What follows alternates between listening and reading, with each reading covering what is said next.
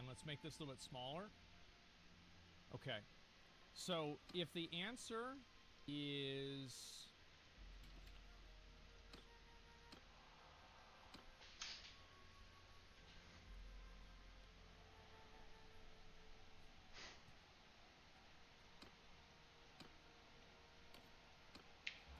I mean, actually, wait. Wait. Yeah, you're right.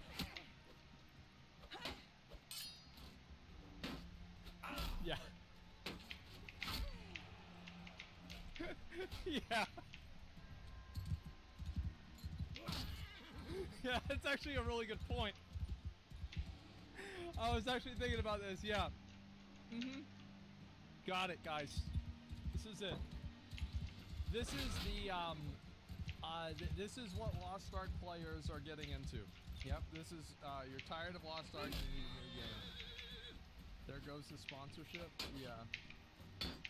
Comes down to 5 reasons, really. The first being the actual event, BDO Festa, which will provide you with a ton of free items as well as content. You're going to have a new region that's coming out. You're going to get the new class Awakening from the Megu class that just recently came out, as well as additional content with bosses and things like that. Why would anybody care about a new class if they already have warriors? I don't understand. Like, they already have warriors. Like, what are we even... Like, what's the... That which we're going to be talking about here in a little bit. But if you're a brand new player, what's going to be definitely appealing to you is that you get 3 free costumes. And these costumes Holy look shit. pretty damn nice. Trust me. What steals the show, however, is that you're going to be getting a brand new Tier 9 Dream Horse. That's right. For those of you who've actually played this game, remember, I think back whenever I played, like, wasn't like Tier 6 the highest? It was like a, like, I remember people would like meme about having Tier 6 because it was so uncommon. I could be wrong. It was so long ago. I don't remember shit. Quit or you're returning, thinking about returning, this might sound kind of crazy, but they are actually going to be giving you your choice of either a Pegasus, a Unicorn, or a Doom Horse. Now, the second thing that's capturing the attention of a lot of players right now is actually the PvE content of BDO. This game has always been known to be really lacking in the PvE side of things, and that is starting to change.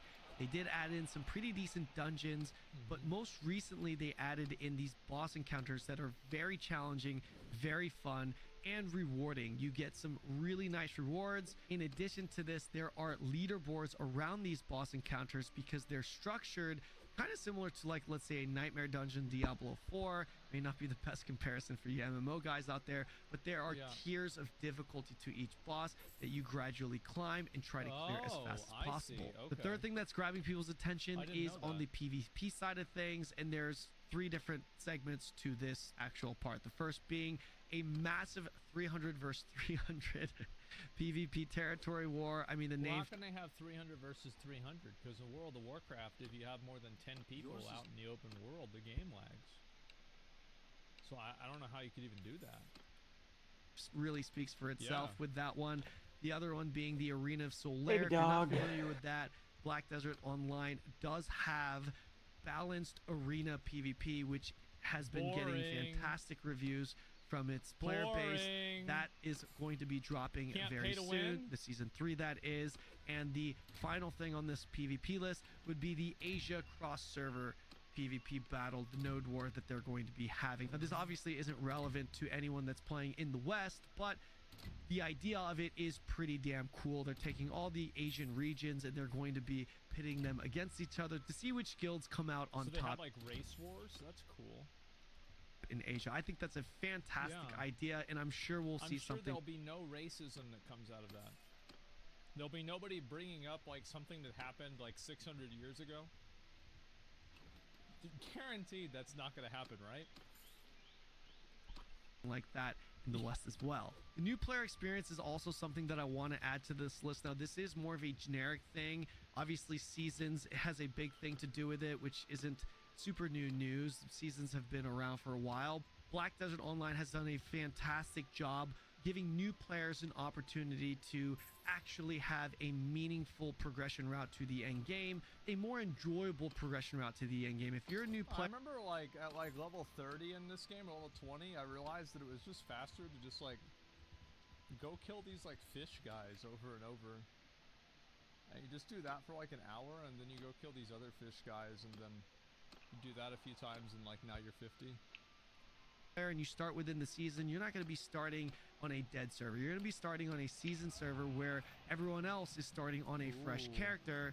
But it's actually worth doing even if you're a returning character or a returning player or a veteran player, because there are permanent rewards that you take from that season server, and you can even keep your character at the end of that season, and you take all of your juiced gear from that season with you to the regular servers. So the whole seasonal structure, as well as all the goodies and the free items, how long do seasons last, that you're getting, it's just a much better new player experience. The game has just been way more polished for new players, and I know that's kind of fluff and that isn't like a specific detailed thing, but if you play the game, you'll know exactly what I mean.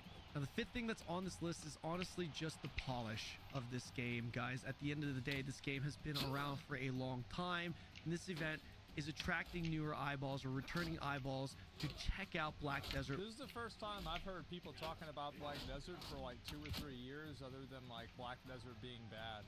Or like this one guy spent $140,000 on Black Desert. Isn't he stupid? Are you gonna get Baldur's Gate 3?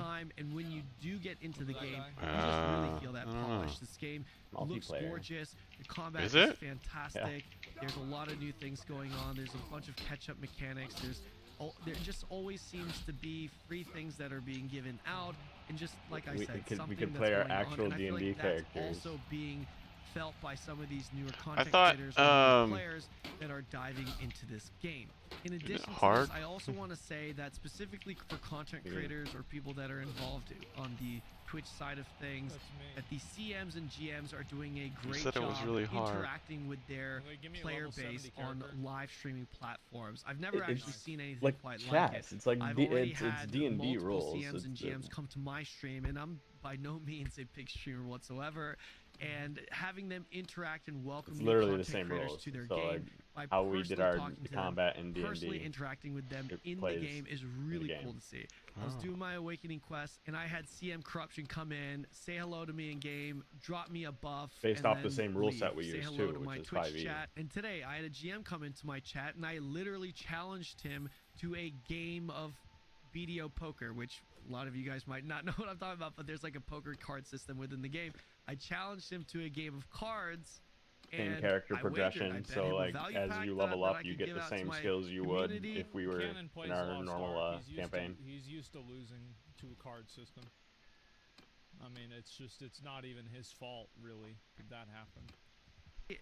If I won, but if I lost, he got to drop me off in some random island location, stranded by myself, and you can't really teleport in this game. Well, you can, but I'd have to swim back. What the fuck?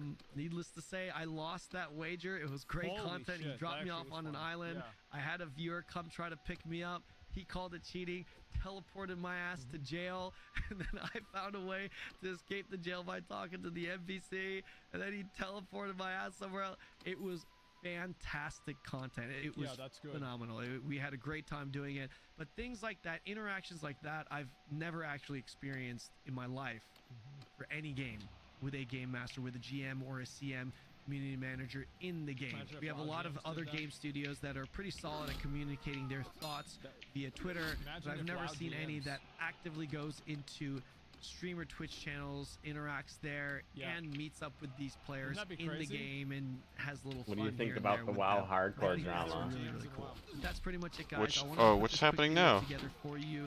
The main, like what's going on with BDO? Why are all these the main hardcore guild, I guess. Twitch right now, so if you want to check the game out before committing to it, definitely come hang out with me on Twitch. They went into the final raid, and somebody griefed. Oh my god! If I went and I played BDO, oh no. BDO is basically the same like, yeah. So indoctrinated into the thing is like they invited this person in knowing that they were shady. Did not change, players did.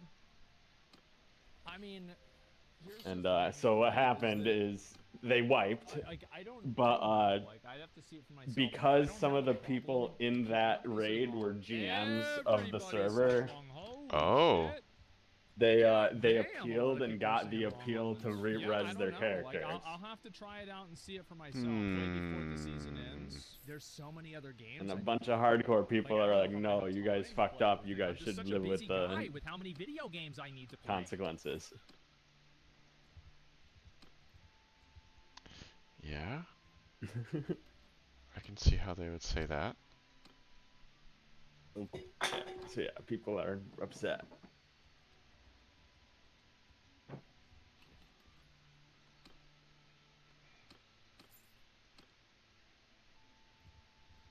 Like, if they appealed it this time, how many other ones did they appeal?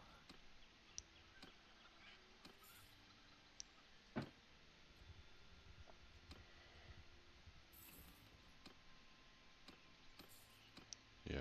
I mean, I don't know. That's a slippery slope.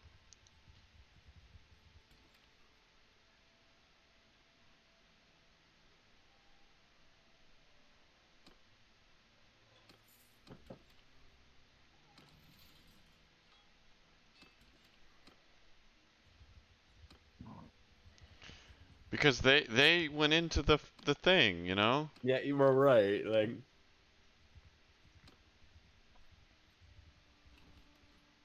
the dude that did the like wipe was a tank like called Tiniest Violin or something like that.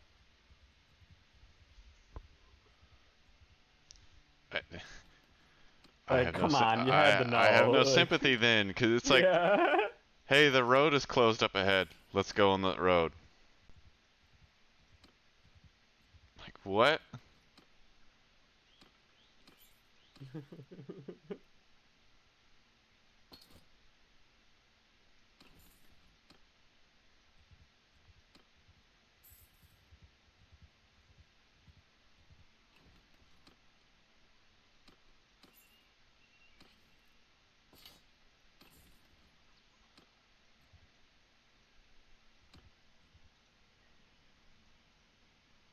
Why don't you have Lord of the Rings music blaring while playing that game? Copyright. Oh, yeah. And this is good because we've actually been wondering, when is the show going to be taking place?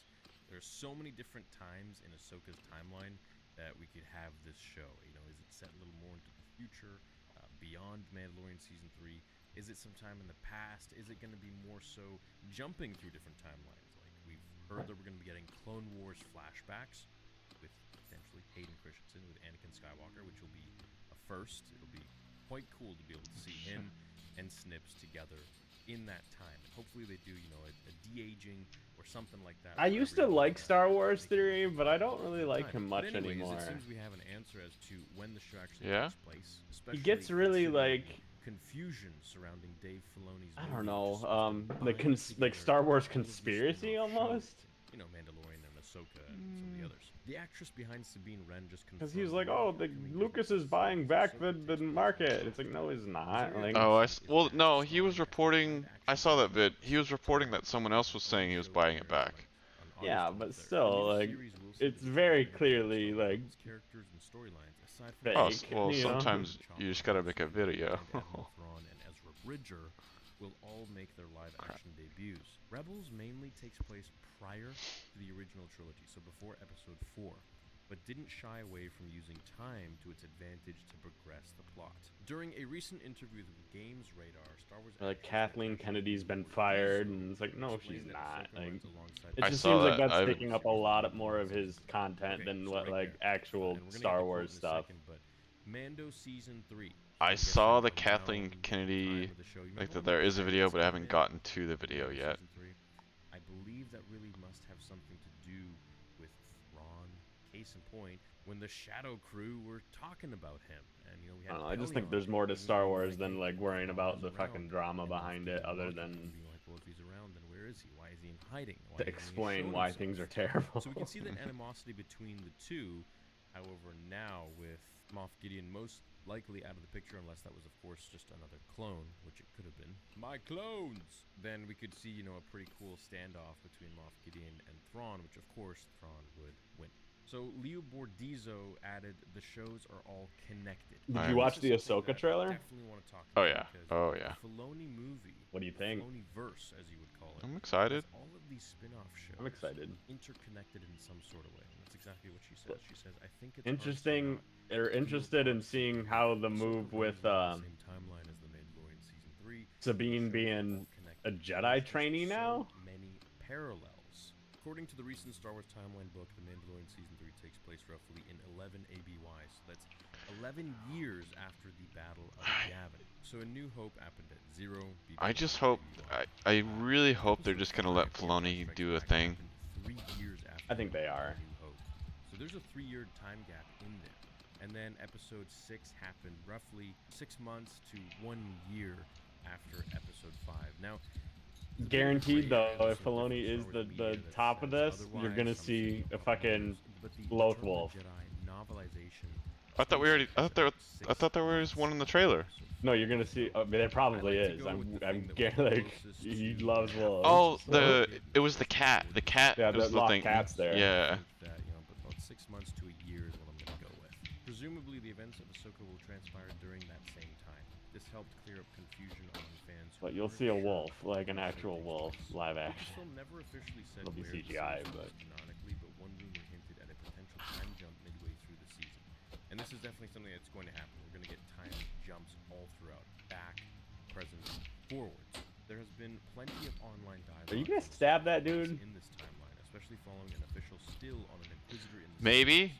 Still, Twitter user Eric Josie thinks it's clear some of Ahsoka takes place before the Mandalorian. And I believe it does, because there are moments where she doesn't have her white cloak that she has at the end of Rebels, which is after Return of the Jedi. There are some moments where she has her gray one, which, look, she might just, have a wardrobe change or whatever like she did later on in The Mandalorian. But I think that there has to be some sort of a fill-in-the-gap moment where we're going to get some flashbacks that will show just after Return of the Jedi. And then, of course, jumping in time a few years and then 11 years. It's also fairly clear, in my opinion, she says, that some of Ahsoka takes place at least before the events of The Mandalorian. Not crazy that we could even get scenes set before the original trilogy between Rebels Season 2 and Season 4, or even earlier. And with all the Order 66 survivors, is a surviving Inquisitor crazy? Oh, look, all these Jedi are surviving. There's a surviving Inquisitor, for sure, too. Tara kept it simple on Twitter, asking, where is Ahsoka set in the timeline? Jonathan presented some conflicting information from the timeline book, stating that Ahsoka takes place a few months after The Mandalorian Season 1. According to the timeline book, Ahsoka takes place a few months after Mando Season 1. A New Hope is 19 years after Order 66, with the original trilogy going for 4 years, making 23 plus another 5 to catch up to the Mando era, which makes 27 to 28 years according to the timeline book. Right. Plus a few more years, because Jon Favreau has mentioned that between season 2 and 3, there's a 2-year gap where Grogu was with Luke. Now, I think that was just made up on the fly to do some damage control or something like that, because there is no way in hell that was supposed to be portrayed as 2 years.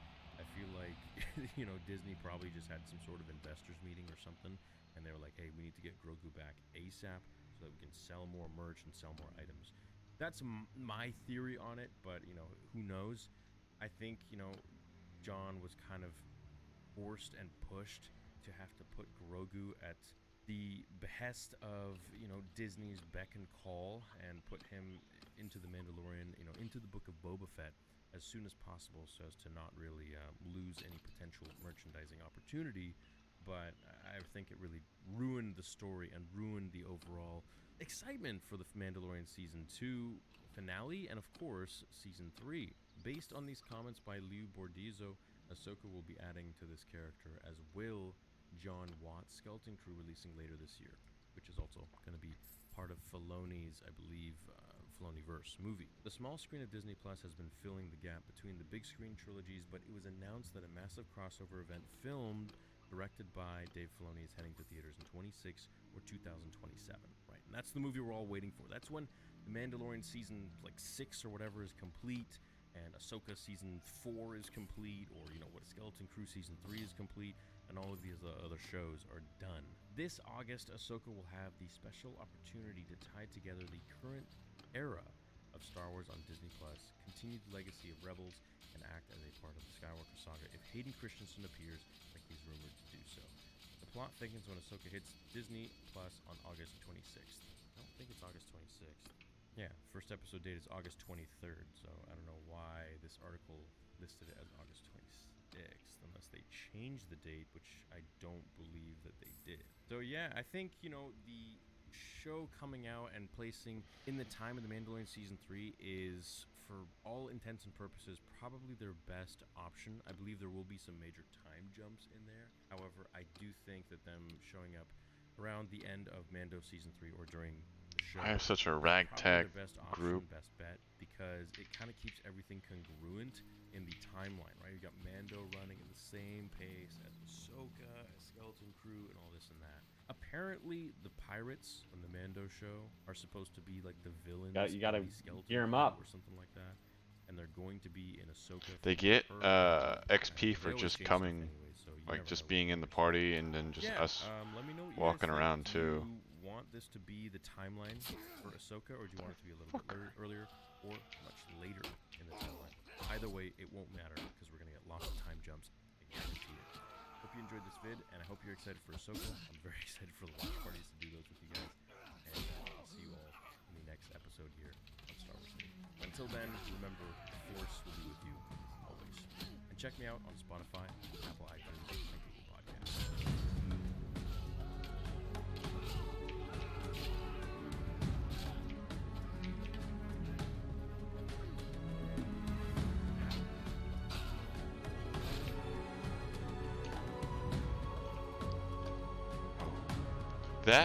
Okay, the song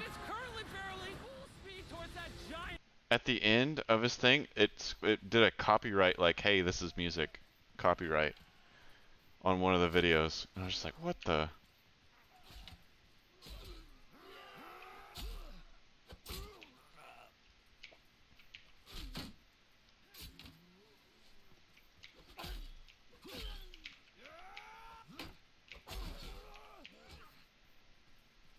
It's another YouTube.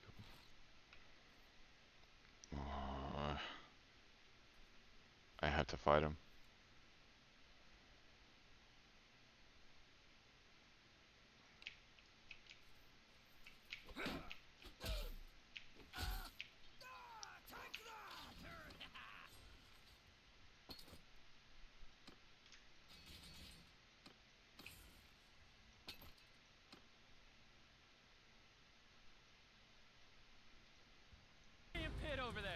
Also crashing countless cars, blowing up thousands of sticks of real dynamite, and even putting 10 jet engines on a car.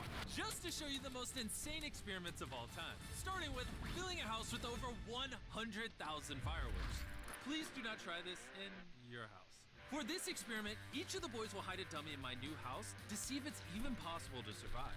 Water and fire don't mix. My mannequin is going to survive. Mine's in the fridge. Go in, come on. Let's blow this house up. Hey, be careful. If you accidentally press 1, the house explodes. Oh my goodness. Where's your mannequin? Bathtub. Fridge. Under the washer. Tree? Front porch. Oh yeah, it's sitting right there. This is gonna be the coolest thing you've ever seen in your life. Yes! 5, 4, 3, 2, 1. Fire in the hole!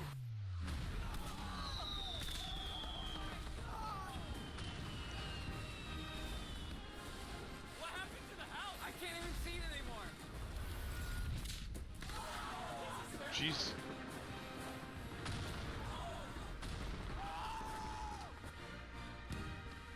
Oh my god. I don't think our mannequins are gonna make it. The house burned down all night until there was literally nothing left, including all the mannequins. Next experiment. We're about to play tug-of-war between this real military tank and these 2 school buses. And the loser gets dragged into this pit. He has way too much money. We're probably gonna lose. No, we're not. Now, obviously, people can't be in these vehicles because they'll die when they fall in the pit. So this remote actually controls the tank. This feels illegal. 3, 2, 1, go! Go yours! I'm full throttled right now. You're done for! Oh, we're screwed. The buses are done for! Oh my god. Oh my god! Oh, they're about to fall! Oh my god.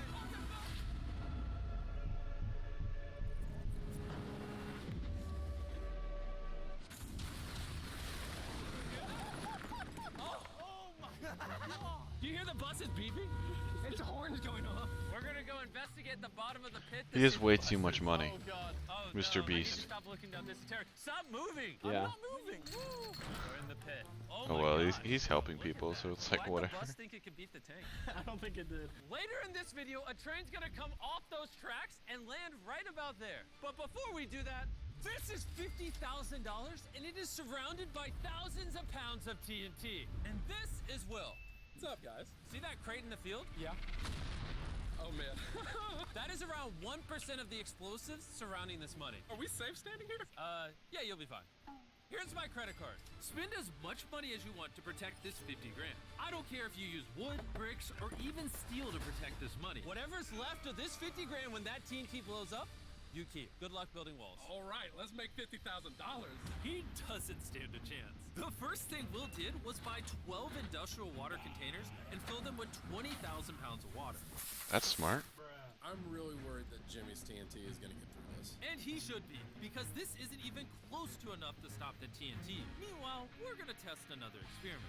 In a previous video, we put a jet engine on a car and it jumped over 8 buses. So this time we put 10 jet engines on the car. Oh my god, they're all at lunch. 10 times further. When this car flies off this ramp, I think it's gonna go past all the buses into the trees. I think it's gonna hit the first bus. Our guesses couldn't be further apart. He's currently matrixed into the car, so he sees what the car sees. Chris! Hey! Oh, should we move? Yeah, we're sending a rocket car. Oh, okay. 3, 2, 1, send the jet car! The car is coming straight at us. I lost signal. Maybe we should jump. Yeah, I'm straightening it.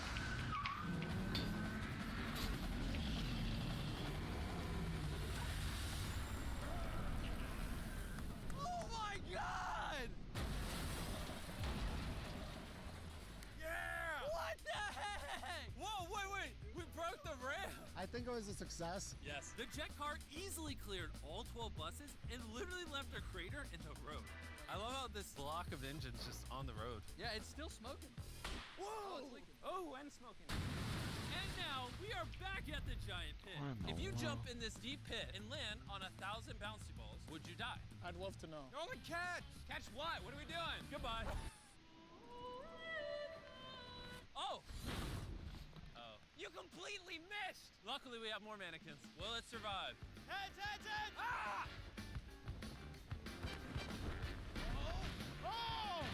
Oh! Buckets! Jimmy, what if we drop the car on it? I think you know what's about to happen. Oh my god.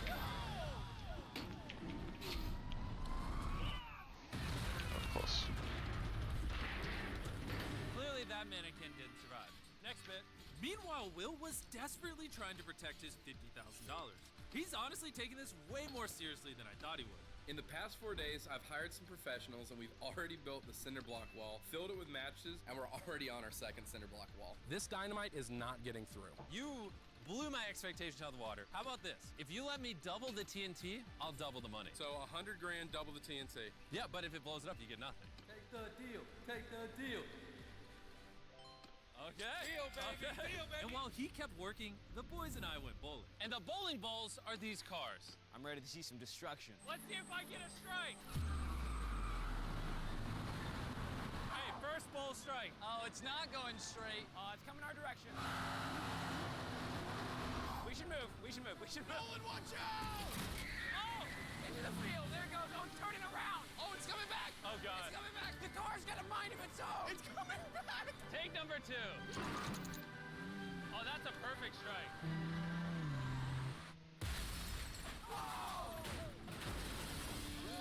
Let's go. I love cars hitting things. And if you're wondering, the other car is still going in circles. During this bit, me and the boys have been wearing some brand new designs, which you can now buy on our new store, MrBeast.store. 3, 2, 1. We switched from shopmrbeast.com, which was very long, move over, to MrBeast.store. Oh my god! No way! Oh, we just about died. I'm gonna show you how to just hit a full strike. Easy. Okay. All right, here comes the strike, baby. A .store domain is the perfect choice for anyone looking to sell anything online. That was the worst throw yet. That was the best throw yet. It was awesome. If you're looking to set up a store, it should be a .store domain, so your customers clearly know that your website is a store. This is Carl's car. Unlike .com, MrBeast.store tells the world that the website is my store. Oh.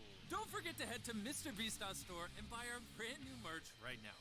You're doing great, guys. Will's money and TNT. He's completed a 7-layer fortress of 20,000 pounds of water, mattresses, a cinder block wall, 4 mattresses, a second cinder block wall, an additional 32,000 pounds of water, all packed in with a final wall of dirt. But I actually have another layer that Jimmy knows nothing about. Jimmy will never see this one coming. What? Hey, Jimmy! How am I supposed to blow up Feastables? That's the point! And with the TNT doubled, it's time to put Will's bunker to the test. I also brought number 40 from 1 through 100 back to help us blow up all this TNT. You're in charge of the button. Don't press anything yet. Okay. Moment of truth! Whenever you're ready, press the 1. I'm nervous.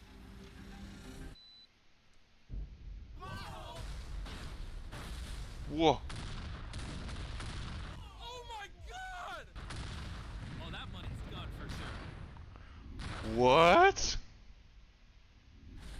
Oh my god! Look at that smoke cloud. I can't even see anything. Is it okay? Wait, I think I see money falling from the sky. No! 7 days of work just went up in flames. I don't know if I've got this. I gotta see if my money's okay! Why are we running? I'm running because he's running. Oh my goodness! TNT is pretty insane. We counted up the money and over $95,000 survived the explosion. I just won $95,000! Congrats on the 95 grand. Let's go see what happens if you drive a train into a pit! Yeah! Jesus. And now's the moment you've all been waiting for. A train is gonna go full speed down those tracks into this giant If I get hit If you were on this train, where would once you by this guy, I'm dead. The safest place to be on a train. All right, we got this. All right, we're gonna sit right on the front. Fake out on me, sir. We're gonna give the Feastables bar Crap. front row seat. Stop eating Hershey's. Eat Feastables. We have waited our entire lives for this moment. This is going to be epic. Nolan! Send the train! The train's coming! Let's do this!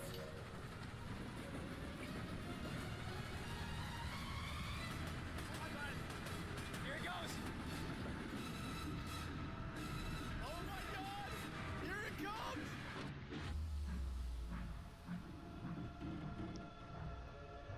Oh my god!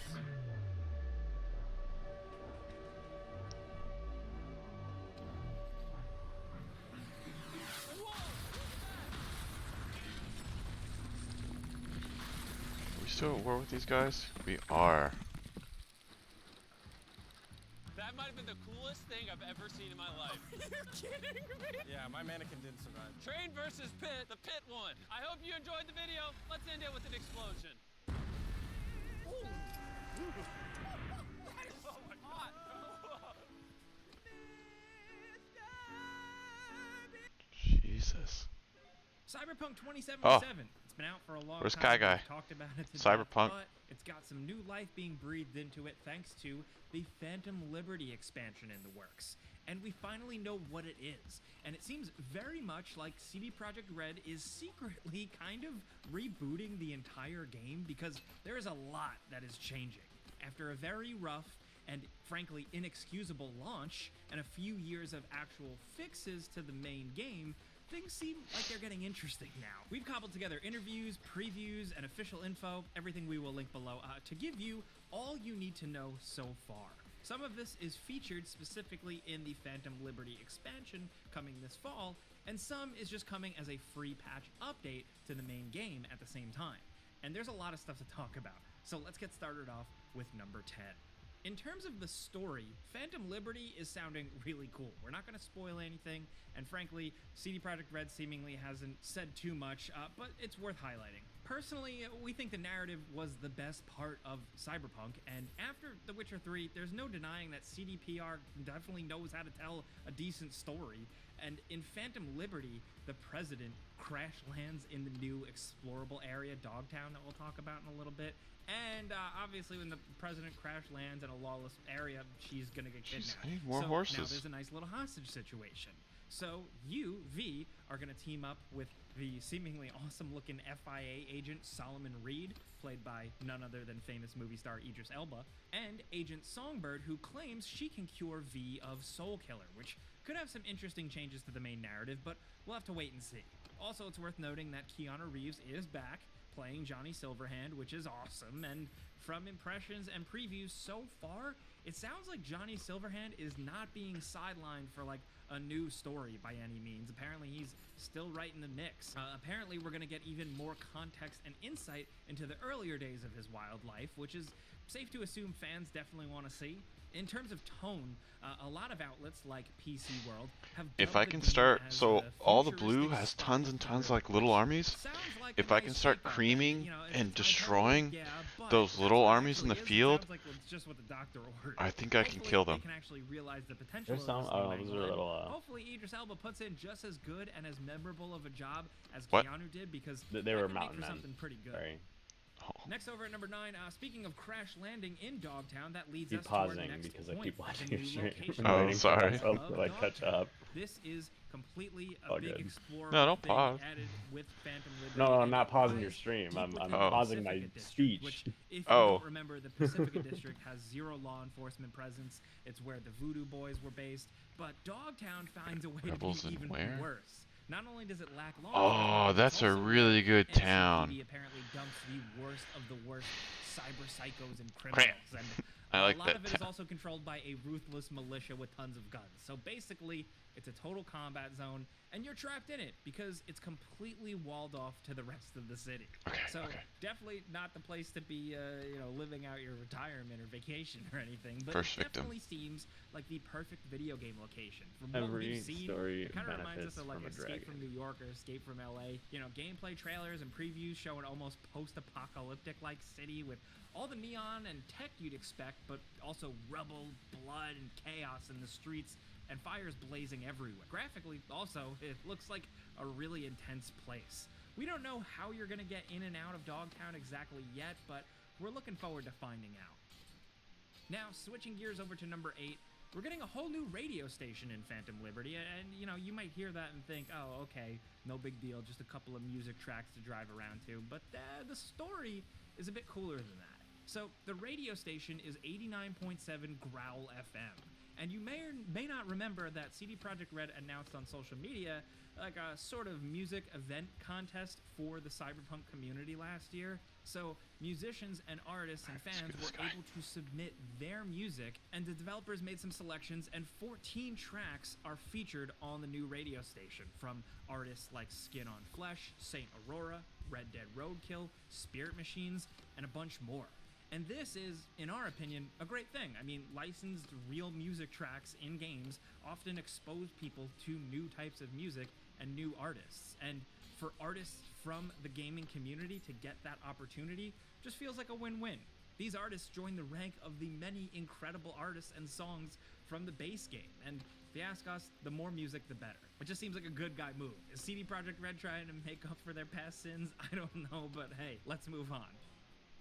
Next at number 7, remember the car chase combat sequences that were kind of stuck to the select sequences in the main game? Did you want more of those? Or the freedom to do them at any time? Well, it seems your prayers may have been answered, it seems. Vehicular combat seems to be coming to the free patch update in September, and we've now heard about it in previews and even the marketing with the screenshots showing V firing a handgun from a motorcycle. CD Projekt Red confirmed that you can fire guns from cars or motorcycles, and even use certain weapons that will be mounted to select special vehicles, which is potentially really fun. especially All right, in team. Dogtown, where it seems like you might Let's get need that it. XP. Think like, you know, mounted turrets and stuff, but cyberpunk. Apparently, you're going to be able to engage in this new type of gameplay more often out in the open world thanks to specific opportunities we'll talk about later, as well as engaging with the police, which leads to our next point. At number 6, how the police and the wanted system, or lack thereof, at launch worked in Cyberpunk, it was a mess. Now, leading up to launch, it sounded promising, and like CD Projekt Red did have plans to make that another component of the game that helped to kind of immerse you into the world of Night City. I mean, every open world game worth its salt has some sort of, like, you know, police system, some sort of chase system, some sort of, like, responsibilities for your actions, reaping what you sow, stuff like that. You know, to really make you feel like you're in the world. And unfortunately, Cyberpunk at launch didn't really have that. Police would just spawn out of nowhere right in front of you. You were able to lose them by just like running a few feet away from them. They didn't really do anything. It was a total bummer. We talked about it enough. This all hurt even more, especially if you were going into it expecting something like Grand Theft Auto, but in a cyberpunk world. Now, thankfully, it seems like they're going to the core, to the root of it, and with Phantom Liberty, it seems like they're making it right with a full wanted system that they originally wanted to include. According to GameSpot, it's more in line with what we've been used to in something like GTA. Committing crimes will get the attention of the police, and then they'll actually investigate. And as you continue to commit more crimes, one after the other, they will crack down harder and harder with ramped up units until inevitably Max Tax shows up. Then you're in trouble. This is easy, obviously, for rough comparison's sake, where it starts off in GTA with like police, and then it escalates eventually to SWAT teams, and then the army showing up. But yes, this is awesome, and we love to see it. Hopefully they can really finally take advantage of this. Night City was a really cool city to run around in, but it always felt like more of a backdrop and not a living city. And now that you're actually going to face consequences for your actions, that's definitely going to help. Now, next over at number 5, this wouldn't be an expansion worth anything unless there were some new activities and weapons and items, right? Well, we don't have a ton of details yet, but we do have at least a few to share. We don't know which of these are exclusive to the new paid Phantom Liberty stuff and what might just end up in the world with the Phantom Liberty patch update to the main game for free that's releasing at the same time. Some will be exclusive to Phantom Liberty, apparently, so take that for what you will. But thanks to eagle-eyed users like Skulljack on Reddit, we've been able to catch a glimpse of some new weapons in the newest trailer, like a crazy-looking Tier 3 iconic double-barreled shotgun called Order, a funky smart submachine gun called Warden, smoke grenades, a new katana smartly named Errata with some really cool perks behind it that let you leap at enemies, and we've also seen a really fancy, high-tech looking new silenced pistol at work. As for vehicles, hard to list out what's new, but according to website Video Games Chronicle, Mama Wells is actually going to essentially give you jobs to steal specific vehicles throughout the world. And they all have their own conditions, like, you know, get one in a time limit or no damage. Or God damn it. And she's also going to have a website where she sells the weirder cars, like the ones with the weapons. They all came out of the town at the same time. Fixers in the old base game. Seems like a choice that makes sense and makes getting the actual cool cars you want a bit more accessible, because that was a problem in the earlier game. Now, if we're kind of branching into side quests, it is worth mentioning that there are plenty of new side quests and activities, like I mentioned above, as well as airdrops being added to the game, which are when big loot caches land near hostile territory and you need to race to where they are on the map and snatch them up quickly. Hopefully, this nets you some cool-looking gear or weapons. Now, all of these activities and stuff will probably take advantage of a new gameplay systems we mentioned earlier, and probably a safe bet the car combat stuff. Get him. Next over at number 4, Come on. let's talk No. some more miscellaneous gameplay. Bait and switch. Now, of course, it's worth noting that we actually have to see this stuff to believe it, and we'll reserve judgment when we get our hands on the final game and the full patch. But the Cyberpunk developers divulged a lot of smaller, meaningful changes in interviews, like with VGC, aside from just like the new police AI overhaul. According to them, in the interview, all the core main systems of the game have been redone or updated in a major way. Jesus now, Christ, of course, no. like I said, as of right now, we can only take their word for it, and some people might not believe that, but there are at least some specifics they put out, so we figured we'd rattle them off. The UI and the UX has been updated, the difficulty curve is different, the tiers and loot drops are changed, the enemies are more varied, factions fight more dynamically and get into their own car chases, pedestrians are beefed up a bit, vehicles have new targetable weak spots, overall AI combat improvements, better NPC faces, apparently armor rating, defense rating stuff isn't tied to clothing, so you can just wear whatever. This stuff all could be subtle, or it could add up to make significant, meaningful differences in feel. We'll have to play it and judge for ourselves, but we'll link some other previews and interviews from outlets that have checked out the game if you want to see for yourself. Now down to number 3, one of the biggest takeaways from people who have seen or gotten hands-on with the game is how much the RPG stuff has been overhauled. Specifically, the cyberware, the skill tree, and attribute system. Now, there are new perks and a handful of new active abilities which sound way more exciting than just buffs. And apparently, everything is changed up enough to the point where you're going to need to respec and dole out all of your points into the new systems if you're using an older save file. And along with that, like we kind of mentioned previously, armor and stats and buffs and all that goodness is tied directly into cyberware, not your clothing. Now, cyberware is a bigger deal, and apparently you can really lean into more playstyles thanks to more abilities, but there's also a risk-reward system about taking on different types of cyberware. Too much of a certain thing may debuff you in a certain way, so you have to be strategic, which frankly is pretty awesome. It works within this world, and the base game was a little lame in this regard, so it's nice that they're actually making the cyberware as cool as hopefully it could be. You know, the developers said they aren't going full into like cyber psychosis territory with that balancing act, but it sounds to me like they're at least dipping their toes into it. It's really cool that they're just we got him. Oh, we got him. RPG angle of cyberpunk, and we hope it works out. Now, speaking of that, at number 2, there is a whole new skill tree called Relic. We don't know too much about it, but apparently unlocking these apparently alters cyberware that you already have. Unlocking new skills for them, like say for new movement abilities or your mantis blades if you have them. And you're going to be unlocking this stuff with relic points, which is something that you can earn in Dogtown. Sounds like something expansion worthy. I hope it is. But with that, finally, at number 1, let's get some housekeeping out of the way. Cyberpunk 2077 Phantom Liberty and presumably the free update patch thing are both launching September 26th, 2023. Phantom Liberty is dropping for PC, PS5, and Xbox Series X and S.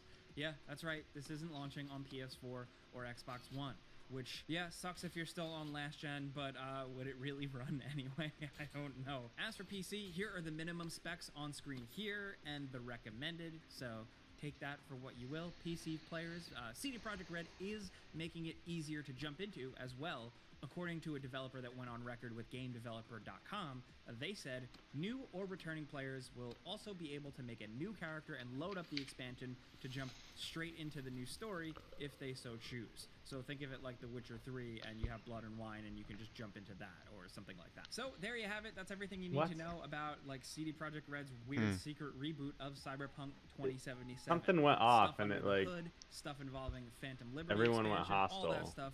That's what we know right now. Read up on it if you want in the description down below. But if you like this video and you like talking about games with us every day, clicking the like button's all you got to do. It helps. In today's video, we're going to be breaking down Squirtle Community Day Classic and Pokemon Go. Now with that being said, as always, if you guys do end up enjoying this video, if you do find it helpful, please make sure to smash that like button down below. It helps me out a ton with the YouTube algorithm. But with that being said, let's go and get started.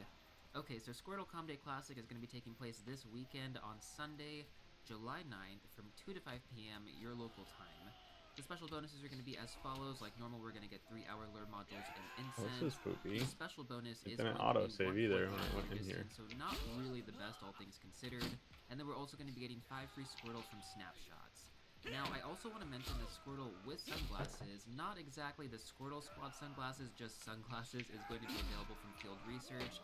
So make sure that you are doing field research throughout this Com Day, as this is one of the rare opportunities to actually get this Pokemon in its costume. Like the original Com Day, the exclusive moveset is going to be Hydro Cannon on Blastoise, and you're going to have between 2 to 7 p.m. to evolve your Squirtle to get Blastoise with this moveset, so keep that in mind. Now, when it comes down to Hydro Cannon, how good does this make Blastoise in terms of the raid meta as well as for PvP? So let's talk about raids first. So we're mainly just going to focus on Mega Blastoise here, because regular Blastoise is just outclassed by so many other water types at this point, even with Hydro Cannon. Keeping that in mind though, Mega Blastoise does rank behind Primal Kyogre and Mega Swampert, So if you already have those two Pokemon, then it isn't really worth Mega Evolving this Pokemon. At least it's not really worth focusing on powering one up just specifically for the raid meta. I mean, we had Primal Kyogre come around February, and then Mega Swampert was just recently in raids, I believe in June. So yeah, hopefully some of you guys were able to get the energy on those Pokemon. They're definitely better options than Mega Blastoise, but if you didn't, then yeah, Mega Blastoise is going to be your next best option right there. Now when it comes down to PvP, Blastoise does have some play in the Ultra League, but it is very resource intensive.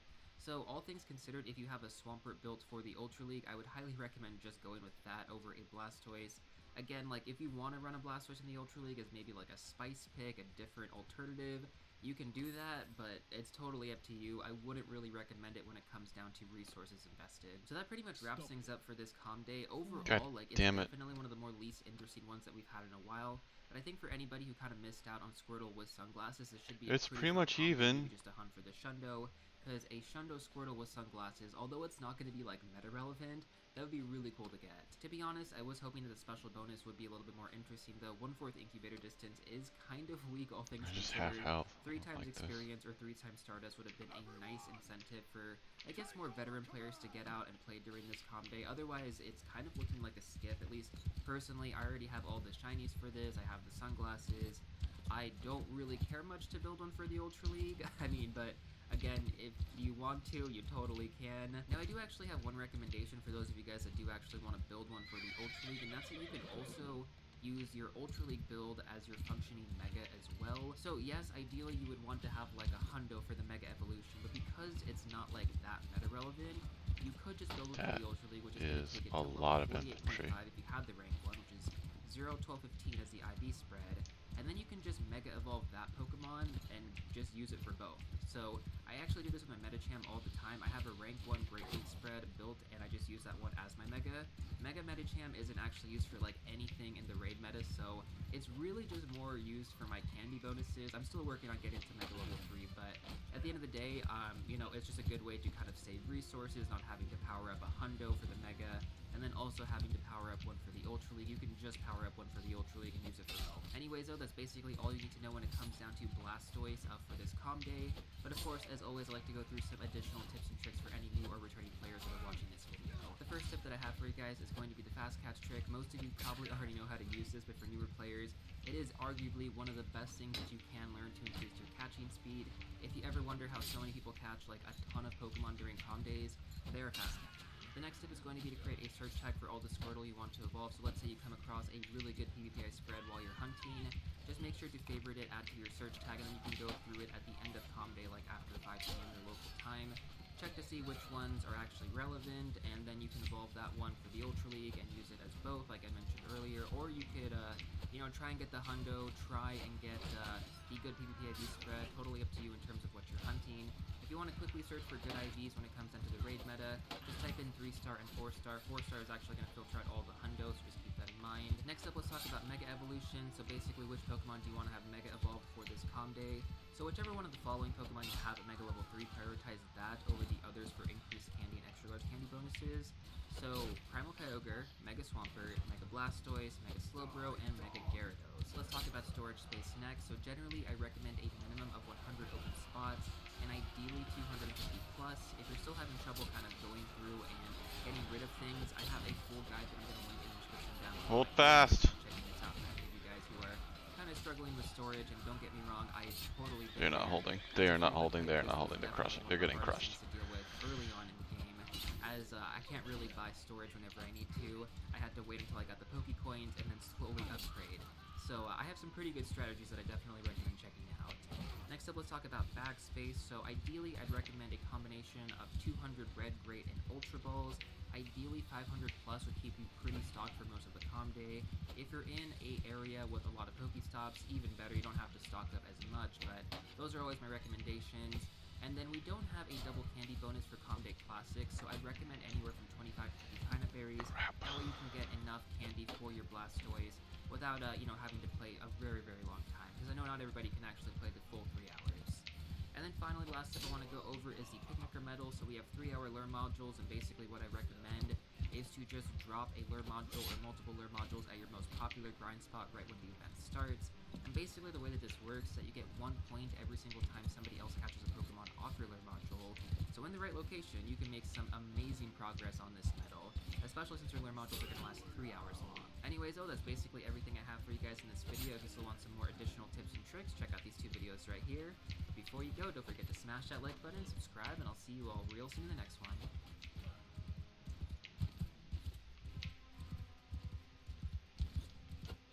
Damn it, dude.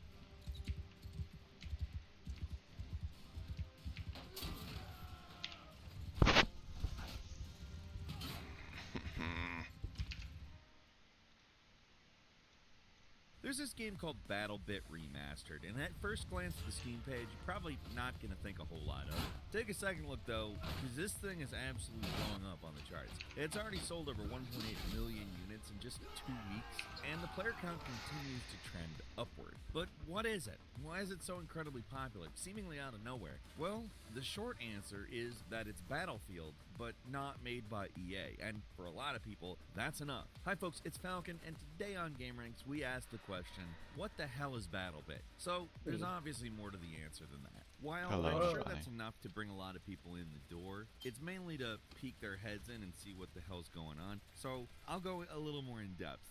Well, 12 minutes worth of in-depth. Otherwise, I'm not really doing my job, am I? Everyone wants to love Battlefield. Even now, the scope of those games is awe-inspiring. But EA and DICE seem like they're going out of their way pretty much every time to make the experience of actually playing it as frustrating as possible. Battlefield 2042 was a disaster at release, and yeah, it's in a better state now. It's still not the game a lot of fans wanted. It's too far from the original formula, and it's missing a lot of key features that people have come to expect from the series. Seriously, it took until February this year for them to finally bring back classes. Even it's still awkwardly grafted onto the specialist system. It has gotten better, but it is too little too late. Most players have just moved on, and there's not really any proper Battlefield out there, so it was kind of the perfect time for a little scrappy indie to swoop in and steal the show from the big AAA publishers, who don't even have something that looks like what Battlefield is supposed to be on the horizon. So it's a 3-man team of Sergeant Okidoki, Velasquez, one of those two, and the Liquid Horse, who decided to make the Battlefield game that they wanted to play. It looks like Battlefield crossed with Roblox, but believe me when I say this game is the real deal. It somehow manages to capture what makes Battlefield 3 and 4 so great while adding a few new features on its own. For anyone nostalgic for the feeling of the older games of this series, I'm gonna say right now, BattleBit Remastered is a must-buy.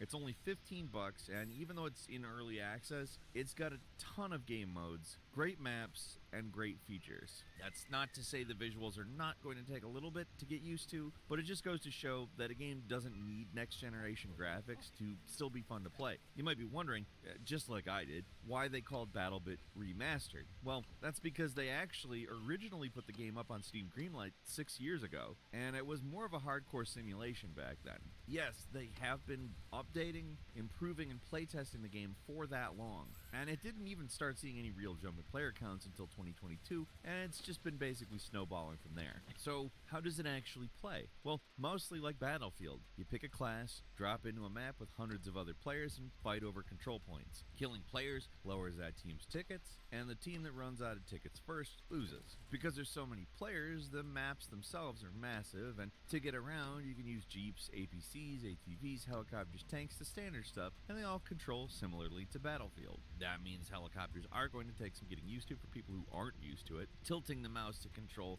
the helicopter's pitch and yaw, it's gonna lead to a few unnecessary crashes until you get the hang of it, but Battlefield players should feel right at home. If there's one thing I do really like about the helicopters in BattleBit, it's the zip line. You don't just have to jump out of a helicopter in this line. You can actually zip down to the ground or just hang off the rope like an action hero. It's one of those little features that isn't strictly necessary, but it's great. Vehicles in general can take a little getting used to if you're used to how forgiving they can be in other games. These things are pretty heavy and unwieldy and like to stick on things. They can be a little awkward to use until you get used to it, but I think the game does a pretty good job balancing how powerful vehicles are compared to infantry. They're good assists, but they don't dominate the game. The classes themselves are what you'd expect. Each team's split into squads with one leader who can issue commands and has access to some special deployables. There's Assault, Medic, Engineers, Support, and Recon. Assault's your frontline guy, Medics can heal, Engineers get a rocket launcher, Support can drop ammo boxes and have thicker armor, and Recon is your sniper. It's Battlefield, and it works. That is to say, you will be familiar with most things, but there are a few twists to the formula, like the Assault Sledgehammer, which can smash through walls, or how everyone starts with bandages that can be used to revive teammates. Death comes fast in this game, so making it so any class can revive somebody is a relief. The Medic's got a lot more bandages, as well as a first aid kit, while the regular classes tend to have about 3 to start out. As long as your team knows what they're doing, though, you can survive for quite a while. Another relief is there's no awkward downed mechanic in this game. Instead, your allies can just grab your body and pull it somewhere safer before attempting to revive, which works very well and keeps things fast-paced. Of course, it's likely you'll just immediately die again after being revived, but it's still worth a shot. You're probably going to die a lot in this game. It's Battlefield. And that means a lot of deaths that just seem like they come out of nowhere. But respawning's nice and fast. Getting back in the action's super easy, and most likely if there's somebody else around, they'll probably revive you. If you're not used to it, it can be frustrating, but that's just how these games are. With so many players running around, it's kind of inevitable you get caught out in the open. It happens, and there are just as many moments where you'll get the drop on enemies as well. So it is very satisfying when you do it, to be fair. It's just that kind of game. Even though you're just one tiny cog in the machine, your actions can really matter, because everybody has the power to revive, and players can get into combat so quickly. The rare times when a clutch play swings the momentum of battle in your team's favor, it has a big impact, and that's something I appreciate about BattleBit. There's not a lot of downtime. Yeah, if you want, you can slowly trudge from one corner of the map to the other on foot, but the game gives you so many options to get around fast, it's kind of rare that you run into the Battlefield 2022 problem, spending half your time just trudging around the map. Spawning on teammates is extremely generous, as long as they're not literally shooting. I put the game lets you respawn a work order in the gigantic to craft a ring if you have a chance. But the game has a robust selection of game modes as well. Outside of the big 254-player maps, there's slightly more manageable 128-player games, and the more tactical 64-player games, but it actually doesn't stop there. It goes all the way down to 8 versus 8, and has Did I mention that I pay you gold? Match, like Team Deathmatch, Free-for-All. There's a lot of possible modes here, and an impressive selection of maps. Like, there's over 20 in the game already, so there's a lot of variety. Just about every possible map type is here. There's tropical islands, a snowy valley, dense city environment, nuclear power plant. It's a lot. And with so many maps to choose from, it's enough to keep things from getting stale. There's already more maps in BattleBit than in Battlefield 2042. Come on in. They're not all the best or anything, but I haven't seen anything where certain maps feel completely unbalanced, at least not yet. There's even Levolution where you can destroy massive structures, and that greatly affects how the map's played, and it feels a lot better integrated in the gameplay in BattleBit. There's already so much stuff you can destroy in this game, so it feels natural to take down a cooling stack or knock over a lookout tower. You can't smash everything, but almost everything that matters can be knocked over. And for a game with such simplistic visuals, you'd think the gameplay'd be simple, but it's not. It has all of the FPS staples from all these types of games. You can aim down sights, you can crouch, go prone, lean around corners, mantle up ledges. It's fast, it's not extreme though, and it works well for the game it's trying to do. Shooting feels surprisingly good, and there are a lot of attachments you can put on weapons. Some guns definitely better than others. The Vector's a popular choice at the moment, but I managed to make do with the class starting weapons. They all feel just fine. One kind of odd feature I'm not so sure about is the reload system. It kind of feels like a holdover from the game's more hardcore beginning, and it feels I can take your troops. What troops. the game is now. Instead of a bullet count, you got a few clips on your UI. That's all your ammo, and the ammo isn't shared automatically between clips. There's the standard slow reload, but you can also quickly reload pressing R twice. Then you drop the possibly partially used clip and get a new one faster. You can even press P to combine ammo into one clip. It's a lot. There's a lot going on here. I rarely ever felt like it got in the way of things, but I'm just not sure that it adds anything to the gameplay. It feels kind of gimmicky and otherwise pretty cohesive package. There's parts of it that still feel like early access, like the tutorial is very bare bones. You're pretty much forced to learn on the fly while playing. Not that that's a bad thing.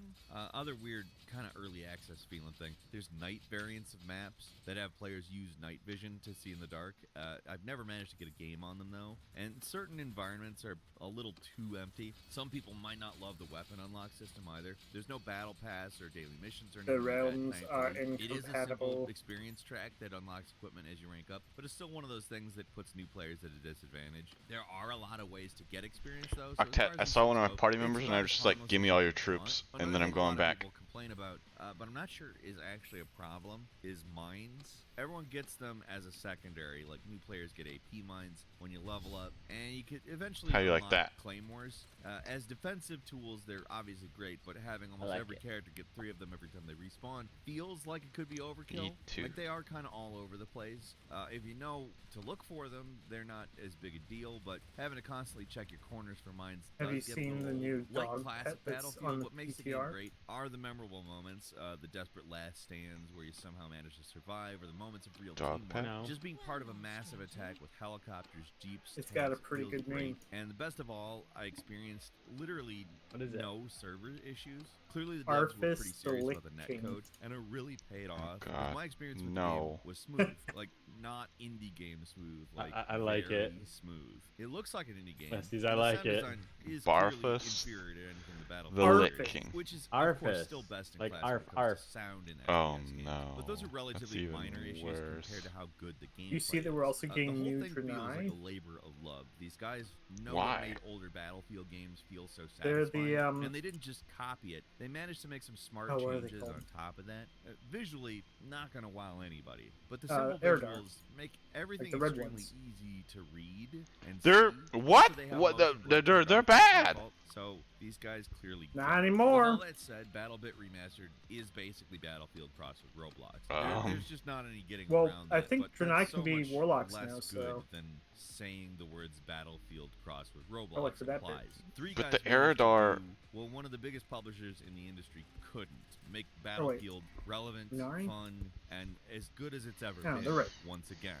All they had to do was make a fun game. Weird. It's really not that hard, EA. Also, You got the all Night money, Elf, you got hundreds of people on any team. Heritage at any Armor's given pretty time. sick. Why do these guys do it when you can't? They're 3 guys. Seriously, there's a reason why they've sold 1.8 million units of a $15 Battlefield knockoff. 3 guys. And I don't want to end this on a for shame EA, you suck EA. I want to end saying, good job, guys. Our Night Elf's still Seriously, crying well because their done. tree burned. You have impressed Bunch of everyone. crybaby. And all the Battlefield fans out there are That's going to terrible. be very thankful. Based I hope on everyone continues to grow and do well for you guys. 10.1.7, That's all for today. Leave the us a world comment. tree is Let probably us gonna know what you be think. If you like like this video, that please seed like that it. was If in you're not the subscribed, now's a great time to do so. last We'll patch. bring you videos Probably every day of the replanted. week, and the best way to see them first is, of course, a subscription. So click subscribe. Don't forget to enable notifications. And as always, we thank you very much for watching this video. I'm Falcon. You can follow me on Twitter @FalconHero. And we'll see you next time right here on Game Ranks. Oh, I gotta recruit this guy. What is your name? Elden Ring mod? It is finally time to begin our 100+ player co-op Yeah, playthrough. he's one of us. Thanks to seamless co-op from Luke Huey. What? Bless him. What the fuck? Oh, What man. the fuck? Holy shit! Uh-oh. This may Oh have been my a bad God. idea. All right, I have nothing to give you. All right, boys and girls, here's the plan. We kill the tree sentinel. Yeah. Go, go, go! Seems pretty fucking easy. Stay on him, boys. Stay on him. He's about 10%. We lost Oh one. my god. Mad Gamer has fallen. Oh, we got a stun. I heard a stun, but he got hit so much that he didn't Bro, even he's care. actually like killing them. Holy shit. 1 FPS. Oh my god, he got Yeah, his it's a little bit frames back. laggy. That's not So it's good. like a That WoW means raid people are kinda. dying. Oh my god, look at this. This is incredible. I can't believe this is even functional. Dude, I Like, bet this you is could actually make like sort a of boss incredible. in this game, like Plasudiax or something like that. Give him different abilities. No! Dude, that'd be I'm out. badass. Good luck, friends. Imagine like Fire Giant. Elden Beast. Oh my God, he's dead. We did it! I would try. I would try this. Sentinel has been Even if it was slain. garbage, I would still try it. Oh my God, That's we got him, awesome. and we got the golden halberd. Let's go. We spawn together. Probably. Congrats, everybody. That was epic. Yeah, I Love would that. definitely do this. All right, somebody sit and Elden resummon Ring everybody. raids. All right, Oh my just God. take them all out. Go into the camp and start killing. We need the souls and the loot. Oh shit! We're in for it now, boys. Wow, this big one refuses to die. Get him, boys. Jesus. Get him. 12k damage. Look at his health. Yeah, I couldn't resist that. Oh my I couldn't God. resist that one either. The Oh. only thing what they need to do if they want to fix this, they need to make it to where they can't take poise damage. Like make it to where you actually cannot do any poise damage to the mobs. Oh my God. Poise is scaled up too. We No, gotta like head you down just here can't do any. and oh shit, guys! Single file. Make sure Single they can't be file. stunned, yeah. Traffic jam. All right, I have an idea. Holy I have dude, an this idea, would be guys. so fun to do. Really good idea. That was Great not idea. part of my idea. Yeah, great idea. Oh boy, giant. Save the giant for last. Nice. Got the repose, baby. Let's go. Yeah, I feel like it would be way better if you were able to like if like the poise breaks would happen at health percentages rather than amounts of damage taken. I guess it's kind of the same thing, but I think it should happen in health percentages. Too. That's probably like really Guys, easy to we're do, gonna too. need bleed. 20,000? We're gonna need bleed. We're gonna need coordinated bleed. That might be I the need play. food. Oh my God. Oh my God.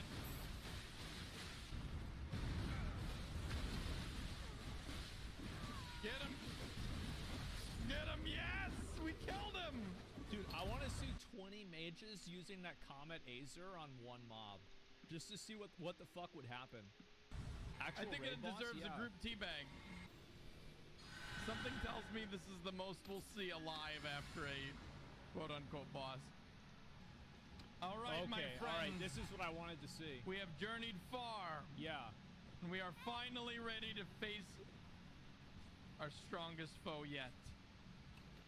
Alas, he will be nothing because there's like fucking 20 of us. So let's fuck him up. Let's kill him. Let's kill him. Let's go. All right, let's do do it right it. now. Get his ass. Go, go, go. I'm summoning the jellyfish. Jellyfish army assemble. This actually looks really cool. What the fuck? Oh, the dogs. Look at Who this. let the dogs out? We did. Oh This my is God, that's amazing. a lot of dogs. I just love the jellyfish firing squad. Elden Raid, yeah. Look at all these jellies. Oh my God. Who let the dogs out? Another bleed proc. He's gonna go phase 2. Just a casual 100k HP. Oh my fucking God. From like 30 of us.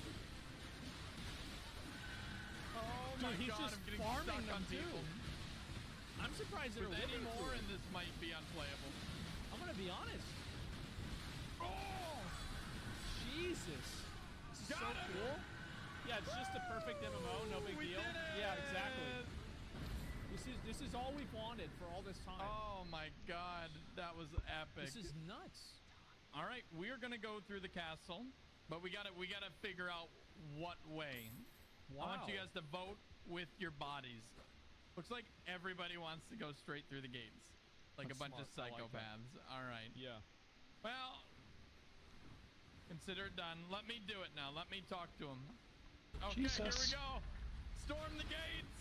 Can't fight that. Storm the gates. Go, go, go. It's some fucking Normandy shit. People are just running and who dying. aggroed Kitty? Oh my god. Dude, Oh my imagine God. how fucking badass this would be with like 100 people storming the gates. They would Who have to did add that? in like I'd want them to add in more things. Guys, though. don't sit down. Do not sit unless I tell you to. I wonder if it would just be so laggy at that this point might it be would be an issue. unplayable. Keep on I don't fighting. know. Keep on fighting. The lag, yeah. Never give up. I wonder like how many people could we Never get and like still surrender. have it be like moderately playable, you know? Okay, we might want to give up on the cat. Okay, everybody's dying. Okay, new plan. New plan. Run past the enemies. Rush to the boss. Rush to the boss. No way Everybody they're gonna follow make it me. to the boss. Everybody follow There's no me. way. It's not gonna happen. Abandon ship. Abandon the kitty. Run It'll be fine, for but it. you'll control easily. If one Retreat. person sits, it resets the mobs. Go, go, go. I'd have to do it, so like, I would need to, because like, yeah, that's true. Oh God. I need to make sure that it was like approved players, you know? Oh no. Because like, I was actually worried about hackers, because I was thinking about this, like, oh, Crash like number hackers or 2. something like that that get in. Are you guys ready so, like, for we'd have to invite raiding only the people that castle were, like, part of the attempt group. number 2? Uh-oh. Uh-oh. Uh-oh, disconnect. I think we got a mass Oh my disconnect. God. Yep, mass disconnect just happened. Try to join back in. Whatever you do, do not sit. Vetting process, yeah. Here we go. Get him. I mean, not All right, highly everybody's vetted, just joining people back. that we know that Everybody's are like joining back. watchers Remember, of the just hop stream into the or, fray. Just Don't viewers or sit something like that down. from Discord. What did I like, say? It's probably not really a big I deal, think the you know? game wants us to go through the side path. One at a time. So we could get Okay, so like, don't even touch. Don't even look at the bonfires, guys. Don't even look at the sites. I guess the first thing we should try with like They're not 50 for you. people. They're not for you. I'll handle And it. see how it goes with 50 people. Oh, most of us are here. Oh, the banished knight. Get him. Yeah, well, I mean, like, start with 50 and scale Purple down. bag him. Like, if All it right, works with 50, one at a time, then try guys. more, Single but I bet it file. won't. We can maybe shove him off the Where's ledge, he guys. going with that army? There we go. See what I'm saying? Like, start high, Perfect. go low. Just standing on them? Uh-oh. Yeah, see, think about how much better it would be if the guy didn't take poison damage. Get him off. Uh-oh. Nice. Down he goes. Gank him.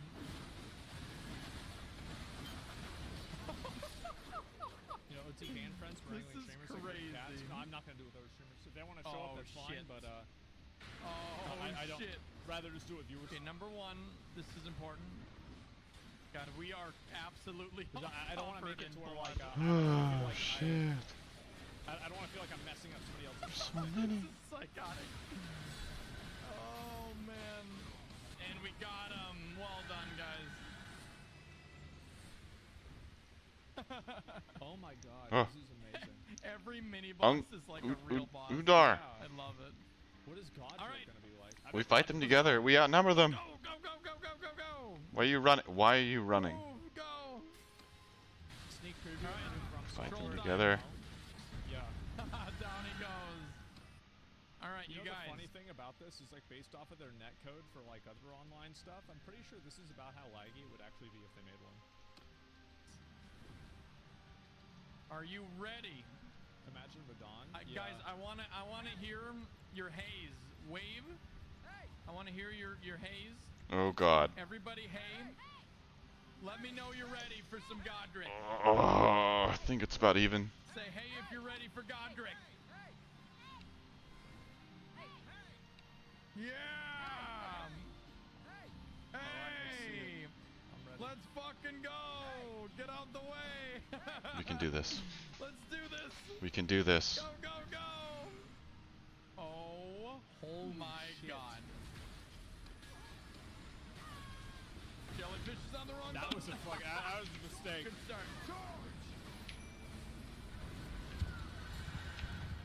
Jesus. This is actually really cool. What the fuck? Oh my god. This is amazing. Oh no. People already dead. Wow. He's nasty. Can't see shit. Or maybe you go back to formation.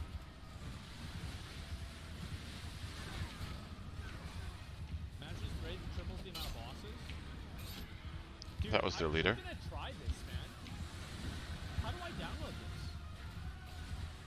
This is awesome. Nice. Phase 2 already. 100 million health. That's a lot of infantry. Go, go, go, go, go. And is there any customization that you can do? Like, could I turn off their poise? We're shredding him. Oh, Jesus. no. Yeah, I'm trying to see like how much customization I could do. Because I would want to turn off their poise and turn off summons. I feel like they just clutter the room. As cool as they are, it's clutter. Almost dead. That's another mod. Oh god. Well, I guess like would I be the only person that needs to do that? Nexus mods? Yeah. Commission someone to make a mod for it? Yeah, disable bleed and any other nice job, team. Based attacks. We did it. We're gonna try to get an epic picture. Like here. This is good. This is good. Right next to the banner. Why? What is happening? Get behind me. Oh, you are the banner. This is beautiful. All right. Pose up. Pose up. Oh my everybody. god, they're getting slaughtered. What do you guys think? 20 or 50 Pretty great, huh? Epic. No, but I think that's gonna make for an amazing thumbnail. Thank you all for joining me, guys. Dude, we need to do this. Like seriously, each and every one of you guys have made history today. Holy this is shit, so this fucking is awesome. cool. No one has ever played a Souls game, Souls-like game with this many players online at once ever. This is Bitch. so badass. I'm so glad I saw this. Just keep firing, keep firing, keep firing.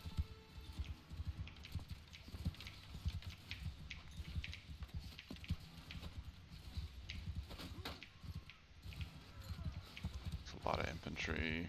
Fuck.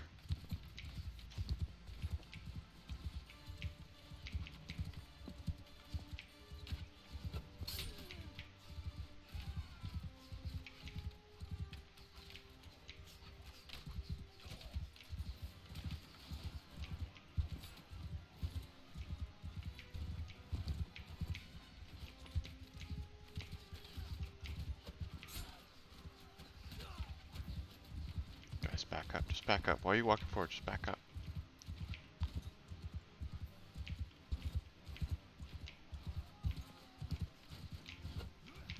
Shit.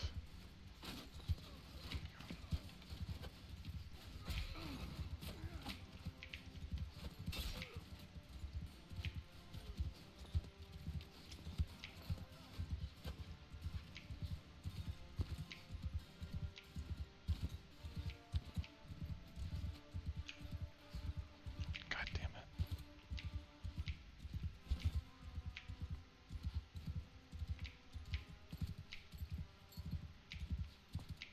They're picking up arrows.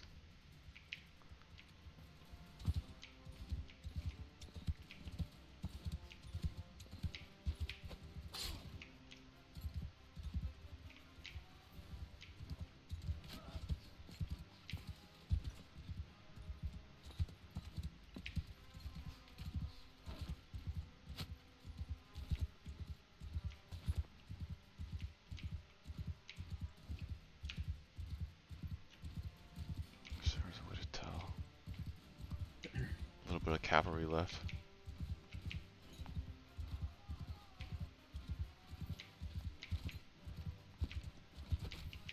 Oh fuck, I can't get up there.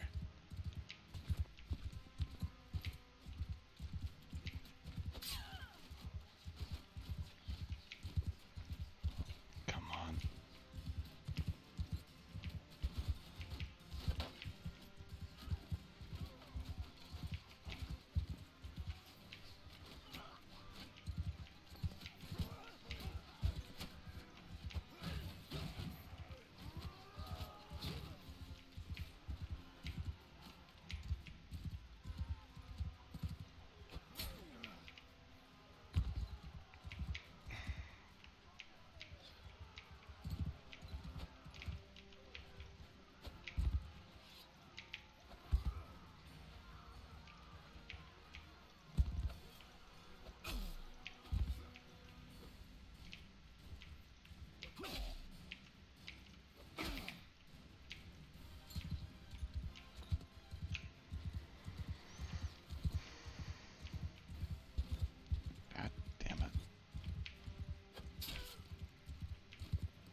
No, leave that person alone. Leave them alone.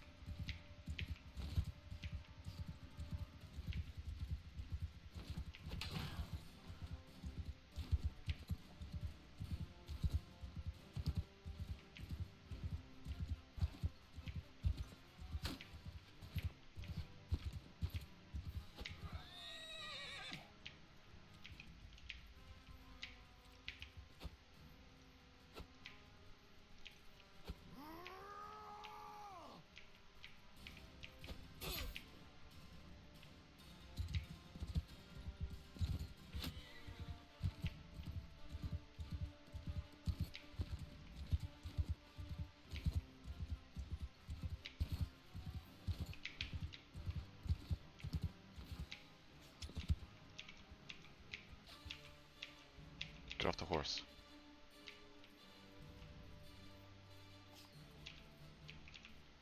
Get on the horse.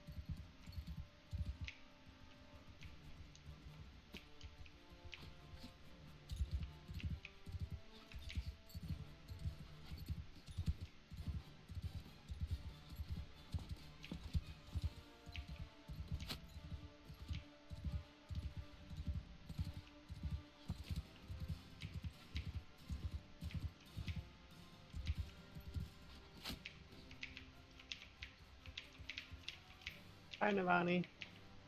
Did you leave?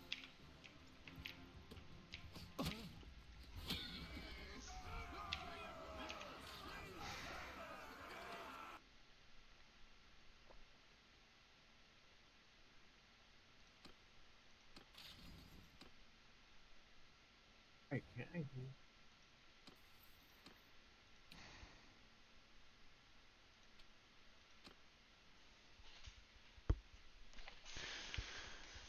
Oh, crap.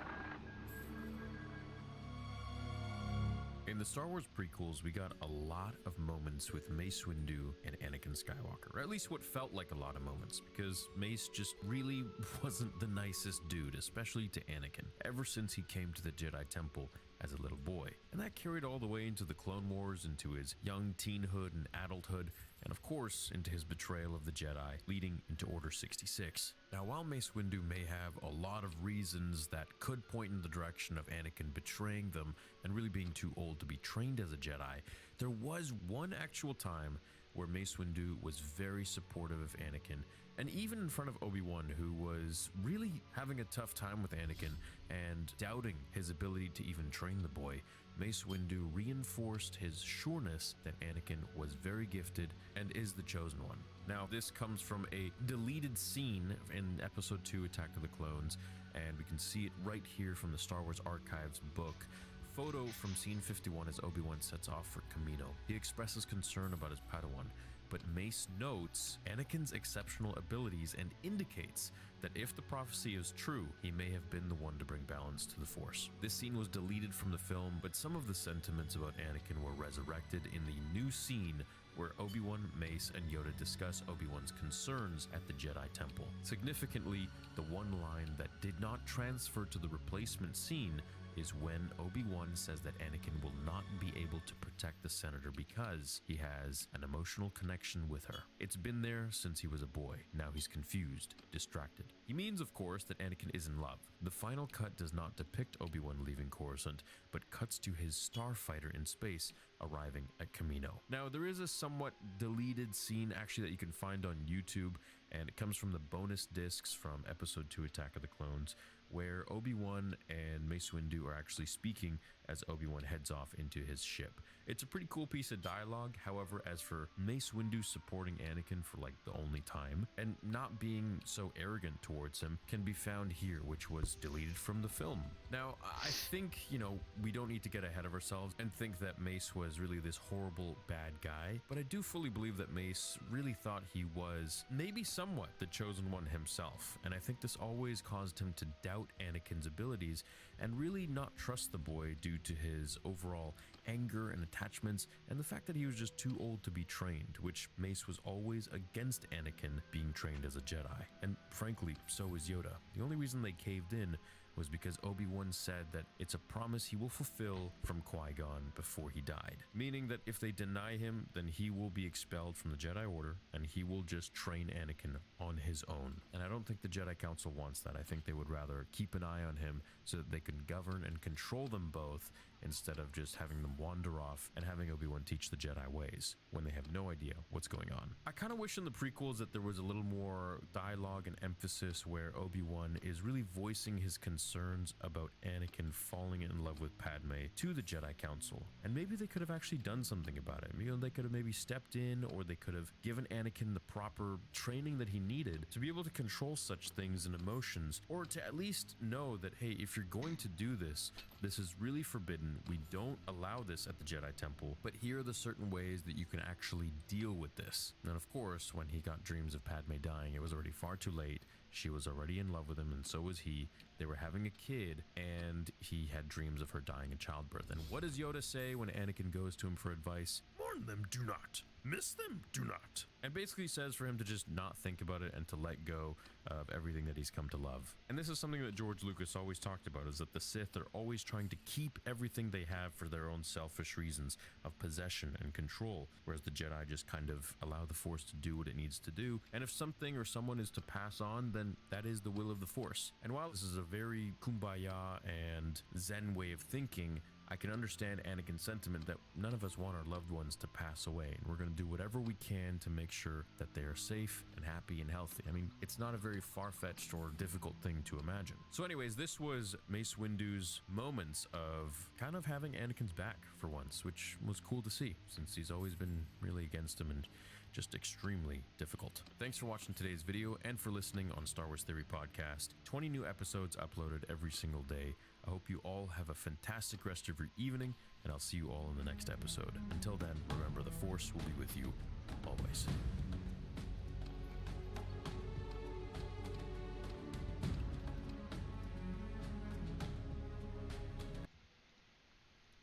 Six months ago, I started playing World of Warcraft, and in the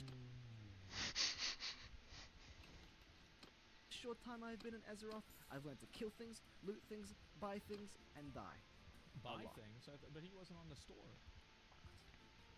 But through all this, I think I finally gained an at least elementary knowledge of this almost 20-year-old game. You've been removed from the group. Yeah, I think he learned exactly what it's like being a new player in World of Warcraft. So here is my review of my experience so far in World of Warcraft. Dude, that dungeon was so good. I like that dungeon a lot. With things like turning into a Beyblade, riding dragons, fighting your way through hordes of enemies in dungeons, and playing Pokemon. As someone who hasn't really played any MMOs, I wasn't really sure what to expect, but I did not expect this. Really? You didn't expect this? Why not?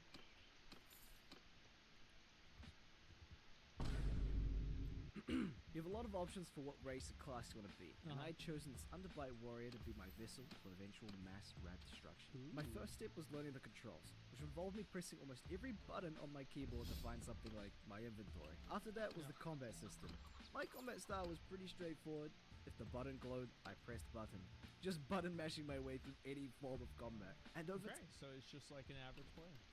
Time, I eventually learned what order to press the buttons, and eventually gain access to a skill tree where you can choose skills and abilities that fit in with your playstyle. But keep in mind, I said this before, I'll say it again, the new skill trees for WoW are an unironic W. I think they're very well designed. I like them a lot. I think the people who made them should make everything else in the game, and maybe the game would be good again.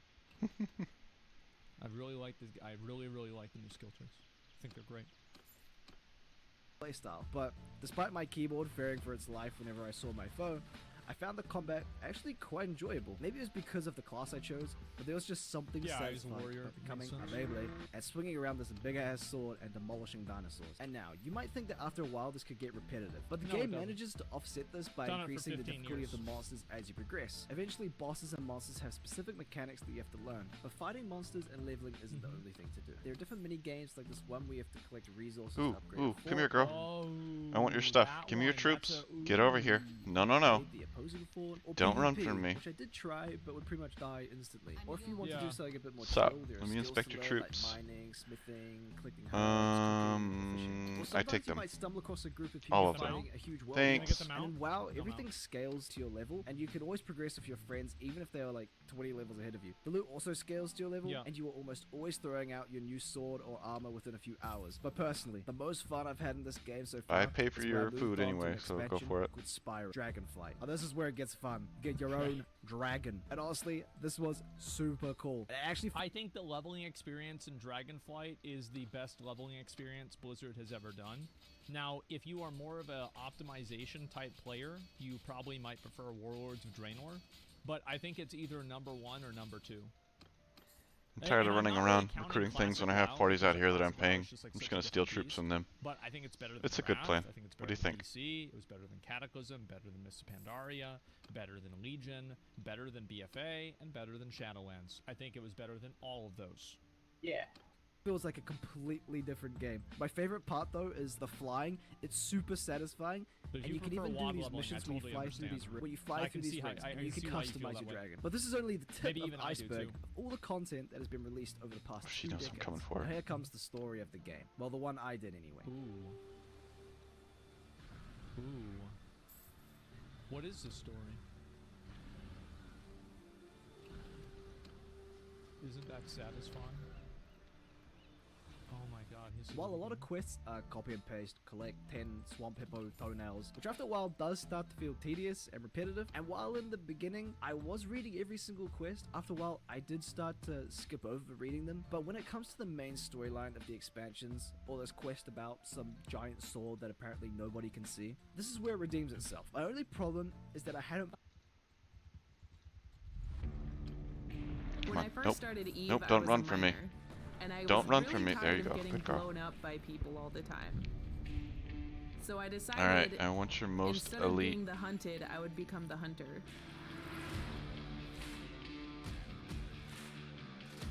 My favorite role is to be a Logi pilot. I really enjoy How do you the have... idea of being the god Oh, of you the don't have world, shit. being in charge of deciding who lives and who dies. Alright. The main reason that we hunt, we're looking for the good fight. There's no fun in having 25 people destroying one ship. It's a lot more exciting when you know that there's 40 other people 2 jumps out and they want to kill you. You can go down in history with an epic fight that you were completely outnumbered in and came out on top. Alright, we're heading back. So as soon as you land in enemy space, the first thing that the fleet commander does is looks for a target. So you want to see what options you have out there to fight. Who's here? Who can I kill?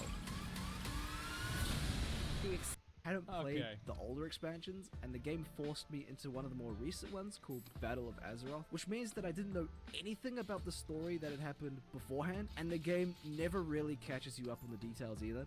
I mean, like, I arrived in my tutorial gear, and I was already being called the hero of Azeroth and being thanked for saving some princess, which for me never happened. But even just a quick overview of the events beforehand probably would have saved me a... I think that's a really good point. I mean, like, the lore in the game does matter. It's not the most important thing, but yeah. A lot of confusion about what was happening. I carried on and actually found myself getting interested in the story. And this is where the game introduces more unique mechanics, a more cohesive story, and interesting characters. I really liked this character who was the lower of death, Bwam Samdi, even though he would always talk shit to me after I died. Well, look at you, the mighty hero. Fuck yeah. Bon Swampy, I think, is probably one of the best characters, new characters they've added into WoW. But probably the most important part about quests in WoW is that it gives you some incentive to actually explore the world. worlds, and it is huge. Like, there's so much to explore. I mean, I did this one quest for this dwarf dude, and it took me all over the map to some of the coolest looking places I'd seen so far. It is so easy to get lost, explore for hours in this game. Sometimes I would Is take there a an break from automatic way to questing do just this? to go and explore new places all over the map. I don't know why, but my personal favorites were the swamp-looking place with this big toad and the home of the cow people. I mean, yeah, I mean, some of the original like classic. All the skilling and stuff. I really, dude. I liked how in Dragonflight, you know, like the Omaran Plains has like kind of the same vibe as this. Like, it's not the same, but it's close. And Azure Span is also really big. I wish that they got back into like just making really, really big zones. And like every single square foot of the zone doesn't need to be a quest objective. Just make the zones really big. And just like make it feel like an actual world. I'd like that a lot. I think they did to that play a the little older bit in expansions to Dragonflight find out why exactly I am the hero of Azeroth, but after playing and enjoying this expansion, because you spent which some people seem to rate quite low in comparison to some others, I'm excited to see what more the story of this game has to offer. So, after playing for these few months, I got thinking... I think most people agreed like that the Dragonflight or BFA questing, I mean, was pretty good. Like, I think the questing experience was okay. The only thing that was bad about it is, like, a lot of people that played Legion, like, you lost a lot of, like, your legendary powers and, like, your set bonuses and shit. And, like, that felt really bad. What's the goal in this game? There doesn't seem to be any specific ending because they just keep releasing new expansions to continue the story. So how are people playing this for almost 2 decades and still finding enjoyment? I know that some people try to get rare mounts. Some people just farm raids or dungeons. Some play solely for nostalgia. Hey guys, let's do this. Some do this. You got a tight little man pussy on you, don't you? Oh my god. Stinks.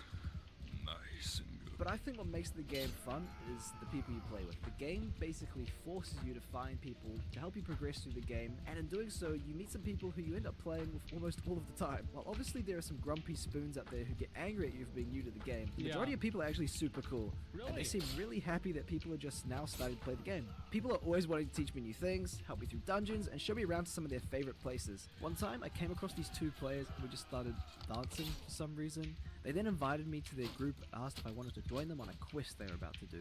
They also helped me out with some questions I had, like where to find rocks for this mining skill I just unlocked. And as I progressed further into the game, I eventually created my own guild and found my own small community of cool people.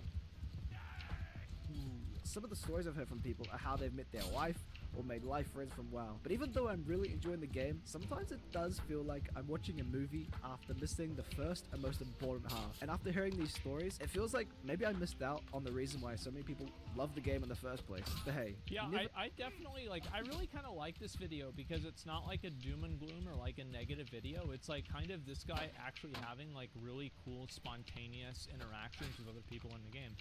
It's actually really cool. Like, I would, I hope that, I hope he tries out Classic WoW. I think you should try out Classic WoW, and like, that way you don't start on like episode 16. You start on episode 1.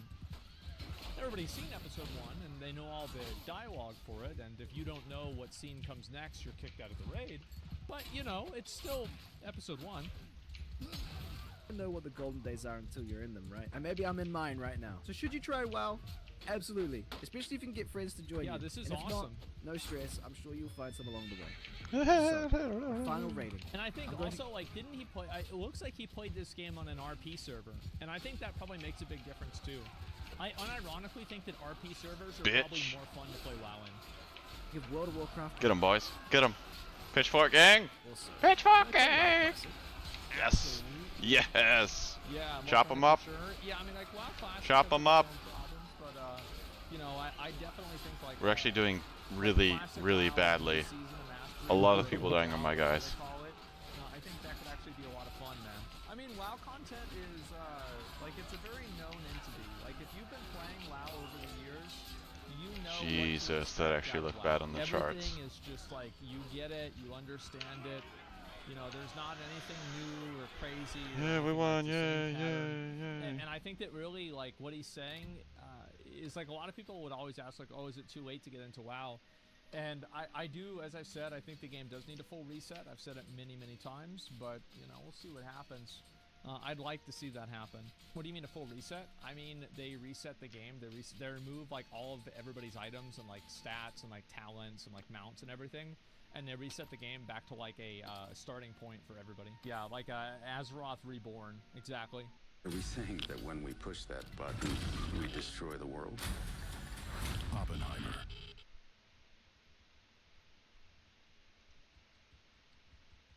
Are you gonna come at me with 25 guys? Are you insane?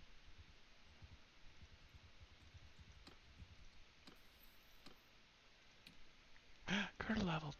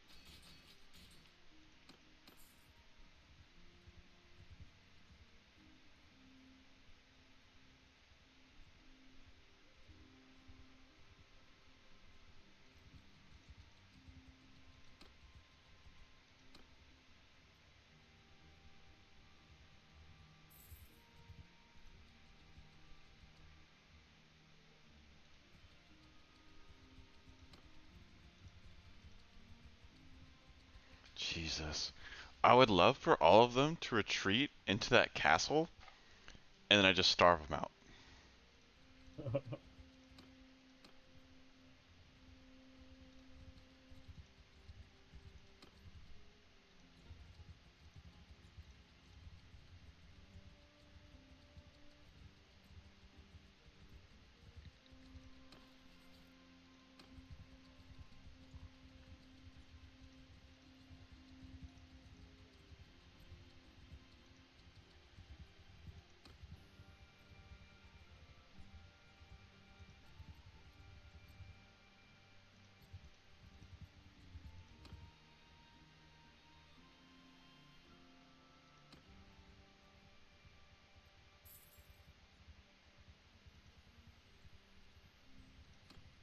Stop that. Fuck. This bad.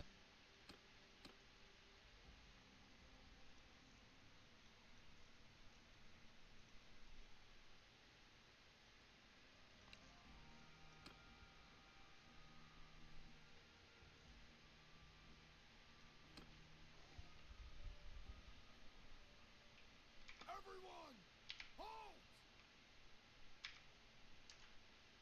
Follow your sergeants! Let's go. Let's do this again.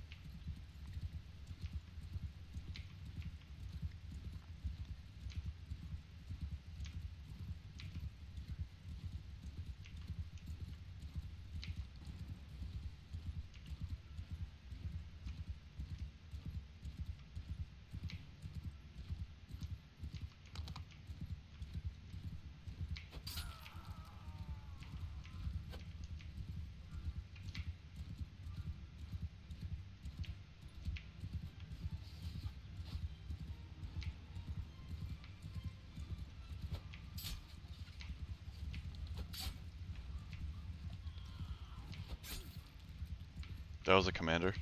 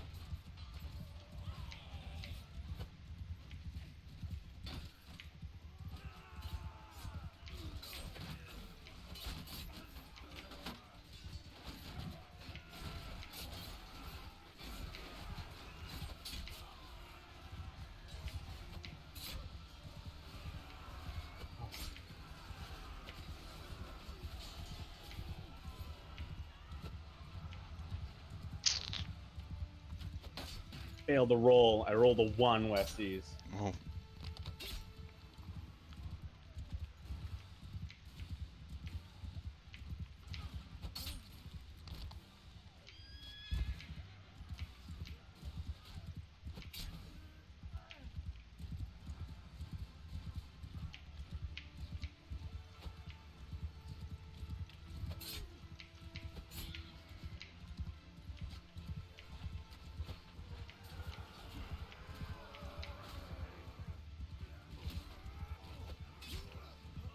Holy crap, did we win the infantry crush?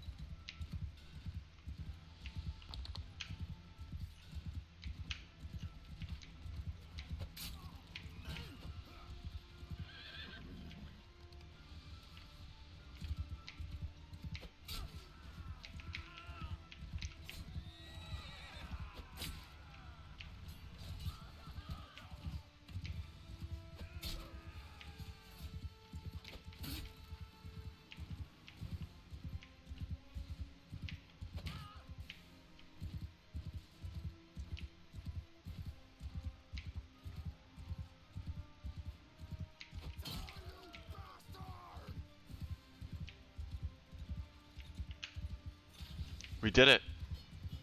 Yes! Woohoo! I had 17 kills.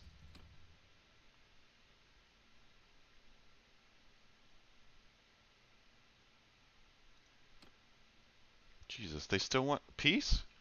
Everyone, sergeant's in charge. There's 3 of them. And they're attacking. What is this?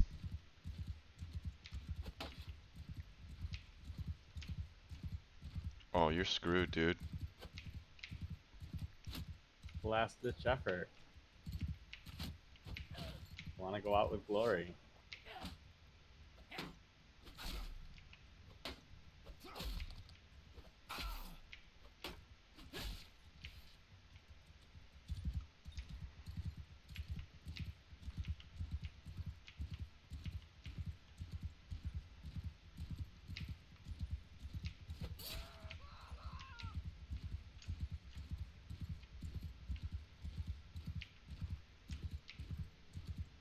Where they at?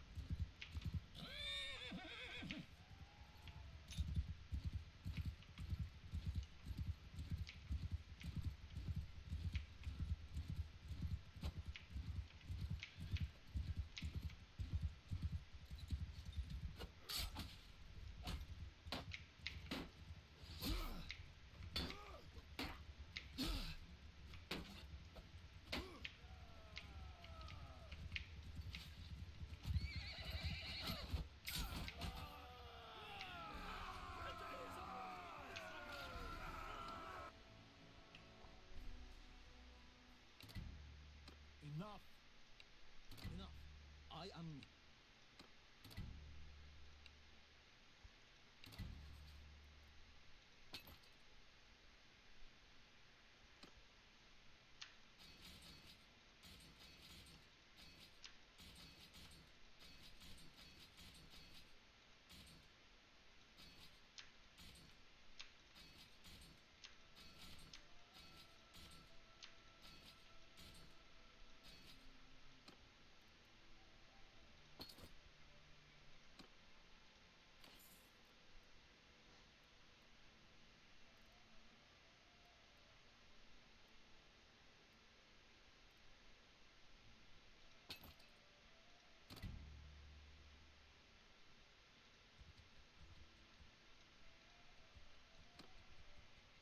Uh-oh.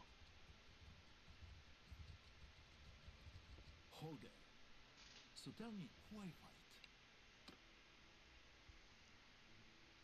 They don't like you, ST. How did someone with a 0 attack me?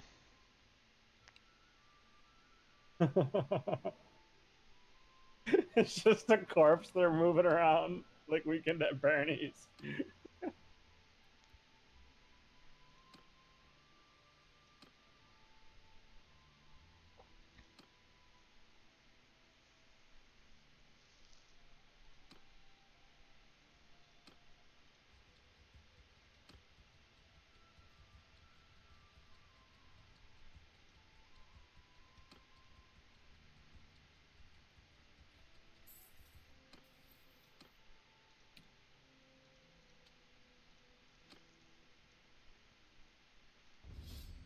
a swarm of them up there.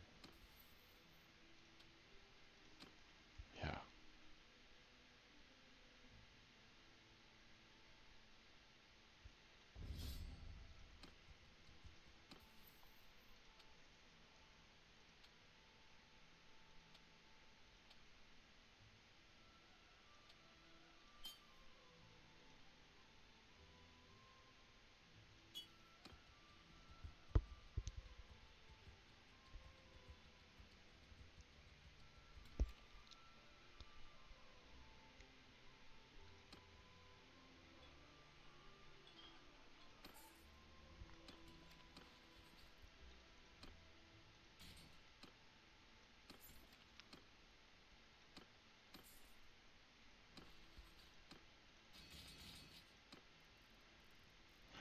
Damn it.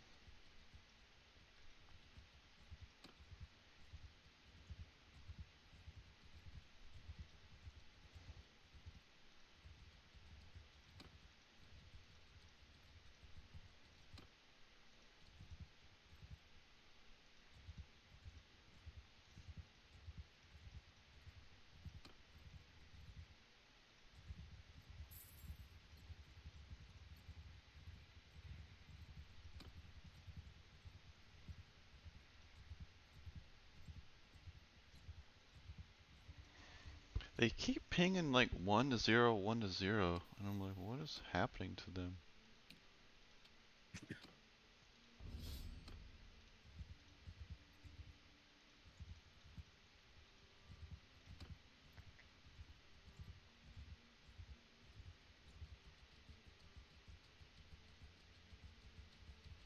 It's been a while.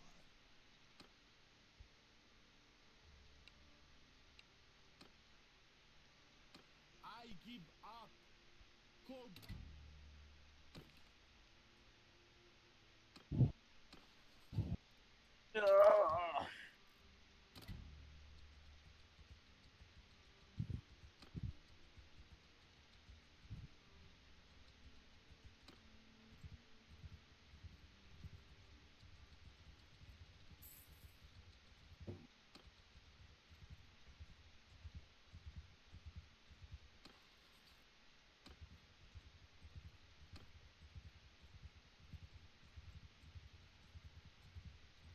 Jesus.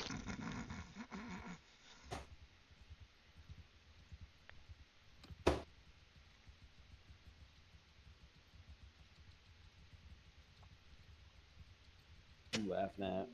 It's just the locust.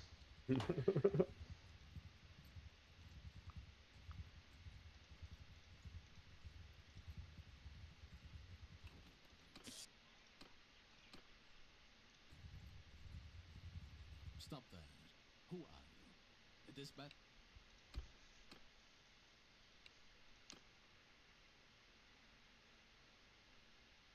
Crap.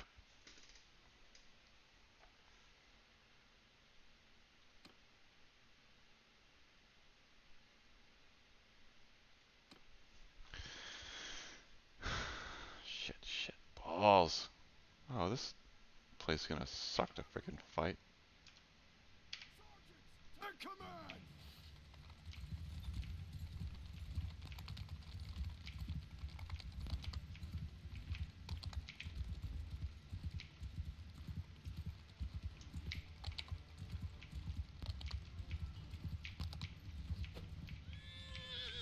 That's the king. That's a lot of infantry.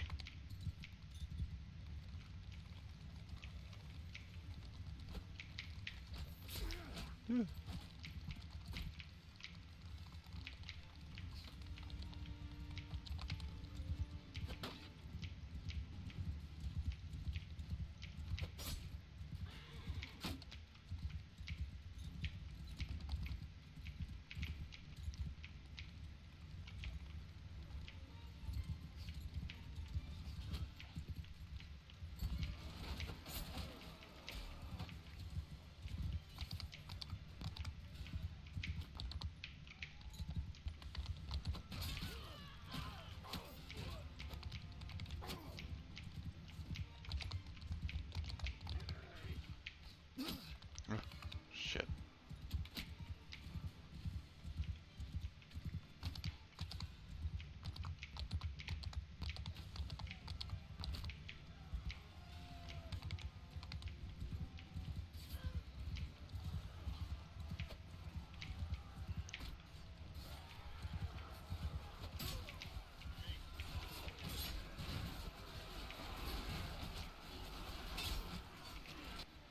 Not good. Get him, Gerda.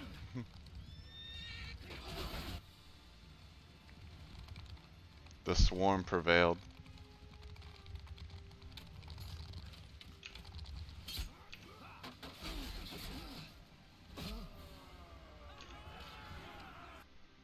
Too many. I was trying to, like, if I had more guys, I could bottle up some of the swarm and just pick them all off, then go take care of the other part. It's when they all like bunch up together, it's like you don't have a chance.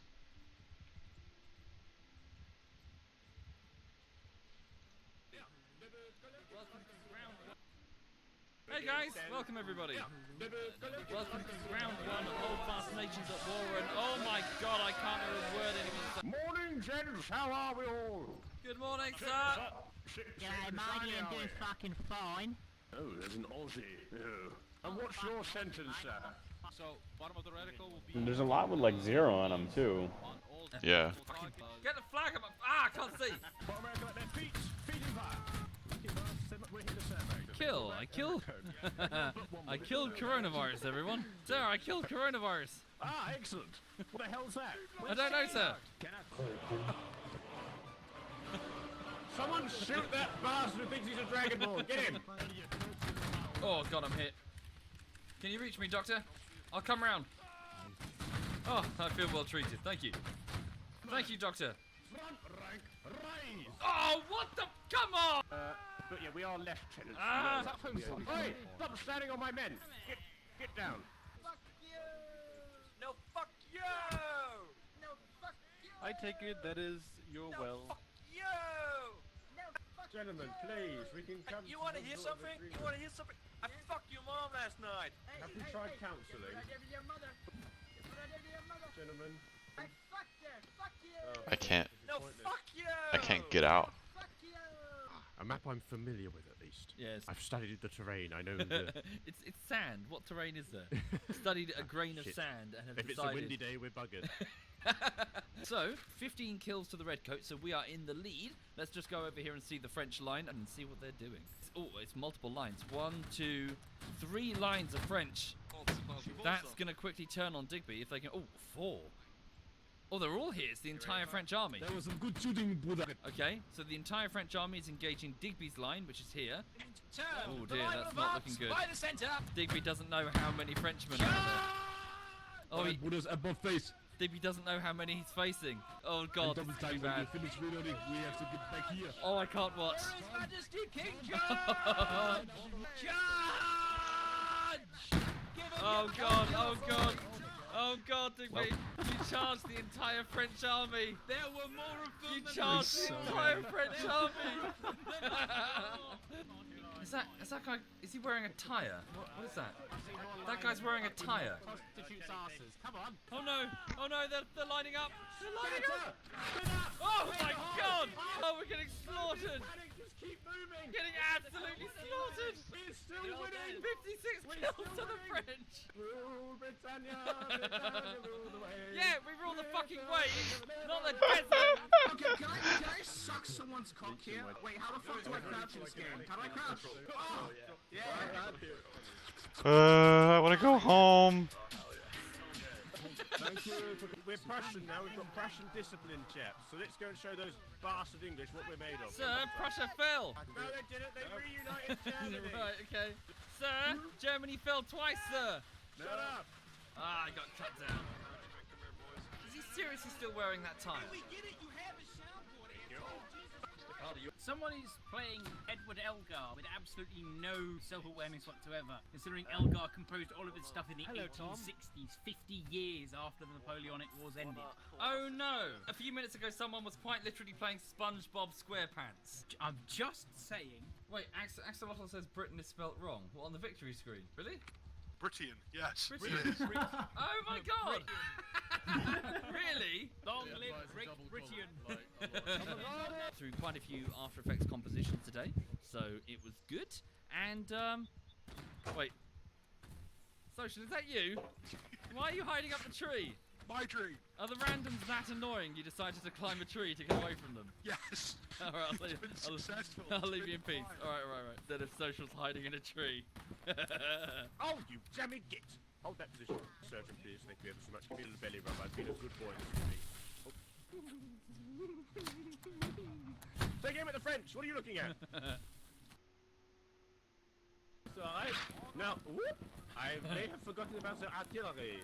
Now keep your heads down, boys, or you may lose them. Enemy is spotted in the middle of the map. Don't worry, the artillery will not hit us. It's merely for show. It's merely for show. It's merely for show. Against the bottom of the building.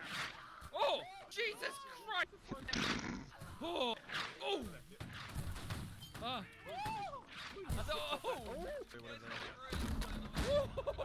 That fucking skimmed me! Oh my god! Oh, Jesus Christ!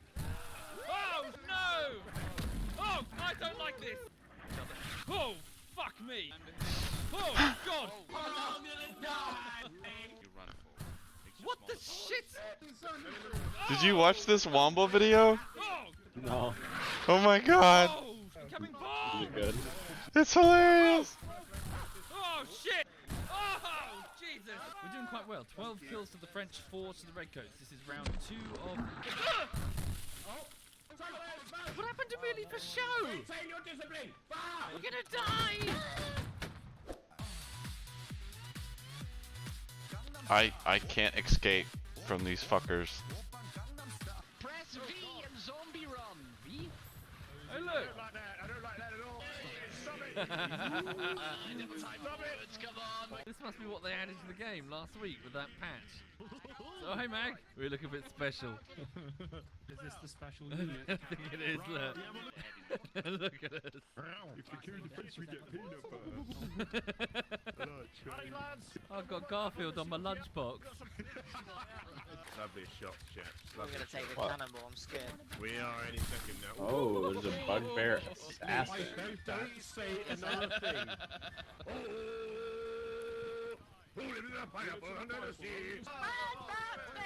Oh god. The Royal Scottish Blackguard. Fuck the Scottish. Bring us some Iron Brew, you Put some cunts. trousers on, you bloody women. Ah, you fucking pansies. Hey, Come on then. Come on then, you Scottish slugs. You want a bleeding go? Come on then. Come on, you bloody Punch up. Punch up. Fight. It's an acquired taste like caviar or sauerkraut. Or your company. I can't drop the mic, so I'll drop this cannonball instead. There we go. Dinklebeam will remember this. Ah! Oh god! Help! I'm being chased by memes! Memes are chasing me! I have a quick question. Do you think cannons are a little bit OP in this game? Yeah. We've invented the tank Base now, so- cars now. Holy shit, that guy's been working on his glutes. Where are the red goods? He's got the recorder. Monsieur, please don't play that stupid recorder. You're making it very difficult for me. Should we operate a cannon then? I'd be up for it. Cannon, should we have this one? Yeah, grab that one. We go for that one. Yeah, so what do we do? Right, so we're gonna go this way. Yes, let's go that way. Oh, this is gonna end badly. Stop moving to the cannon, boys. Stop. You weren't supposed to move until live. Sorry, it's our first time. 15 seconds.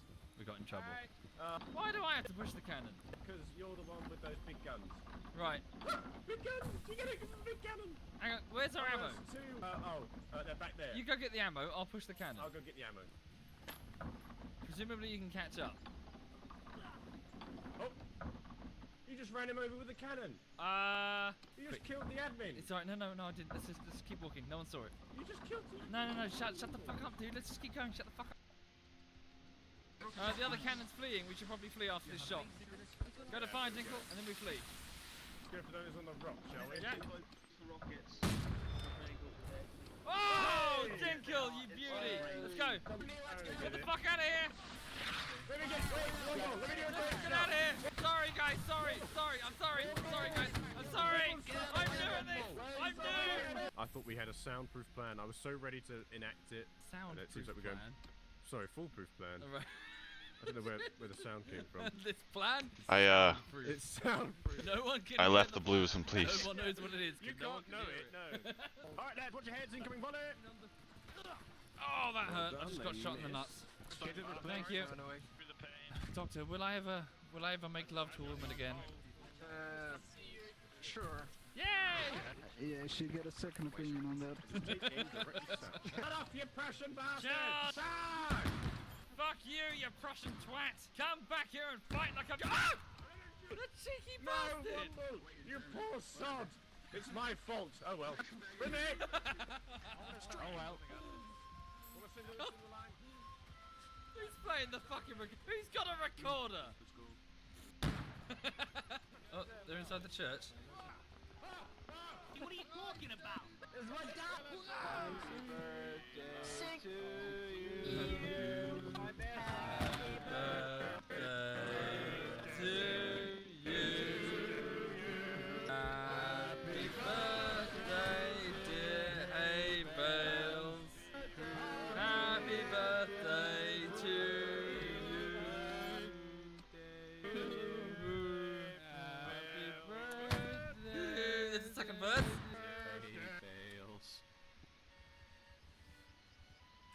Awkward silence. All the servers crashed. Oh, God. Ignore floating Kenneth over there. Don't kill this surgeon. Come here. He dedicated his life to touch another man's balls. You are nuns, mate. Oh no! Oh, he missed that private and killed the admin. Oh no!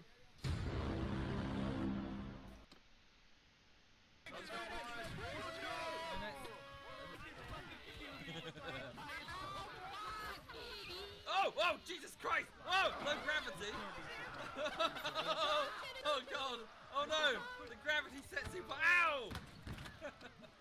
And that's precisely how the battles were fought in the 18th century. The Napoleonic War was a bit weird. Lives in a pineapple under the sea, SpongeBob SquarePants. Horse and yellow and horse the sea, SpongeBob SquarePants. You guys don't think that, my voice would ruin the immersion? Immersion? I don't think you quite understand this game.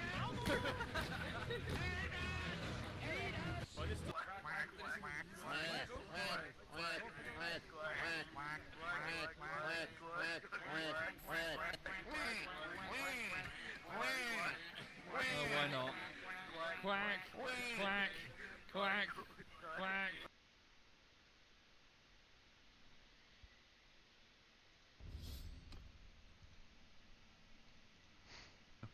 Cozy in my tent, my So yeah, I'm just cozy in my tent, my bivvy, as it were. Got like a plastic mat thing down. Mud is unreal. Holy crap! Like I got the what is it? I got the barrow stuck in the mud on the way down here. It's crazy. I had to fish all my stuff out. Like I went from the car, right, loading up all my shit, put it all in the barrow, and then just went straight into the mud. But yeah, I'm nice and cozy. I got some snacks. Well, that's technically snacks for the fish, but still snacks, I guess. So it's around about midday. I'm hoping that the water's starting to sort of warm up a bit.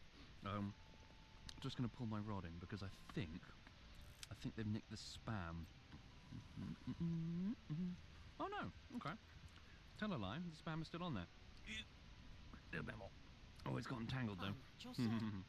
So as you can see, I've already managed to spike my finger. It's always important to have a first aid kit with you when you go fishing.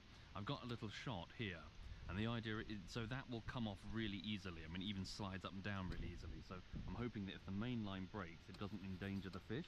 The fish picks up the bait, starts swimming away with it, but it can't get far because boom, it hits the shot. It just bumps it with just enough force to get the hook in the fish's mouth, which is what causes the huge bend in the rod there when the fish realizes that it's got a hook in its lip. Stick the spam in it. Don't know if you can see this clearly because it's quite far down.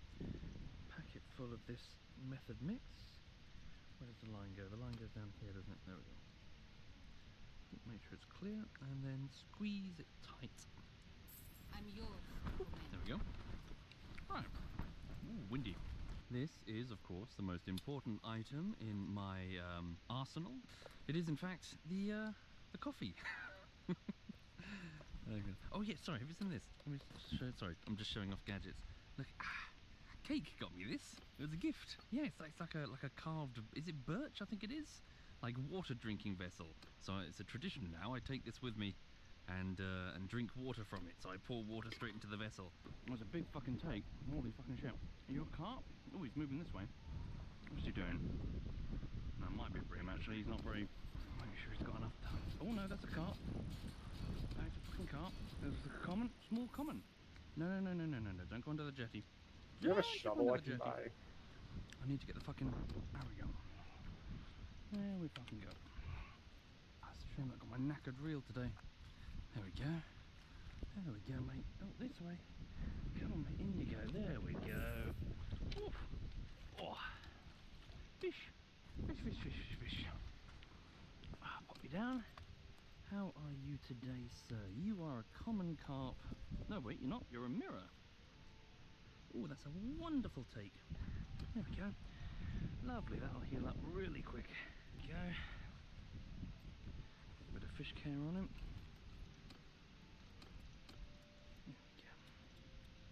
Relax. There we go. Right. I know. Will you relax? You finished your little tantrum? You are about 43 centimetres. 43 centimetres. You're only a couple of pounder, I reckon. Easy peasy lemon squeezy. Right. Off you go, mate. Come on. Off you go. Cool, first fish.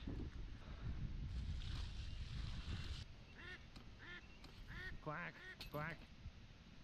Yeah, to you too. It's around 23 minutes past midday, so I'm getting quite a few bumps now. So there's clearly little fish, probably roach, and I'm hoping it will cause a more confident, cause like a more nervous carp to be more confident. Right, so the little buggers stole the spam again. We're going to try something a little different. I've got some hot dogs. I have no idea if this is going to do anything. Hot dog test number 1. In goes the cast. In goes some freebies. Question is, do I like hot dogs? It's really unappealing. Yeah, it's alright. Bit cheap. We're getting a little bit of movement on the quiver tip on hot dog. Currently 12:45, so 1:45. Little bounces on the quiver tip for the hot dog. No real takes yet though. I've reset it once. Wonder how long I should give it before I maybe,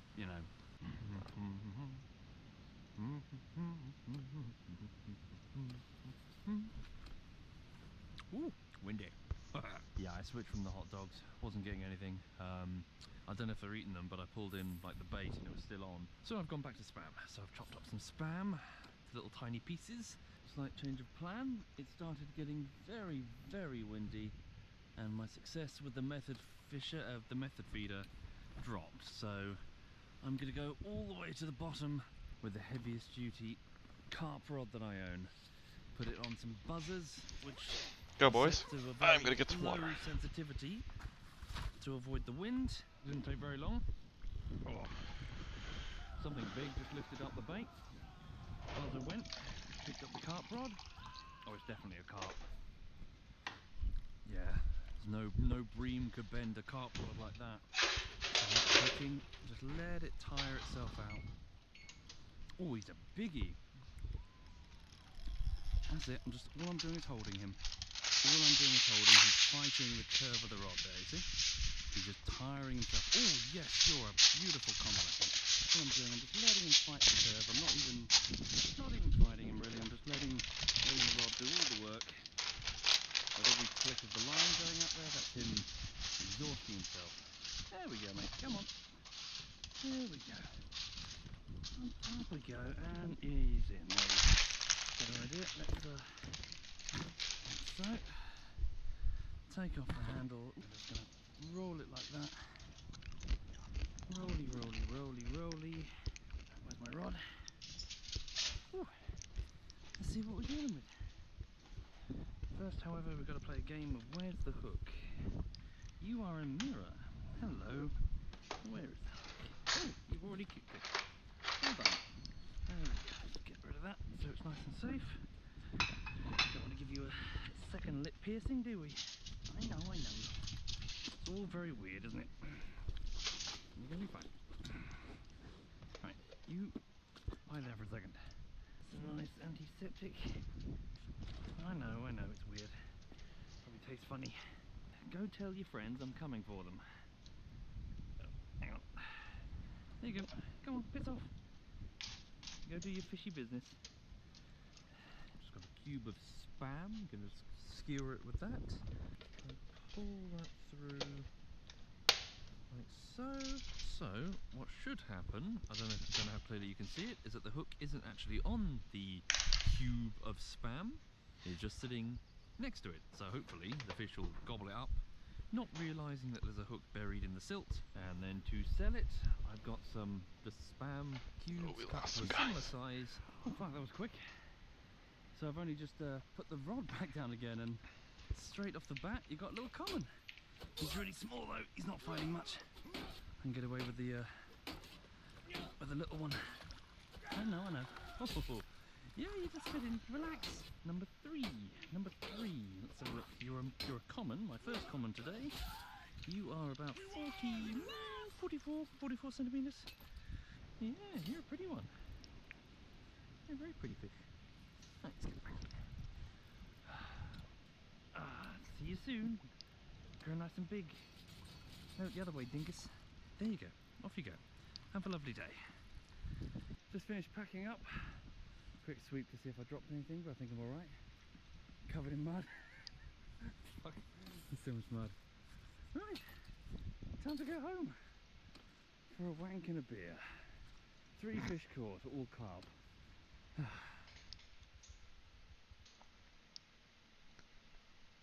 Well.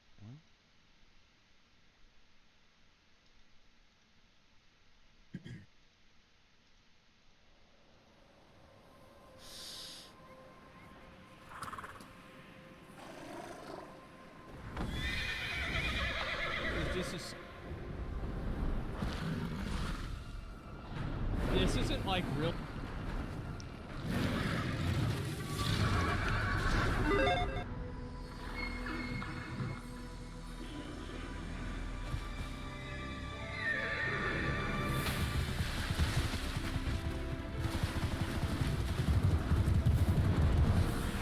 We have to finish the. A lot of people have asked me to watch this. I'm now watching it. This is an interview Necrit did with the Riot MMO guys. Or maybe Guy, I'm not sure. I'm excited. We're gonna see what he's got to say.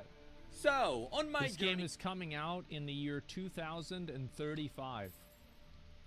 to Riot's headquarters, I had a chance to talk to some of Riot's teams. And of course, one of those teams was Riot's MMO team.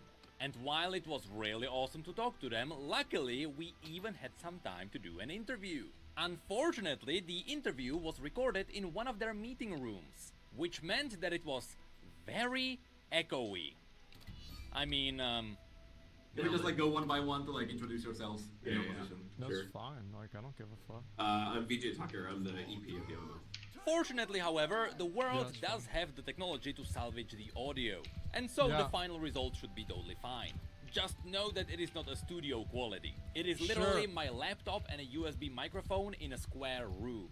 And of course, since it is hard to get some info on Riot's MMO, I tried to push them with the questions a little bit, just to see what we can learn. But I knew they wouldn't be able to talk about any specifics. So my questions had to be as broad as possible. But even so, I was still trying to walk on the edge. Sometimes you'll see the devs laughing about the fact that I am very close to the line, and 3 times it actually happened.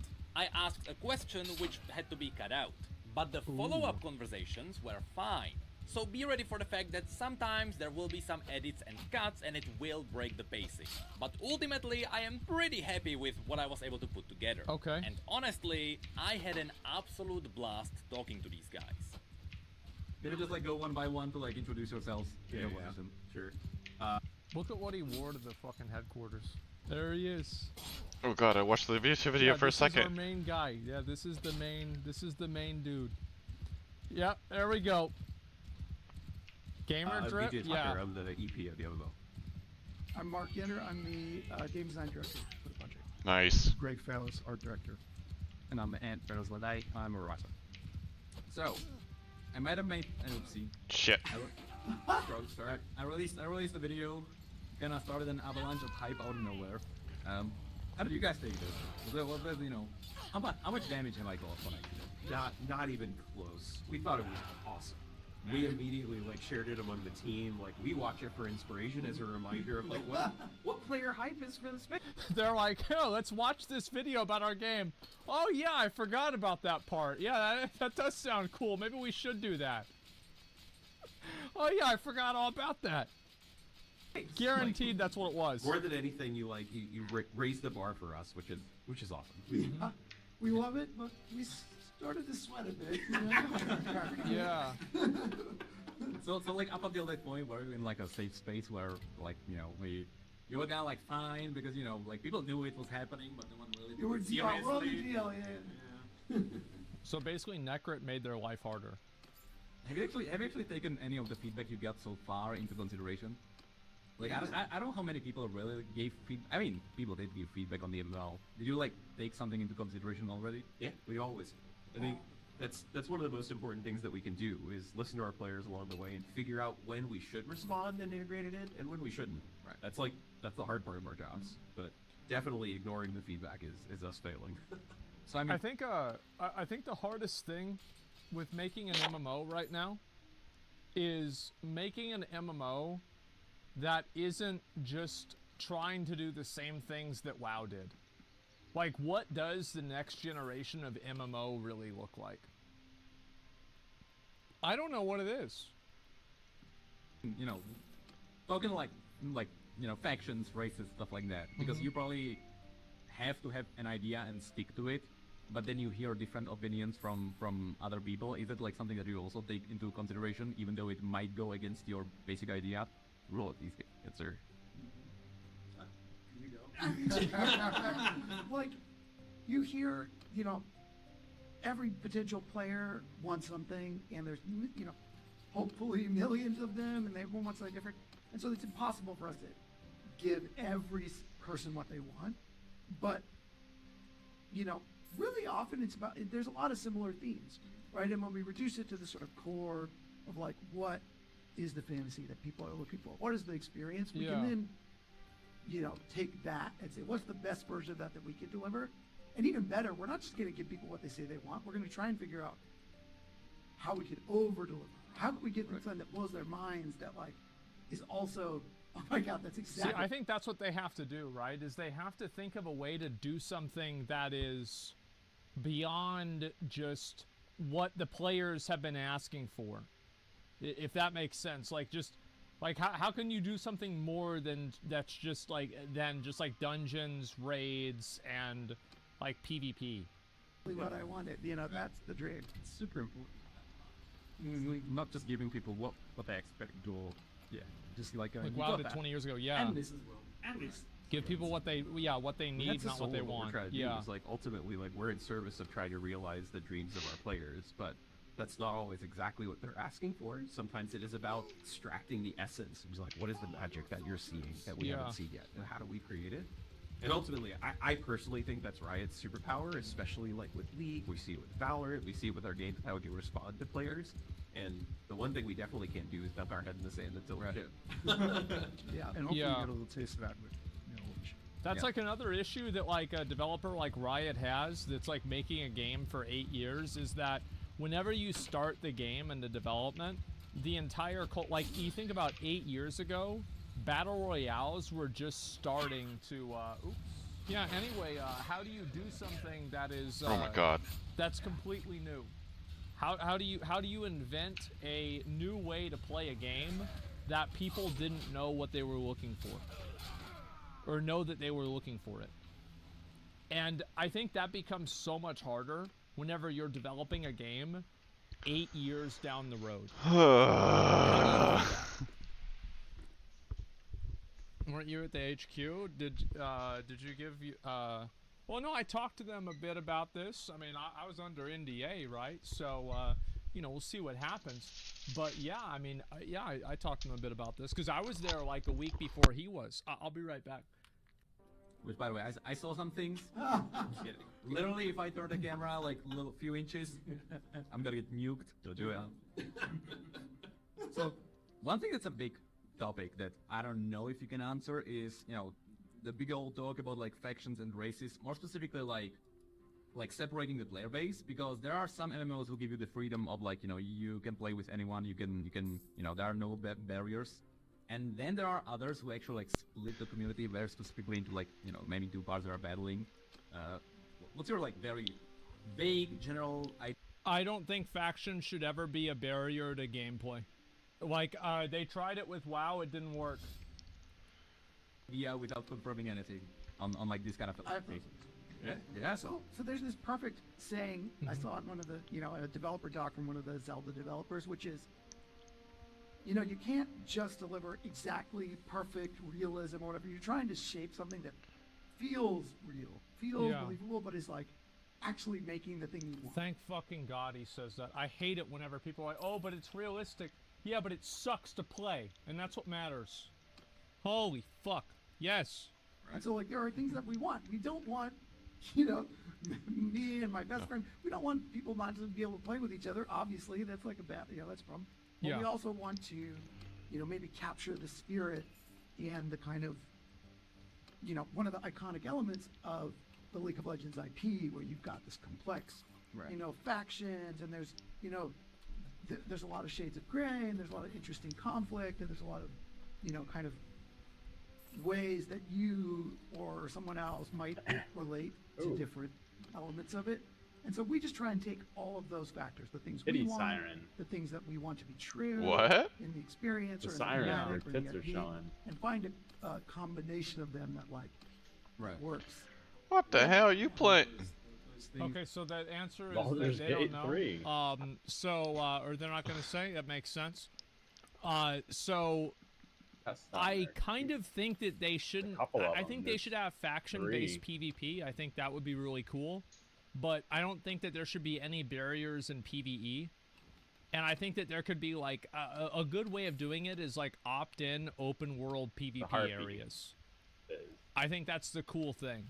But also, like, this is the issue, is like everything that I'm talking about are all ideas that people have already done. And like there will be a solution to this in probably 10 or 20 years that will be better than what we're thinking of right now. We just don't even know what it is. Love about our world, like the conflicts that are already there and the rivalries and stuff. you want to play that through. You want to see that. But you also don't want to like lock people into like one side, I guess. Yeah. And that's No, really our very problem. vague, not confirming anything. That's a perfect example because there's like we talk about like 100 of these problems every day, right? It's like, there's just always so many things. There's always trade-offs, but it's like you just try to take the pieces together. Yeah, sure. Find a way to make it work, and you know when we do well, you see the result, and you're like, oh yeah, that's great. You know, I'm getting what I want, and you know, and the game is good, and you know, it's fun to play or something like that. The general talk is always about like you know when the classic WoW came out. That one like ignited the passion for like the very old school MMOs. Yeah. It's kind of interesting how when classic WoW came out, it like once again became the king of MMOs, and like everyone suddenly realized that like all the innovations that came from you know the other MMOs weren't really enough to like you know maybe give the MMO genre actually more I think value. the problem with like so many MMOs is that so many MMOs try to be a better version of World of Warcraft. So like their framework is always just contextualized around WoW. And I think that's such a huge problem. Yeah. So what I got from this general idea, you know, is like you're trying to make like a mix of like staying true to the core idea of MMOs while innovating in some ways. I think it's really important that we look at what is working in the market, and then also evolve the expectations to see where we're going. And if you look at where WoW started, like classic MMO, I think all of us played many hours of classic WoW. And then you look at how the genre evolved over the course of post-classic WoW era. They were all chasing WoW. And so they're all looking at one specific thing and trying to make a better version of that thing. And now what a smart dude, this guy really knows what he's talking about. I'll tell you that. This guy is smart. Yeah, completely fucking agree. Trying to do is try to say like, okay, what went right during that period, and what has changed in the games industry and our players and our players' expectations up until that point, and look at both of those lenses and craft something that feels like it's the right evolution of it.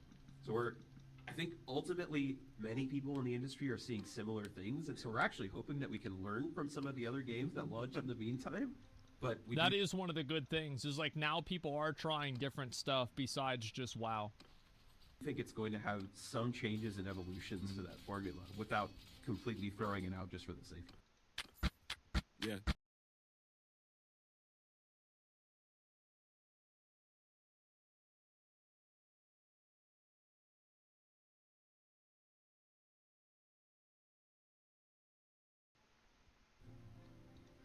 Reference to classic WoW, okay. Just personal take. I actually love the idea that the game has dedicated servers, because one thing that happened in WoW later on is at the moment they gave us like random matchmaking and stuff like that. That was a breaking point where if you are an asshole on a server, it didn't matter really. There were never you know. It never mattered. Okay, like if you did enough damage, you had enough gear. It didn't matter how much of a dickhead you were. People still play with you.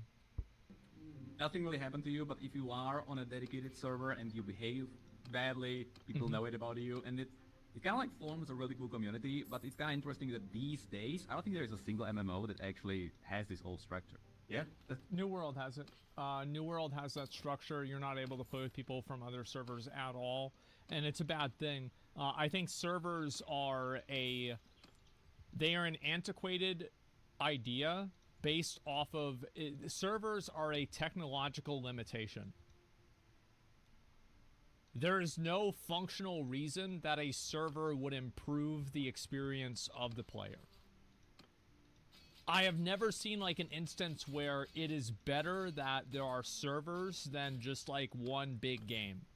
I am very much a one server, one world kind of guy. That's the thing. I think Mark nailed it early on when we were talking about trade-offs. This is a like mega server enjoyer. You can build games in different approaches, but they have really different trade-offs about everybody's that sense of on the same one and the sense of community that gets created. But then when you start to commoditize human interactions, and like you're the same as any other bot that's walking by me, then you lose a lot of that. Mega server also has some risk and approaches. We actually have an engineer that worked on Guild Wars 2. Nah, they should not go with dedicated servers. Like that's such a mistake. Because if they do that, what if a server dies? Now everybody that's stuck on the server that hasn't quit wants to quit more. Like, and then people get FOMO because you have to have server transfers if you have servers, right? Because it's like you can't lock somebody to a server. What if the server does die? What if, you know, their friends quit playing or something like that? You have to have that. You merge, yeah, but like now you have like a separate issue, and like now you have name problems. So it's like everything else. Like merging servers is like another problem. Like I think really just making it to where everybody can play with each other is the best idea. That's what I think. Help. The mega server one big server with multiple channels. Flaws and risks in that space, and the one thing that we definitely don't want to do is try and solve these solutions for absolutely everybody. We do want to have opinionated takes that have some trade-offs, but a lot of that essence of community and people feeling important and actually having these interactions mattered with other people, those are values that we're excited to chase. Now, I'm not gonna go into like races and classes. I think that's a very much dead end that we can't really talk about. But when it comes to the world, you probably did take into consideration the scale of the world and like how you're gonna approach it. Are you worth like segmenting the world and kind of like play the safe route where you have a lot of open spaces, or are you ready to like round up like a piece of the content and like ship it in its entirety? Is that even a question? Oh my god! Talk about it all. Shit. What's your approach to like, you know, the world at launch? Ultimately, one of the most important things for us is to realize the world of Runeterra that exists in our players' hearts. We are those people. We want to be in the world and we want to see it and we want to experience it. Sure. The path for this MMO in the long term will have that full world of Runeterra realized. So for us, it's just a question of how we get there, what the steps are, whether we start small, whether we start broad. We have some takes about where we want to go, but we have our North Star of like that full version of Runeterra, and we know we're going to get there. So it's just a question of the steps along the way. I have two more questions. One is, when it comes to Riot, they always have like a very specific, almost specific artistic style, where it's like very stylized, very cartoony, but not exactly cartoony. Is it like is it something that you want to stick to in general? To like very rather than realistic, is like the classic stylized style on the table for the MMO? What is this? I don't know what you're gonna say. So we will be familiar, but something unique. Thank God. Okay, good. Yeah, that's what they should do. Like, I think having, because if you look at the Riot, Riot cinematics, where's the cinematic where oh my God, how did one do? Leonidas fights Athena? Help! Call. I think this is fucking great. Help! Like, it's not super realistic, but it is realistic. This is fucking phenomenal. We have archers, right? We got archers. Just do this. Let's go this archer is mode. It's insane. Yeah, it's stylized to an extent, but for the most part, it's pretty much realistic. Optimum customers love their fast, reliable service. Casey says it's super fast internet. Get Optimum 1 gig internet for $55 a month with Optimum Mobile for as low as $15 a month. And for a limited time, get $200 back. Call, click, or visit a store today.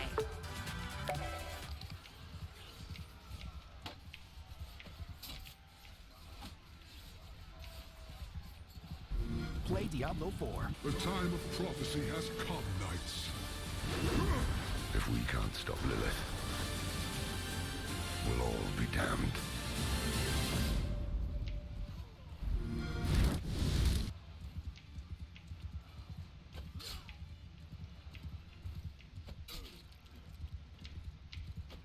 I think that's the best way to do it. I hope they go with this style. This is a place where it's a big damn shame that you can't see the stuff that he's working on, because it's... Last question that I think we can talk about is how did this project start? Because usually at Riot, all the big things start as passion projects, be it, you know, Game Modes on League, EFT, yeah, sure. really, you know, Legends of Runeterra. Well, it's all like passion projects. How did the MMO project like start? I think the fairest way to say it is that massive parts of this company have been dreaming of making this game for our players for a long time. Well, I think it makes sense, right? I mean, like, League of Legends is derivative of Dota, which is derivative of Warcraft 3, which, you know, turned into World of Warcraft. I feel like if you look at it in, like, a Venn diagram of, like, Riot players and people that work here and like, MMO enjoyers, Like you're gonna have a really big overlap. Obviously, Meryl trolled the world by asking whether an MMO should exist. The reason I came to Riot 7 years ago was to make an MMO. I would say different versions of like this space, what we've been thinking about and moving it forward, have existed in all of our hearts for a very long time. And eventually, I know. And honestly, this one for sure. We just all started to get a bunch of those people together, and we're like, now is the time. We've got to go make that investment. And obviously, I can't tell you any dates or people, but it's been something that I think all of us have been chasing for a really long time. And players have just been asking for it for something. Well, I think that's what people want, is like people want a game that is an MMO. And I think that's why, like, a lot of the, think about it, right? A lot of these, like, isekai, like, anime, like, stories, they're all based off of MMOs. Like, a lot of the really popular ones are all MMOs. People want that experience. They're just not getting it. I'm just like, gotta listen to that. Yeah, we're actually the magic when it's just like MMO win. Yeah. One of the things I really do appreciate, though, like transparently speaking, is that the thing that we know about Riot, like one of the top line values, is we're not going to ship something that's perfectly fine. And so it took us a little while to get to the point where we're willing to start the project, but it was waiting until we're like, okay, now we have enough with the work on lore. We have enough in terms of the right people that is like, now is the time to finally make this and do it right. That was the thing that held off, is that we're like, company wasn't at the right place, the people weren't at the right place, the IP wasn't at the right place. Yeah, sure. Once we get all of those, Meryl's like, we need to do this thing. The thing that is most... Well, that's like another big thing, right? Is like, you think about League like 5 years ago or something like that, and like they had a world, but like ever since then they've made like these other games that flesh out the world. They have Arcane, they have like all these other secondary games that are kind of in the same universe. And I think that all of those games, like this is kind of what happened with WoW, is like WoW had already built up this massive world over the years with all the Warcraft games. So like whenever they made the MMO, you pretty much knew what to expect. You knew where you were going to go. You knew what was going to happen. It was just, how is it going to look? And I think Riot is at that place right now with their world too. Important to us really is that I think Arcane was the catalyst. You're right. That is worthy of our players and the dreams that they have. And that it's okay that it takes a while, right? That's the biggest risk, is that we're like, hey, we're doing this thing, and people are like, it's been 6 months, why haven't you shipped the thing yet? And it's like, well, I don't know. We're in service of all of you. We're in service of trying to make the best thing for you, and sometimes a little fire under our asses to get it out the door isn't a bad thing. No pressure, but the Riot MMO right now is probably the most anticipated one in the market right now. Absolutely, it's the most anticipated because of the MMO paradox I've talked about. The less you know about a game, the more excited you are. And as time goes on and you learned more about the game, well, now you're less excited. That's just how it is. Yes. If you don't know anything about the game, bro, you can be so hyped up about it. And if you only have like a 3-second trailer, oh, it's going to be so good. But once you actually see the gameplay, you look at the system, it's like, yeah, it'll be all right. Maybe I'll play it whenever it comes out. No pressure. Yeah, the mystique. Sure, I don't know. I feel like we've got the people who are at least gonna rise to the challenge and fucking fight that fight. I mean, you also said many times that the team is really stacked. Yeah, like you probably have veterans to like. I don't know what teams you really like. All of you were though. I assume it was a lot. It's incredible. It's really where are you guys? Can you actually like say all of you like what actually you worked on? Yeah. Let's see. What are you? Star Wars Galaxies, an unannounced MMO inside of Ensemble. Oh, people liked Star Wars Galaxies. I never played that one. Age of Empires 3, Halo Wars, Orcs Must Die, Hero Academy, Words with Friends. Okay. An unannounced MMO prototype inside of Riot a long time ago, Wild Rift, and then now it's... Obviously, I'm not this bad, but like, well, like, I mean, I worked on. Yeah, no kidding. Yeah, exactly. A lot of flex. Like, it's good. I mean, I worked on League of Legends for like almost a decade. I worked on Call of Duty before that, and a bunch of, smaller. I mean, early 2010s. If that's the time frame, early 2010s Call of Duty was pretty good. AA games for a while. But it can't be understated how important it is to have people who like know everything about the history of our players. COD was good. Yeah, that was whenever COD was good. That's massive. In many ways, more important than like a bunch of different bands. Yeah. oh god, many years, many different things. Yeah, it's so many. Legends of Runeterra. The Sims. I've worked on the Sims for many years. The Sims. Oh boy, this game is really going to be something, huh? This is the art director. Oh boy. Some other MMOs, some old ones, like one that eventually got out, Gods and Heroes, back in the day. And yeah, and like a number of small projects. Right. Yeah.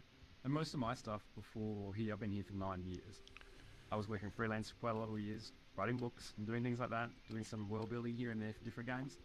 And then most of my background before that comes from like tabletop. So like I worked at Games Workshop, so I was a games designer and a writer and an art manager over there, and working on like Warhammer 40k, that kind of stuff. That was my sort of kickstart into the industry, really. Oh shit! One of the things that I love most about this team, other than the fact that they're huge dreamers and like have massive ambitions, is that everybody has had their story in the games industry, which means nobody has the chip on their shoulder. That's nuts. Everybody is like, whatever is the right thing to do for the game, whatever is the right thing to do for players. There's not conversations about ego or identity or my idea or your idea. It's just like, all right, how do we make the best thing? Right. And that is the most refreshing thing I've ever experienced on a game team. I'm surrounded by people smarter than me, and that's just like the best. So cool. Which is good, because this challenge is huge. Oh yeah. You can't get, you honestly can't go bigger than an MMO. Yeah. Like that's actually just the biggest genre. You've got to think in mind, like, what people want whenever people talk about the metaverse, they're basically talking about an MMO. Like, really, that's pretty much what it is. And it's like fucking Facebook couldn't figure that shit out. I think I'm probably that cool. And so we put on like one of the IPs that has the most expectations. Oh yeah. Well, I am. Like no pressure. That's literally the hardest problem. Yeah. Let's go. All right. Well, that was a really awesome interview where we did actually get some answers. We had trying not to get fired. More than I expected, so I really do appreciate all of you. And I'm gonna do some funny editing, and I'm just gonna cut it off so you can just say goodbye. Goodbye. Great editing. Incredible. Wow. I think that went pretty well. Overall. Yeah, I think that went well. I mean, that's about as much information as I had expected to get out of them. And I think that's good. Not a single word on how the game's going to be. We still know nothing. That's right. Keep the hype up.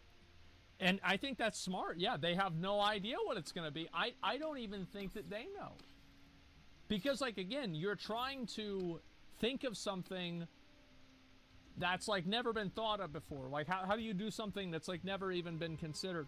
I think that's really where their challenge is. How do they do something that's not just another version of WoW? Team seems to be really into it. Good vibes. Yeah, the guys there, like, it seems like everything was positive, everything like that. Yeah. There's some sense of genuine talk coming from the team. Yeah, and, like, what a great team they have. The art director comes from The Sims. There's a guy that did fucking lore for Warhammer 40k. There's like another dude that worked on Star Wars Galaxies. I mean, this is quite an interesting lineup. They have to start on the creative side and how to create tech to support it. Yeah. The next step has to be full dive virtual. I mean, I think that's going to be the next MMO that's like super transcendent to the way that it's a cultural phenomenon on the same level that Warcraft or Fortnite was. It will have to be a I think said it he'd will be have to around be like for a VR the dungeons. or Neuralink game. Yeah. Because it's just like there's nothing that's going to deliver immersion The beyond what mega we've already dungeon. had so far. Now I could be wrong. Mega dungeon. And it could be something with like AI or something like that, but like it has to be something that is beyond what people have the capabilities for right now. And I think that's probably what they're brainstorming every day is like, what the fuck even is that? Because I have no idea what that's going to be. You're wrong. VR sucks. You're right. And that's the problem. VR does suck. Do you think Neuralink games will happen in our lifetime? Yes. I think they'll happen sooner than you might Battery expect. critical. Like, I think this video is fucking insane, too. Like, I'm amazed that Necrit actually got an interview to talk about the Riot MMO. Like, I never expected this shit to happen. I'm gonna link it to you guys right now. Make sure to give it a like. Necrid also has done like videos about the Riot MMO, and he did a Genshin review as well. Make sure to give him a sub and give the video a like. This was a really good one, and I hope to see more content like this. This is awesome. And it's really great to see that they're like willing to talk about it at all, too.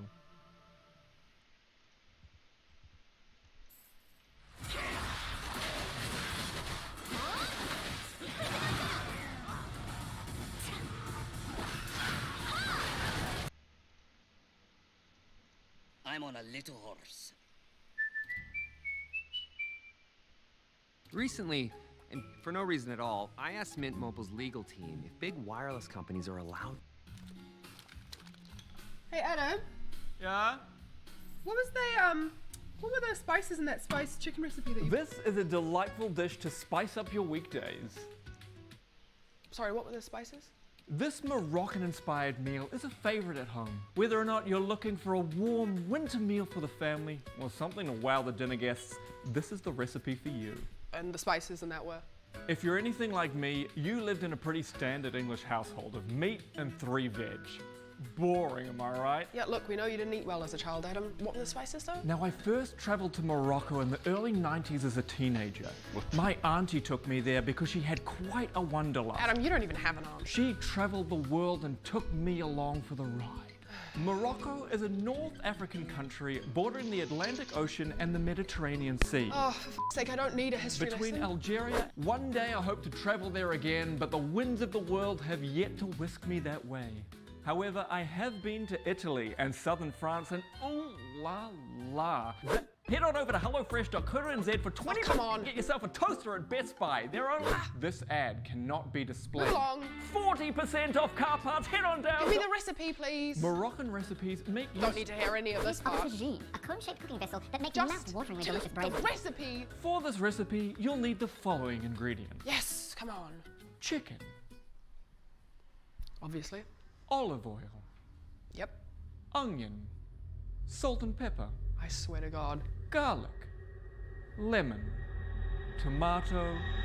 Chicken breast. If the next words out of your mouth aren't the spices that I need, I'm going to stab you. And you'll also need cumin, turmeric, cinnamon, and parsley. Thank you. Bon appetit. Jesus. It's not that difficult, is it? Cumin. Cumin, turmeric. Oh, fuck. Hey, Adam. Yeah? What were the last 2 spices? It's a delightful dish to spice up your weekdays. No. This Moroccan-inspired meal is always a favorite at home. Oh, fucking hell. Believe it or not, there are a few bloopers in this one. So stupid. So, Jonah Hill was dating this girl, and he didn't like the fact that this girl was posting pictures of herself on Instagram. What? Why? I don't And, understand he what's wrote her happening this. He here. said this when he said, if you need surfing with men, boundaryless, inappropriate friendships with men. They're to saying model, I'm post pictures of casting yourself in a some bathing suit, spell, but I don't post think I'm sexual casting pictures, anything. Friendships with women who are in unstable places. I'm not the right partner for you. My boundaries with you have been based on these ways, actions of hurt or trust. So basically, these are your words, not mine. Take some accountability. I'm tired of your attitude towards surf culture that contests the place because I deserve respect, period. I've been more than patient. And it's like, this shit is still here. Fuck this contest. Fuck that place. Fuck not respecting me in every situation. I don't understand. So, like, this is really the way that I look at it. Like, don't buy a bird if the bird making bird noises is gonna piss you off. Like, you ever see... Look, I'll show you.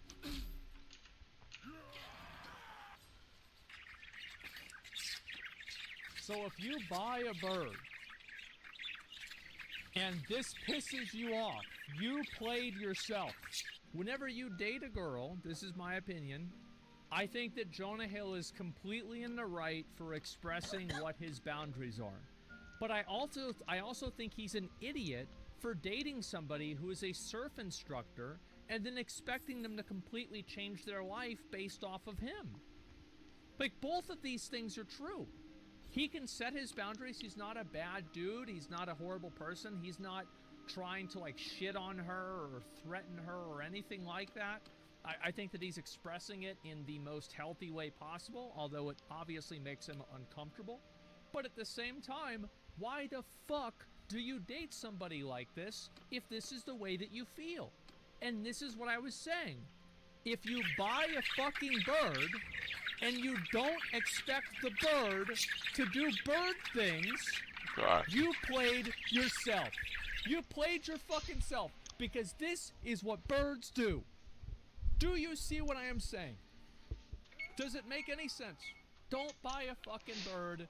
Don't date a fucking bird if you don't want the bird to do bird things. See the point that I'm making? His boundaries are his. You nailed it on the head. He is a meme with a bicycle putting a stick in the spokes. Yes. I don't know. Like, explain in WoW terms, please. Don't join a Mythic Plus dungeon if you don't want to expect to have to do 15 different mechanics at the same time. Don't do a Mythic WoW raid and be like, man, there's too many mechanics. Yep, well then you shouldn't have done it. Go back to Classic. It also makes him look entitled. Well, he is entitled because he's in a relationship with her, and whenever you're in a relationship with another person, you're entitled to have that person respect your boundaries to an extent. So I think that, I mean, yeah, that's clearly like the relationship is the entitlement. And he is entitled. He's entitled to his feelings. Somebody said it in chat. You're right. He's entitled to his feelings and his boundaries.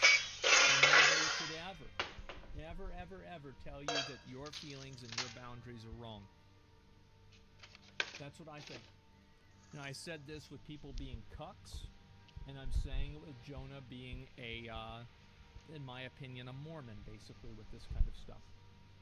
He's being massively restrictive. I think this is crazy the way he's acting. But it's his right to act that way because it makes him uncomfortable. And his feelings are his own, and they're not up. It's not, like, my approval is not necessary for him to feel this way. Did you look at the rest, though? If I looked at every single tweet, every single message, no. With the convo, your therapist thinks I suck. I'm really the best boyfriend on earth. Okay. So, I mean, like, am I the only person that, like, whenever I see text messages, like, I don't think this is that bad. Like, I've seen a lot of crazy text messages. Yeah, it's not that bad. Like, yeah, I mean, he's being kind of a dick, maybe, but, like, who knows what she said?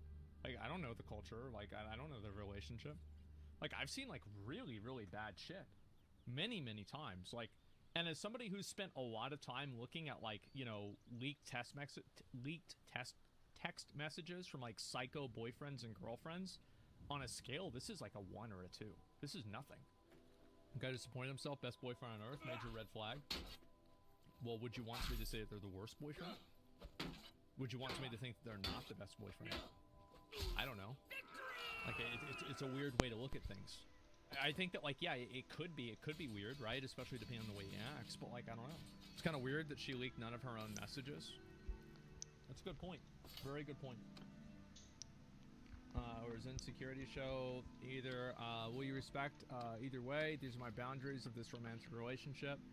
I'd love to know before the premiere, so I'm not put in a position of publicly flaunting our love if my boundaries are not going to be respected. Understood. And it's like,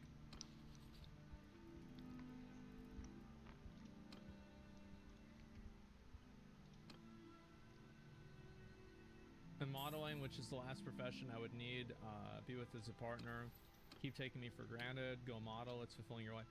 Yeah, I don't know, I mean,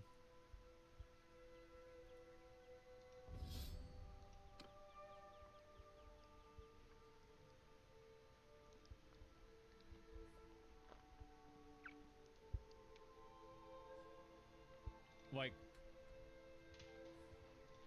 yeah, and this is what I said, right? Is like, this is a dude, and like he's hitting this girl up because she's hot on Instagram, and then he gets mad whenever she keeps doing the same thing. Well, I would like to go back to the bird situation. Is that if you buy a bird and it's a fucking bird, and you should expect it to be a fucking bird. Terrible analogy? No, it's not. No, it is not a terrible analogy. It's a great fucking analogy.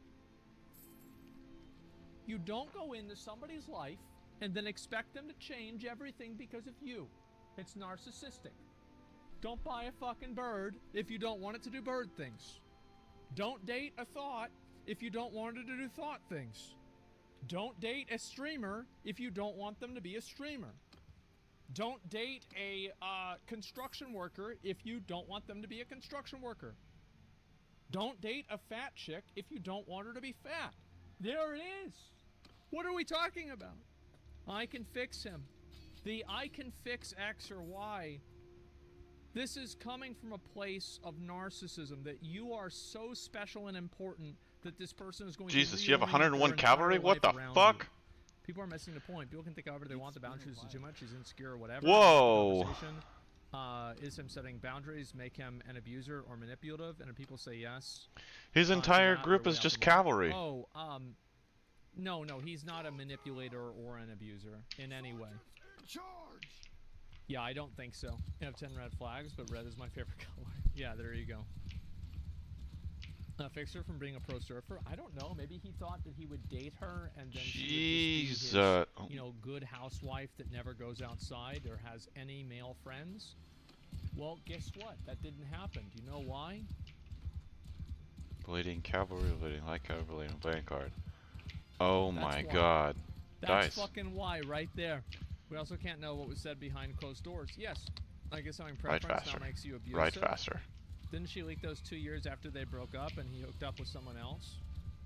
I don't know. I mean, I have no idea. I don't think that he's a bad dude. Like, it doesn't make me think any differently of him.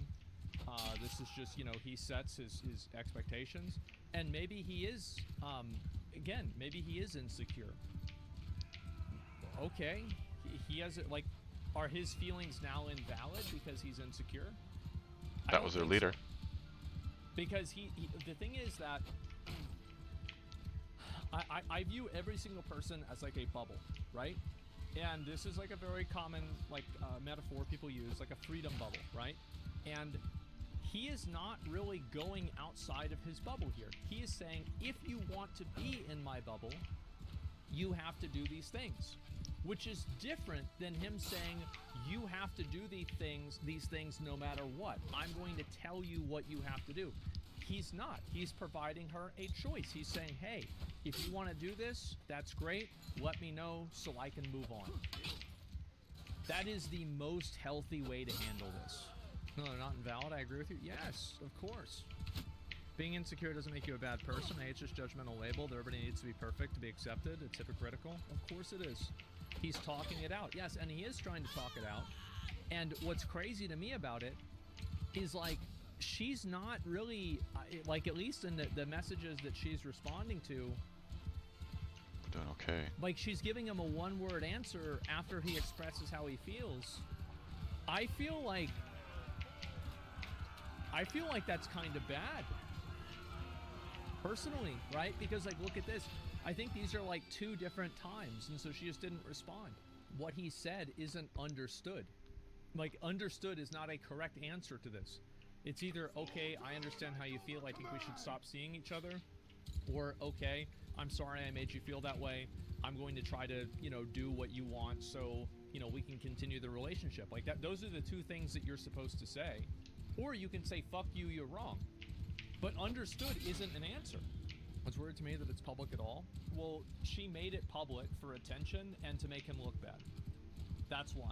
Because she thinks she's in the right, so she leaked their private messages to damage his public reputation for something that she has curated in a way to make herself look good. That's what it was. Would you date her? No. Like, and I personally, like, does it matter? Does it matter why? Because I was gonna say, like, why, but, like, I was thinking about it, who cares? It has nothing to do with me. Would I date a girl that does this? That is a surf instructor that takes pictures of herself with a bikini on social media? Yeah, I have no problem with it. It doesn't bother me. Personally. Like, it doesn't make me feel insecure. In the same way that it does for Jonah Hill. And I'm not going to have somebody go and tell me that I'm wrong for feeling my way. And I'm not going to tell him he's wrong for feeling his way. Because it's like, In the same way that some guys like other guys and some guys like girls. You're not gonna like rationalize to a gay person why titties are better than dicks. You're not gonna explain it to them. They're not gonna like, okay, maybe if we talk about this for like an hour, maybe we'll understand. No, this is just how they feel. Would you date somebody that leaked their ex's DMs? It depends on the DMs. Like, I mean, if their ex was like threatening to kill them, then yeah, I don't think that would even be a factor. But it depends on what the leak is. I don't like writing blank checks. Can things not change? Can he one day not think it's a big deal, but eventually, after who knows how long, realizes this stuff made him uncomfortable? I don't know. It's obvious that he wants, that his wants of her are much, especially since she's a pro surfer. It doesn't make him abusive or manipulative. Yes, but it does make him stupid. I think it does make him stupid. Why did you date a girl that you were hitting up because of her Instagram pictures, and then you get mad at her that she's posting Instagram pictures? Like, it's just, what the fuck? What do you expect? If you get a bird. If this wasn't leaked, he might have gotten into worse, even more abusive relationship. Who knows? Oh, you think that she leaked it so he didn't become abusive? I don't know. I think that's a huge stretch. That's crazy. Like, that's an insane thing to say. Yeah, I think that really downplays a lot of actual abuse. That's way too much. Terribly out of pocket comment. Yeah, it's probably his ego. Once I got with her, because of my, she'll do what I say. Yeah, no, that's true. And there's a lot of girls that do the same thing. I will fix him. I'm going to get in a relationship with this guy, and I'm so special and important that he's going to change his entire life because of me. Uh-huh. Of course, sweetie. Have fun. Yeah. Okay. Yeah. Yeah, enjoy it. She claims she leaked it because she was tired of keeping it a secret because everyone she met would ask her about the experience. I mean, sure, but like, why wouldn't she just tell them? Like, I feel like there's like, that's such a silly thing to say. There's plenty of celebrity relationships that end and people don't really know why. Yeah, that's a shitty reason. Like, plenty of celebrities break up, and we don't see all of the text messages that are posted between them. The thing is, there's two sides of her story, and the truth is somewhere in the middle is known. Yeah. We agree that he's done for his expectations. I just don't like how she's painting him an abusive and a manipulative, and that's crossing a huge line that I don't even think that she understands. Well, she doesn't need to understand it because she doesn't care about that line. She only cares about how this makes her feel, and that's it. She doesn't like that he's telling her what to do, and that's all there is to it. Like, it doesn't matter, like, what line it is, or if it I think that she posted it publicly. Like, you're not going to convince me that, like, posting something like this publicly, like, she knows this is going to make him look bad, right? Like, really, did you think that, like, she doesn't know that? Of course she knows that. Oh, I mean, like, yeah, look at this, right? Doesn't she literally have, like, gaslight much, etc., right? So she's clearly trying to make him look bad. Yeah, it makes her look far worse. My opinion of him hasn't changed. Well, why would I don't care about Jonah Hill's personal life. Just play a good character in a movie. You know, like, I don't care, like, what do you do? Like, I don't give a fuck, like I don't know. Why am I thinking about this? Like, I don't care what they do in their personal life. This is irrelevant to me. Just say the line. Why do people want to get in celebs relationships? Well, I think that there are a lot of people who are in this situation, and so whenever they see a public situation like this happen, they start talking about, like, they see their own situation in this situation. So, like, they want to give their take on it because they've had a version of this happen to them. Jonah should sue for defamation? No, there's no way he'd win. I don't think this is a defamation situation. Yeah, the screenshots are not lies. Yeah, exactly. A lot of people just want to take down people who have a decent reputation. Sure. I'm just tired of all this idiocy jumping to its abuse at every turn. Like whenever a stupid shit like this comes out, it's dumb. Well, it's the same as like, I mean, a lot of girls want to be able to do what they want and not have their boyfriend tell them what to do. In the same way that a lot of guys want to be able to do what they want and not have their girlfriend tell them what to do. And guess what? On Twitter, there's a ton of fucking girls that are sitting around circle jerking about how Jonah's the worst person ever. And there's also a bunch of guys that do the exact same thing. It's like Saturdays are for the boys. You know, like, let's not talk to girls at all on the weekend. You know, like, and so it's just, it's just how people are. Like, really, like, what are we doing, like, getting mad about this? It's just how it is. Difference between telling somebody what to do and telling someone they're not comfortable with? Well, I think it is kind of the same thing, though. I mean, to an extent. Saw the red flags early on. If he had to talk to her about it again, it wasn't the first time. All of this is his own doing. Do you know why it's his own doing? Because whenever you get a bird,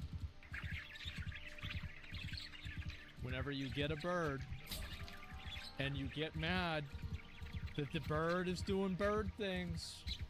Oh, he's doing those bird sounds again, son of a fucking bitch. I'm trying to sleep. Why'd you buy the bird? What did you think was gonna happen? You thought the bird was gonna stop? Because you're so special?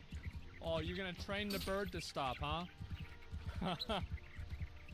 The bird has evolved a million years to never stop. You don't matter. Jesus. Yeah, bro, you're not even a road bump. Yeah, you're done. I can fix the bird. The bird doesn't want to be fixed. You didn't buy a bird, you started a relationship, wrong logic. It's kind of the same thing. You're engaging in a relationship with another object that has its own wants and demands. Another person, another thing. It's the same thing, really. An object? Yeah, I mean, sure. I mean, you can be an object, right? Your hand's an object. Sure. Everybody knows what I'm trying to say. You can try and think that, oh, you think I think, oh, Aspen thinks women are objects. Yeah, sure. You're not going to get me with this kind of stuff, okay? I'm not going to have to go back and try to, like, apologize and re-clarify myself. Every normal person that isn't on fucking Twitter 24 hours a day knows exactly what I'm saying, okay? I'm not going to waste my time trying to talk people off a ledge that they walk themselves onto. Entity is a better word? Oh, I'm sorry I didn't use the right word at the right time. My apologies. Anyway, the point is still the same. You deal with an entity that is not yourself, and you expect that entity to change because of you. You're naive. You can be the object of a sentence, the subject of the sentence. I 100% agree with canceling cancelers. That doesn't matter. It's not even worth responding to anymore. Let's see here. Everyone's relationship is different. Some men like their girlfriend to flaunt their tits online for everyone. Yeah, that's how some guys are. That's whatever. So yeah, either way, that's my take on it. That's how I feel about it. I don't think Jonah Hill is in the wrong in like a big way. I think that this girl is selectively showing only the messages and the things that make him look bad and make her look good. I'm sure that his version of these text messages are going to be different than hers.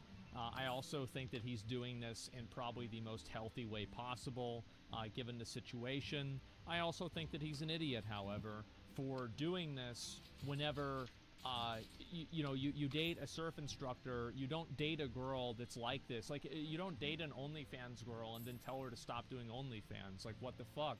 Like, why are you so special that you think everybody else is going to change because of you? Like, if she wants to do that, that's fine. But, like, that needs to be communicated. Stop trying to expect that you are so special and perfect and important in everybody else's life that they're going to completely reorient their entire life because of you. Oh, I'm so special. They're going to change their whole life because of me. Ah, yeah, good luck with that. Have fun. It's narcissism. So that's what I think. I think he's an idiot for trying to date a girl like this. And I think that she's a bitch for posting these messages. And I think that she's probably more in the wrong than she is. She violated his privacy. He tried to resolve the situation privately in a relatively amicable way. And I think that she's more wrong than him. But he is also still an idiot. That's the verdict. One of the stories, you want a modest, loyal woman, find a modest, loyal woman. Yes, that's right. Don't go to OnlyFans. If you want to find a girl that doesn't do all this stuff, go to church. And if you're looking for a girl that posts pictures of herself online and everything, then you can go to fucking OnlyFans and you can find one. You know, Instagram, something like that.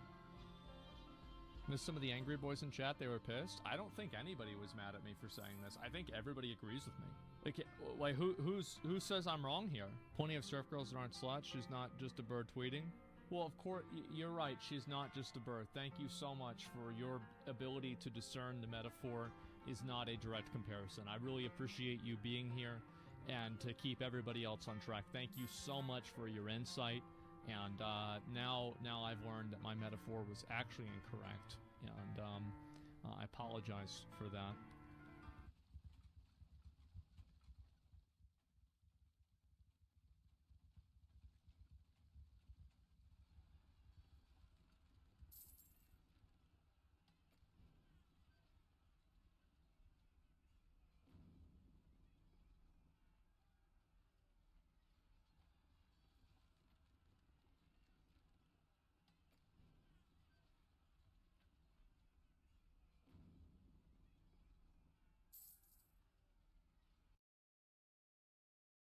Really big drama. It's just like Blizzard being Blizzard. So yeah, this is another I unfortunately, this is not a big drama situation. It's only a very minor drama situation that's like kind of whatever. So the title in Diablo 4 that was called Predator has now been removed. The Predator title has been removed and it has been replaced with Enemy. So I mean, guys, listen. It's Blizzard. What do you expect? I mean, you just like if Blizzard is involved with something like this, this is what you're gonna get. And if you're mad about it, okay, but this is just how they are. Did they remove the Predator WoW title too? Sup y'all, it's me, it's your boy Asmongold, and today I'm gonna be showing you guys how to get the Predator title. So yeah, Blizzard changed the name from Predator to Enemy.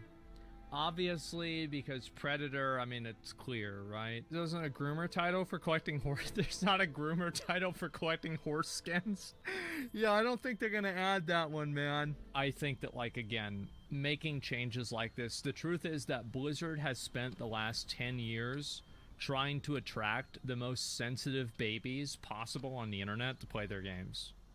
They have tried so hard to attract these sensitive, pussy, bitch-ass players. And those sensitive, pussy, bitch-ass players don't want to have Predator in the game, then they shouldn't have it. Why can't we just have our rewards back? Because this company is gone, man. They're gone. The people that work there whenever they make the games that you like, those people probably should be in jail. And now the new people, their idea of fun is adding 3 on-death effects, okay, to one mob. So saddle up. You're in for a real ride. Those people are making their characters named Bobby and giving them the Predator title. I don't know. I don't get why companies do this. Statistically, the most sensitive people comprise 0.1% of the consumers. Yeah, but they're the people that work probably for the company. There's people probably at the company that are getting upset about this. That's what I bet it is. I'd be embarrassed to work at Blizzard. Yeah, well, it's just, listen, man. Like, this is what Blizzard is nowadays. And you just need to accept it. Just accept it. Like, that's it. And you could get mad about it. You could be like, oh, wow, it happened again. I can't believe it. But really, who gives a fuck? Doesn't Blizzard have all their original creators replaced over time, give an accurate depiction of the ship of Theseus parable? Yeah, sure, but I mean, I think every company's like that. It's nothing unique with Blizzard, right? Yeah, just lay back and take it. Yeah, and if the game's good, play the game. But man, they're really on one. To catch an enemy just doesn't hit as hard? No, it doesn't. Public companies do things like this because they're scared of losing investors to dumb things. I think that it was probably just a couple of people that got offended and they just decided to change the name because they didn't want to have any drama. Like, it's just, and this is the problem, right? Is that whenever you're Blizzard and you're constantly worried about being seen in this weird way, well, then you're going to change, like, that. This is why Alex Straza got her model changed. Like, they're not going to come out of a sexual harassment lawsuit that's like a fucking worldwide news, and the main character in the new story is a fucking dragon bitch with big titties and a chainmail bikini. Like, it's just not going to happen. Like, I get why people want it to happen, but, like, let's be realistic here. It's just not. And so you have to look at everything with Blizzard through that lens. Yeah, that's it. Now, our players, probably their cultural understanding experts they hired after the scandals. Yeah, and this is just... Listen, if they want to strangle their culture and the game to death with, like, making... And this is what I said before, right? This is why you can never expect Blizzard to write a compelling story again. Is because the best stories are the ones that reveal the truth inside of the nature of the human condition. And because of that, those stories reflect a lot in real life. And there are a lot of real life parallels to those stories. But Blizzard is so afraid of writing stories that could have any real life parable, or any real life parallel to where the, quote, good guys are, or you know, the bad guys are not, you know, just universally bad, and then being seen like, oh wow, like people say like the Scarlet Crusade is like the Nazis. Well, like, you know, you don't see any Scarlet Crusade stuff anymore, right? So like they're just removing this stuff because they don't want to ever have coded language that way, even though they're not doing it at all. So like you just can never expect Blizzard to write a story that's compelling again. Like if it happens, I'll be amazed, but I don't expect it to happen. It's just not, like, that's it, it's over. The Scarlet Crusade was framed as evil. Does Blizzard support Nazis? Well, that doesn't matter. Like, you see, you don't... The thing is that, like, you can't use logic to disprove somebody who didn't use logic to make their statement. You know what I mean? Like, you can't logic somebody out of a position they didn't logic themselves into. The problem is they don't even try. Trying to examine the human condition in their stories because they don't want to limit their audience. Well, yeah, but they're not even going to try because they're afraid to do it. Because whenever they do it, people make these real-life parallels, and then Blizzard gets afraid. Didn't you love the Diablo 4 story?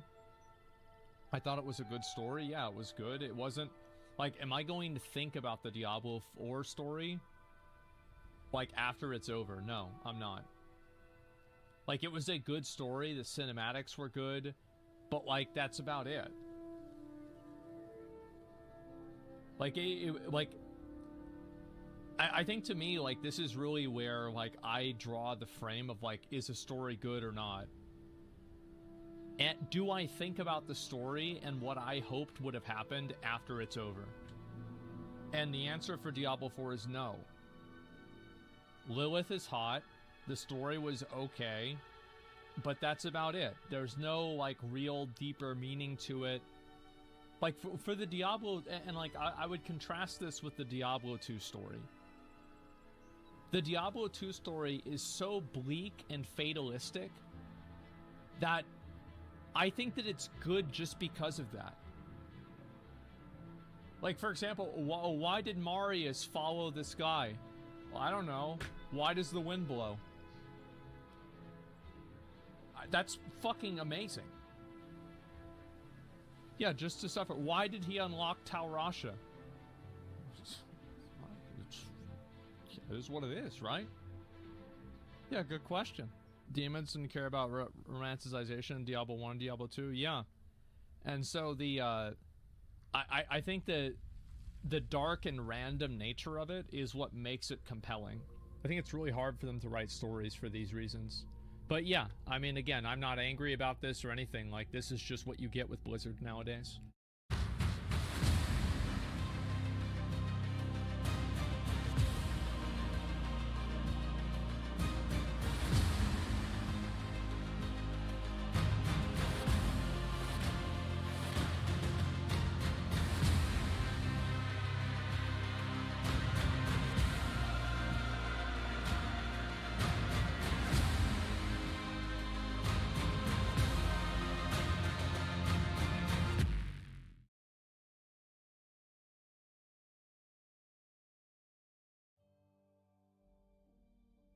Hi, it's Will from Booker Law. If you use Steam, the PC game platform, you could be entitled to hundreds or even thousands of dollars in compensation. That's because the makers of Steam were sued in a federal class action lawsuit for their illegal monopoly.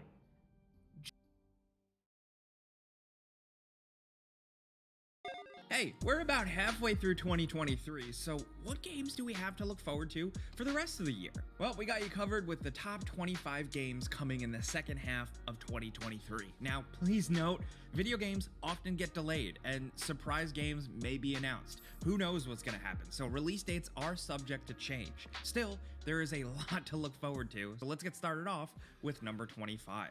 Super Mario Bros. Wonder is coming for Nintendo Switch, and this is the next big 2D Mario game with 3D graphics, and it looks pretty out of this world. I like the modern 2D Mario games, but I think they've needed a refresh for a while, and it seems like Nintendo is definitely going there.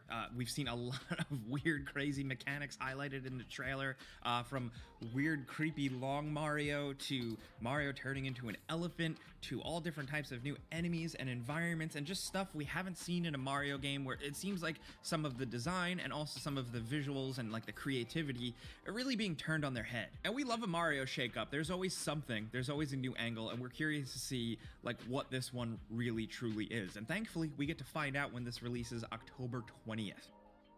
Now, next over at number 24, we have Stalker 2 Heart of Chernobyl. We've talked about this one a lot already, but this game hopefully finally releases this year after a long development cycle. And I think it deserves all the time in the world because it's like the follow-up to the classic Stalker series, one that for PC players kind of birthed a new genre or subgenre. These games are incredibly unique. It's not just a first-person post-apocalyptic survival shooter. It's just got a different feel, a different vibe to it. It's a little brainier, and it seems like those elements are carrying over to Stalker 2 here, with a lot of investigation, scientific elements, discovering and really figuring out anomalies, as well as, of course, just shooting bad guys and gun customization and all that stuff. This one has a ton of potential, and as of right now, it's slated for December. Now, next over at number 23, we have Bomb Rush Cyberpunk. This is like the spiritual successor to the Jet Set games, Jet Set Radio, stuff like that, and we couldn't be more excited because look at this thing. If you're a gamer from like the early Xbox days or the Sega Dreamcast days, you know what this is about. They know what they're doing here. And not even just as like a nostalgic throwback type of thing, like this is a genre, this is a type of game that we don't get a lot of today. So this releasing could actually feel pretty fresh and new to younger players or players who never experienced this type of awesome game. This is releasing August 18th. Next over at number 22, we have Payday 3. This was recently announced, and as of right now, details are still pretty scant on it, but there's been a new Payday in the works for a while, and it seems like this year we're finally going to be playing it. We know it takes place in New York. The legendary Payday crew is kind of back in action after retirement. Something pulls them back in, and you're doing crime heisting Payday stuff cooperatively with friends, getting apparently more loot, more money this time around, and bigger levels. The New York levels that we have seen highlighted, is some gameplay floating around out there. Seems really cool. There really isn't an online shooter like the Payday series, so we're curious to see what they do with this one. They're selling it at a lower price, which is pretty cool, and it's dropping September 21st, 2023. Now, next over at number 21, we have the new Alone in the Dark game. This is kind of like a reimagining of the original game with Edward Carnby and everything like that. And David Harbour is in it, which I'm not really like the, oh cool, a celebrity is in a game type of person, but I still don't think we've really seen David Harbour utilized properly after Stranger Things, and you know, this could maybe be a good opportunity. Regardless of who's in it, it looks like Alone in the Dark, but for this new generation with a little bit more of like an over-the-shoulder Resident Evil remake type of control scheme, combat, lots of puzzles, haunted houses, the stuff you'd expect. Still, from right now, this one could go either way, but as a horror game fan, I'm still looking forward to checking it out, seeing what's up, and it's releasing at the perfect time of year, October 25th, 2023. Now, next over at number 20, we have Cities Skylines 2. This is the follow-up to the original incredible Cities Skylines. That game was a fantastic city builder that really like kicked SimCity's ass. And that's hard for me to say as an old school SimCity fan, but Cities Skylines is something else, especially with the mod community and all the support the developers gave it over the years. And it seems like they're doing the same thing with Cities Skylines 2. It just seems like a bigger, badder, crazier city builder. And you know, that's what the doctor ordered. This is releasing as of right now, October 24th, 2023. Next over at number 19, we have Avatar: Frontiers of Pandora. The Avatar franchise is absolutely huge. Even though some people make fun of it, it is one of the bigger, more popular franchises for a reason, and it's ripe for a video game. I mean, it practically is a video game. So this totally makes sense. And what Ubisoft is essentially doing here is applying some of their Far Cry first-person shooter open world stuff to Avatar. You play as a Na'vi who was born on the planet but was ripped away from their homeworld and trained as a soldier and then escapes and goes back to rediscovering their roots. So essentially that means you are a native Na'vi who knows how to use a gun, because then it wouldn't be a video game or an Avatar thing. So you're using guns, you're also using your bow, you're embracing your abilities as a Na'vi, you're running faster, you're jumping higher, and you're also riding mounts. You're flying through the air, you're riding across the plains of this new territory of Pandora we haven't seen before, and it seems like this could be pretty cool. Pandora is just a cool planet, and I would like to experience it. Very curious to see how Ubisoft actually handles this whole thing. I mean, Ubisoft has received a lot of rightful criticism in the past, but the tactical blue native alien people are cool. So we get to experience this game seemingly December 7th, 2023. It's going to be the last big game of the year, if that release date sticks, of course. Now, next over at number 18, we have Forza Motorsport. They're dropping the numbers and just going with Forza Motorsport. And this is, of course, the mainline franchise for the Forza games. This is the more simulation-heavy, the racing-focused game. Not really centered around open-world shenanigans or racing culture. No, this is just about the cars and the racing and the precision. And this time around, of course, surprise, surprise, the graphics are even crazier, but they're also rethinking the progression loop and how, essentially, cars are going to be built, not bought in this game. You're going to progress, you're going to earn points, and you're going to spend them on making your cars better and then eventually earning new cars. Instead of having a lot of freedom, this game is going to make you appreciate the cars individually, which I think the Forza series has kind of lost sight of in the past, so this is a cool change up. The rocks are blue. How this one actually goes down when it releases October 10th. Will you prove your wisdom or your courage? This is the land of the morning light. Let's go. The light of a new morning. From this moment, my friend, you may call this place your home. The port just recently opened to foreigners, so it's a bit chaotic. Shit.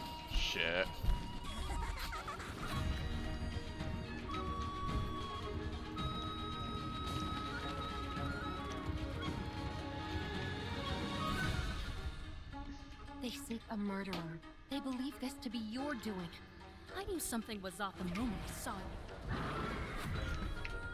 We need to find the culprit some way, somehow. We only help those stricken with poverty, thanks to your poor governing. We haven't fought together in a while. So keep both of your eyes peeled.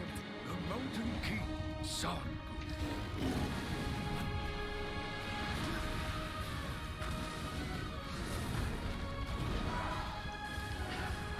Where is the army?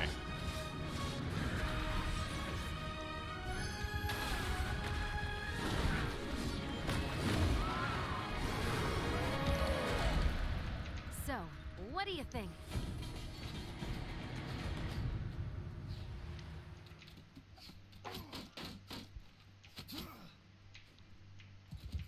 Are you guys coming? Oh.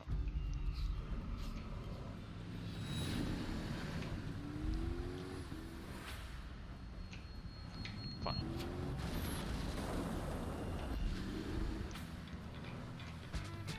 Look like a damn porcupine.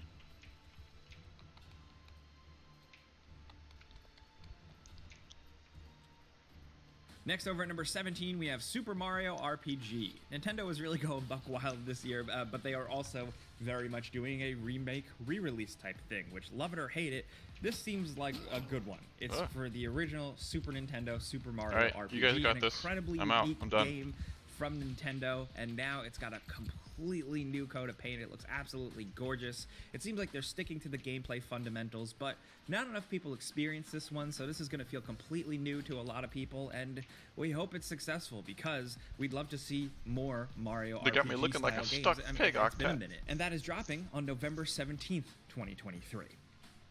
Now, next over at number 16, we have Remnant 2. Remnant from the Ashes was great, and Remnant 2 seems to really be running with that. Better melee, more guns, more character customization, and most importantly, more randomly generated scenarios and encounters. It These just games killed an are owl a bear, blast to play alone, but really and its with baby friends. If you like a is good now third-person eating the dead shooter that's mother's kind of corpse. endlessly What the replayable, and you what? didn't experience the While first one, you should crying. keep your eyes on this While one. because, crying. again, characters, What the fuck is that building, also game? some really cool monster and boss and world designs. You We think this monster. could definitely be a big I walked up to her and, Now, and she's next like, over at "Yo, number get 15, away! we have Like, or I'll Cyberpunk, kill you." Phantom Like, Liberty.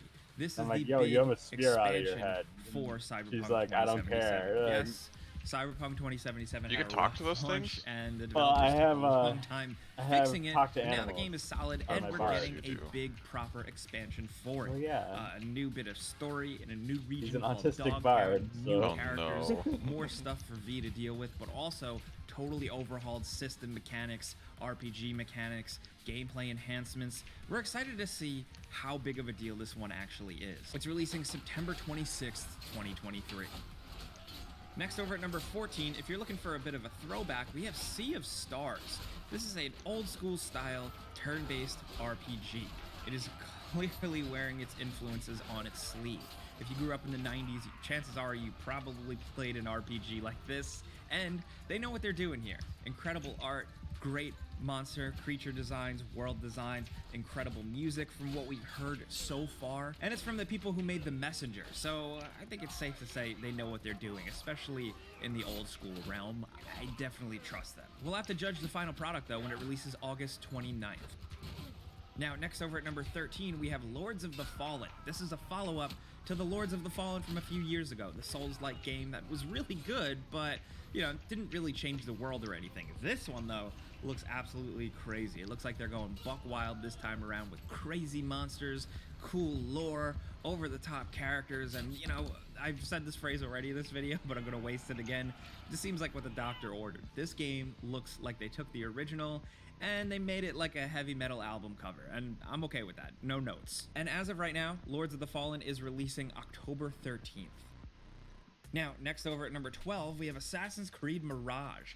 This is the one that's billed as kind of like a throwback to the original games, you know, the Altair, Ezio style games, because it's centered around essentially one city and a surrounding area, and it's got social stealth, single assassination missions, and simple parkour. It's not an endlessly vast, huge open world RPG like the more recent Odyssey or Valhalla.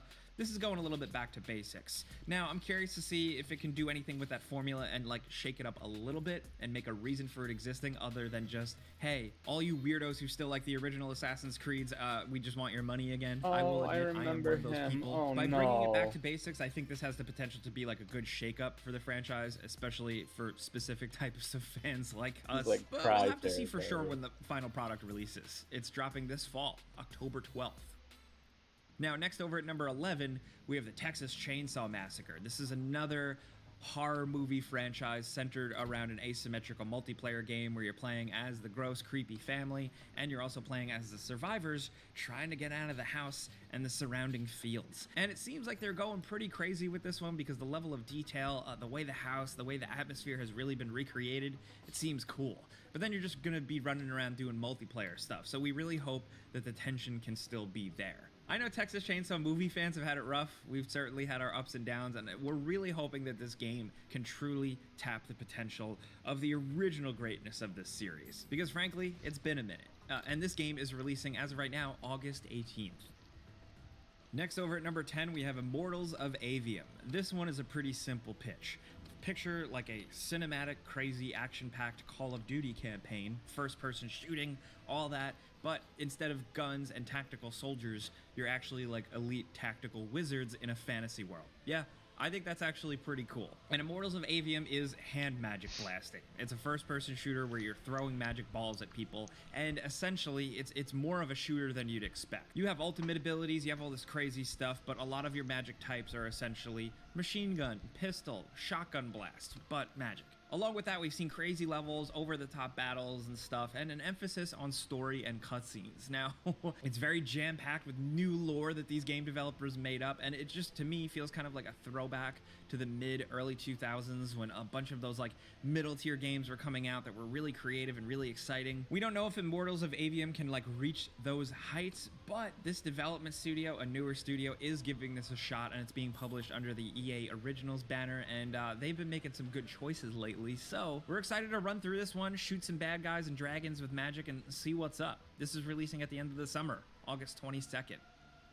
Next, over at number 9, we have Exoprimal. This is Capcom's kind of multiplayer shooter thing where it's mechs fighting off against hordes of dinosaurs that are raining from the sky. I don't really have anything else. I don't really have any notes here. That seems like a good idea. I don't really have, it's just good old-fashioned dumb video game ideas that we need more of. Is it gonna stick with multiplayer players? I don't know, but Capcom is crazy enough to try, and we'll see it July 14th.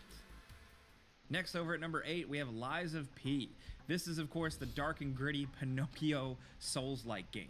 A lot of people are billing this as like the sequel to Bloodborne that we never got. That's a little crazy to me. Like, let's tone down the hype a little bit. There is a demo for this one, and it does seem pretty cool. Is it going to be Bloodborne 2? That I don't know. But personally, I love the aesthetic. I love the environment, the enemy designs here. They are absolutely my jam, and I think it's going to scratch an itch for a lot of people. We're just hoping that the combat and the real core gameplay loop as it goes on for a couple of hours is as compelling as it could be. Still, we've been talking about this one on Game Ranks since like day one when this was announced. We've been excited, so we're hoping to finally get our hands on it September 19th, 2023. Next, over at number 7, we have Alan Wake 2. Alan Wake 2 is going a lot crazier. They're going full survival horror this time around, which is absolutely perfect for this series. It looks like it plays and controls very much like a Resident Evil 2 remake or Resident Evil 4 or something like that, and it's a lot of shooting bad guys with the flashlight type of stuff from the original Alan Wake, but just seemingly way better feeling, but also with a big emphasis on detective work and solving mysteries. You're gonna be playing as 2 characters, Alan Wake and Saga, jumping around, doing investigations, and how this plot will kind of weave its way through things. I am really excited to see, because that's where Remedy really excels, is the storytelling department. Hopefully it's good, and hopefully it's the perfect spooky fall game, because it's releasing October 17th, 2023. How can gamers win big on a new console? By cash backing. Cash backing. Now, next, over at number 6, we have RoboCop Rogue City. This is a first-person shooter RoboCop game featuring the voice of Peter Weller, the original RoboCop. It's from the developers behind the more recent Terminator game from a couple years back that wasn't perfect. It was a smaller budget, but it kind of understood the franchise, and now they're taking on RoboCop, and I'm trying to resist here as a diehard, insane RoboCop fan. I am going to be extremely picky with this one, so I'm just going to set that aside.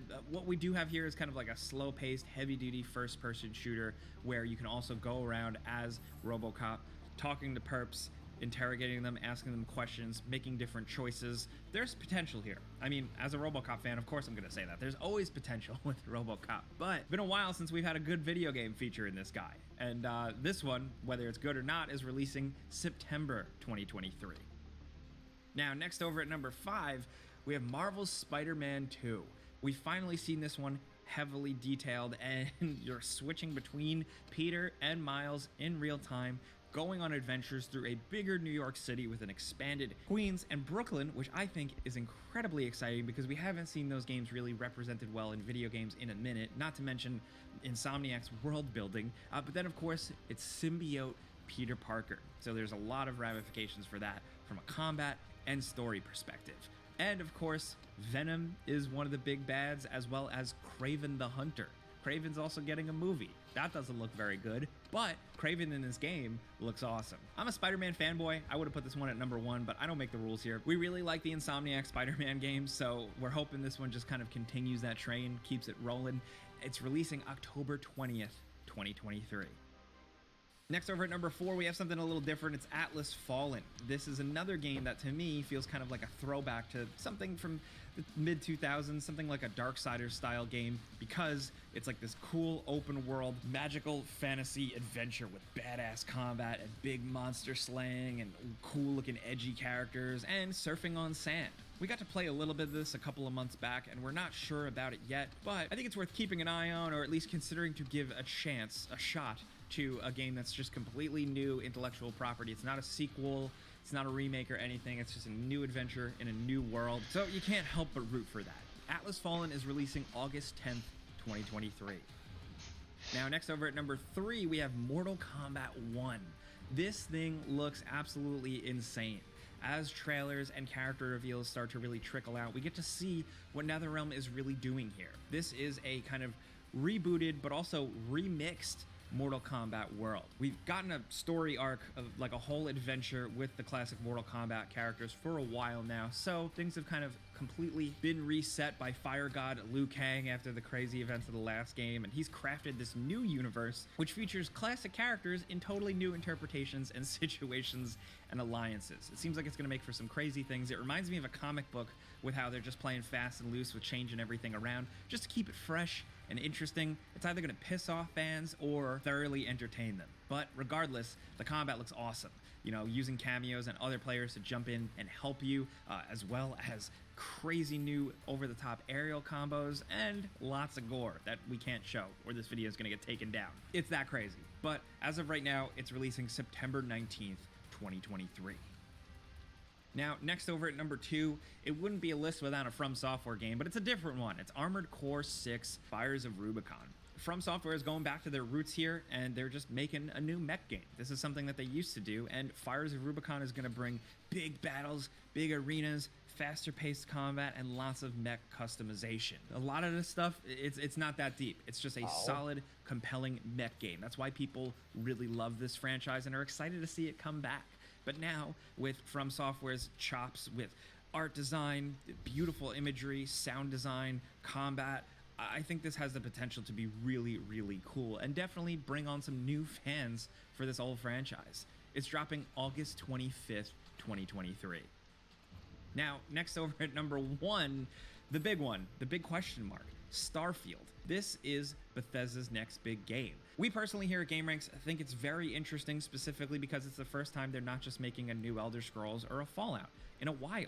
Games take so long to make, and they've been making the same thing for many years. So for them to set out and try something new and really make something that they want to make, we definitely want to see what this is about. A lot of people were billing it as Skyrim in space. Some people say, I don't want that. Some people think that sounds like the perfect recipe.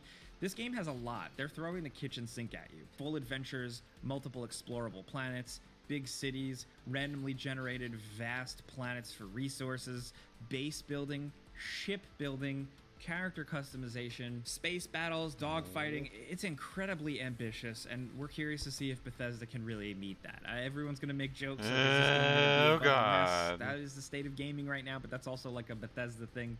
who knows? There's a lot of people who are incredibly hyped for this one. There are some people who are a little bit more divided, but we got you covered. We're gonna be checking this game out, doing a before you buy video, and give you some info, and that's what we're gonna do with a lot of games on this list. This has been 25 upcoming games for the rest of 2023. So the most important thing is we want to hear from you guys in the comments what you're looking forward to. If like you can throw your own little top 5 or something like that, we would really appreciate that, because we want to tailor the videos to you. So let us know which of these games you're looking forward to, and of course some that we didn't mention. We couldn't include everything, so let us know what you care about.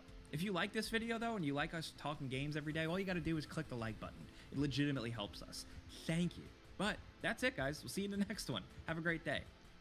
Okay, Winston, what do you think of the rom-com script? Oh, great. Really beautiful. And the explosions, so realistic. You're gaming again, aren't you? Maybe. Go ahead, break it down real low. Stop playing with it. Red light, green light, go.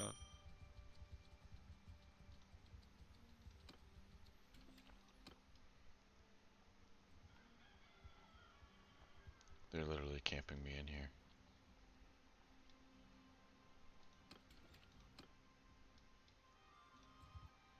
Go get him.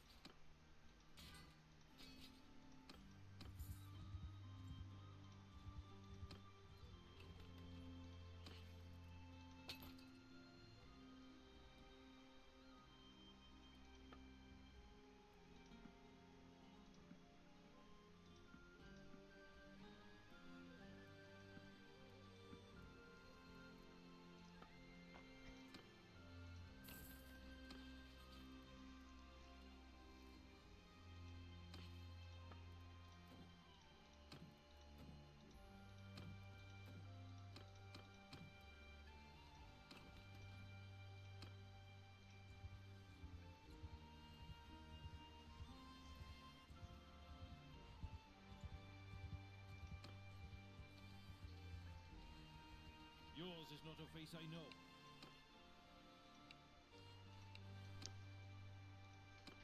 You left your body. You left your body.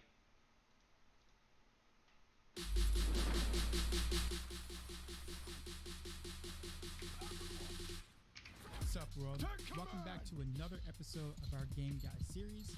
This time, we'll be talking about seasons, and this topic hits a bit close to home for me, as you'll see later. But I'm excited to be able to discuss this topic with you all today. So, what are seasons? Well, it's basically an update mode on top of the base game that brings about new and exciting ways to play the game. Seasons will last for approximately 3 months. For those unfamiliar with the way action RPGs typically do seasons, think of it like new content based around a theme similar to expansions, but on a smaller scale that sticks around for a few months. After a season ends, a new season starts after a short break to replace the previous one, creating long-term replayability. The first Diablo 4 season, Season of the Malignant, begins on July 20th, and you're going to want to make sure you complete the campaign with at least one character before Season of the Malignant begins. Then, you can create a new character on the seasonal realm and skip the campaign to access the new quest line and more. I'll talk more about that in a minute. Here are a few things you can expect to see in seasons. Seasonal quest lines. These are storylines separate from the campaign that guides you through the new seasonal journey, introducing new characters and quests as you are adventuring. Each season introduces new gameplay mechanics that go beyond just balance changes that will change the way that you approach your builds. Much like the season journey from Diablo 3, Diablo 4 brings back the season journey where you can complete a variety of objectives as you progress, split into different chapters to earn rewards, which can help the leveling process or further boost your character.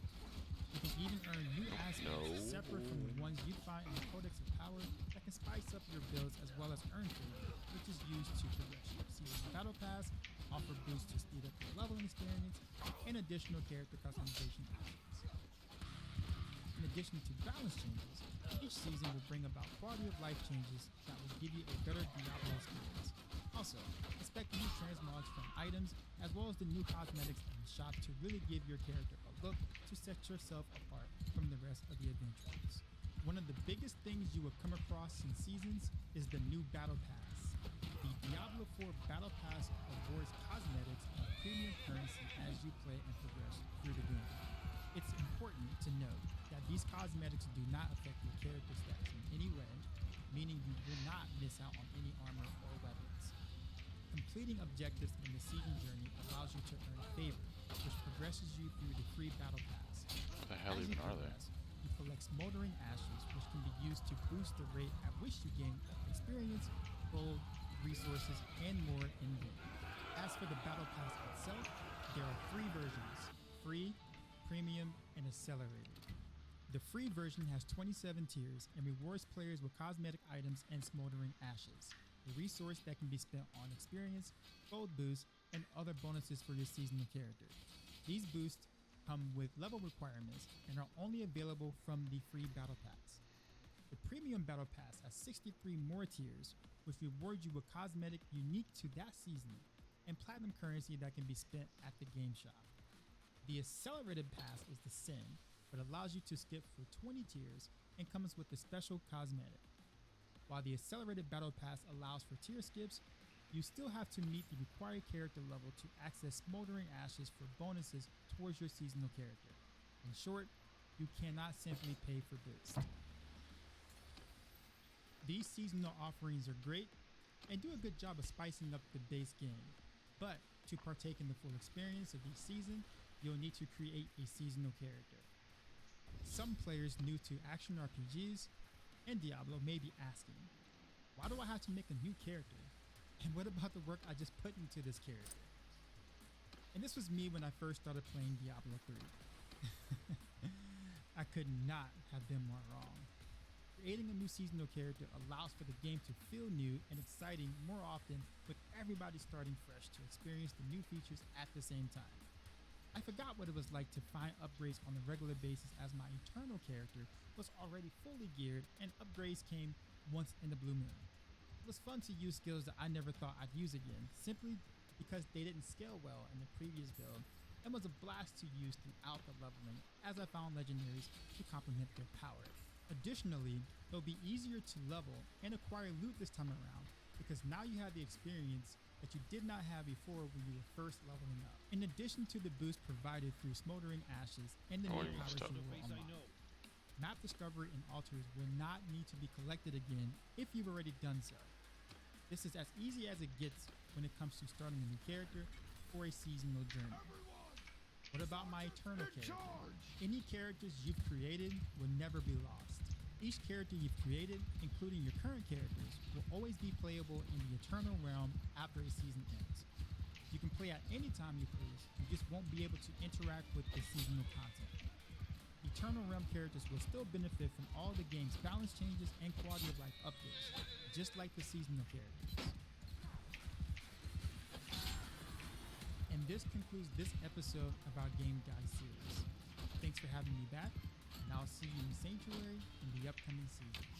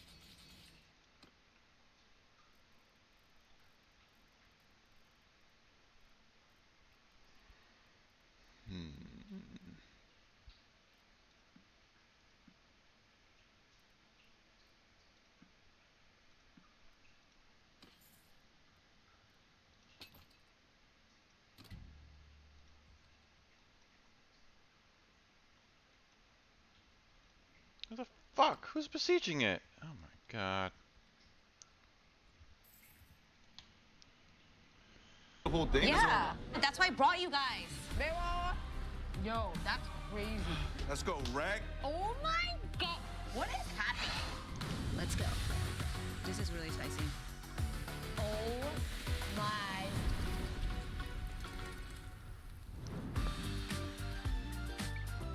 What's up, everyone? It's Esther. Welcome to my spicy journey. This is a show about my love and hopefully your love for all things spicy food. I'm a very proud New Yorker, but I just landed in LA and of course have to hit up my favorite part of town, duh, K-Town, baby. We're gonna eat our way around K-Town. Traditionally, you kind of like hop around and that's what I love to do. 1차, first stop, 2차, second stop, 3차, third stop. 1차, we're going to 한심포차 and getting some spicy chicken feet. 2차, we're gonna go meet up with my friends Matt and Grace and eat some spicy crab, 게장. And 3차, we're going to Yeopdeok and doing a spicy tteokbokki challenge. K-Town, baby, let's go. The all-new pretzel bacon barbecue steak burger is at Freddy's, just in time for summer. Covered in melted American cheese, creamy beer cheese, and Kentucky bourbon barbecue sauce. All topped with our new pretzel bun. Grab the new pretzel bacon barbecue steak burger with both hands today at a Freddy's near you. We are seeing an unprecedented increase in wildfires. We need better tools and technology to be able to reforest faster. Mitigating climate change is my reason to exist.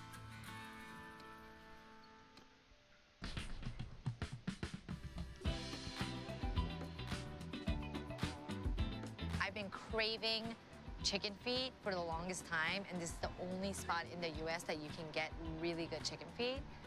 Well, in my opinion, at least. See, 한심포차. That's how you eat it. 안녕하세요. My God, I haven't had it for months. I'm so excited. This place is iconic. It is crazy popular. I've been to the one in Korea. When I heard that they opened one in LA, I freaked out. Since then, that was a few years ago, I've been coming here every single time I'm in LA. This is not somewhere you go on a date. I mean, if you do, he's a keeper or she's a keeper. Whatever, I'm bringing you guys on the journey. Also, this is not the outfit to wear when you're eating spicy chicken feet, but it's fine. Where's the button? This is very typical in a Korean restaurant. There's a service button. Excuse me. 안녕하세요. 네, 여기 메뉴고요. Oh, when you come here, you only order one thing. So they're known for their spicy chicken feet. It's called 닭발. This place specializes specifically on this dish. I feel like my spice tolerance is kind of crazy. I can take a lot of heat. I know, famous last words. I haven't had it for a while, so we'll see.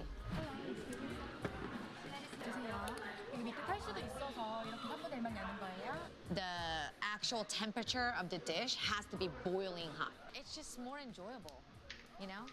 You just want to burn the shit out of your mouth. 주먹밥이요. 장갑 끼고 만들어 드시면 돼요. 맛있게 드세요. 감사합니다. So this is 주먹밥, and pretty much 주먹 means fist and pop means rice. So there's some mayo, it's pickled daikon, some vegetables, some nori, seaweed. This is the greatest compliment to this dish because there's mayo and that's supposed to cool down your mouth. Gonna put the gloves on. Typically what you do is you Oh make my god, I got balls, killed. and that's called 주먹밥. Sometimes I'm too lazy and I just eat it. It's the 주먹밥. My god, I'm a little nervous about my white outfit that I decided to wear to eat red food. I'm a professional. It looks insane, right? Oh my god, it looks so good. My mouth is starting to water.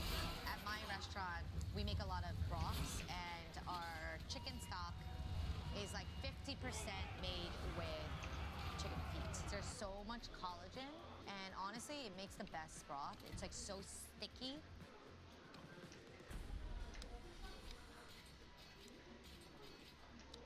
That's spicy. See, that's spicy. I think I have to get used to the heat a little. It's a little it's spicy. Like I said. By no means is this an elegant meal. It does look a little disturbing, doesn't it? All right.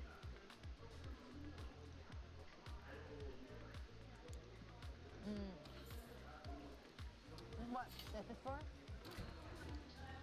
It's a tteokbokki. There's bones in every single feet. I mean, think about it. It's feet. It's bony. It's not the most pleasant thing to look at, but I'm telling you, it's delicious. It's so good. I've had a lot of my friends come and eat this with me. I must say, no one's like really down for it. Once you get into it, it is fucking so good. And I'm so hot. My soju has a little chicken feet in it. But it's the perfect complement. Soju, some spicy chicken feet, soju again, chicken feet. It's like a love language.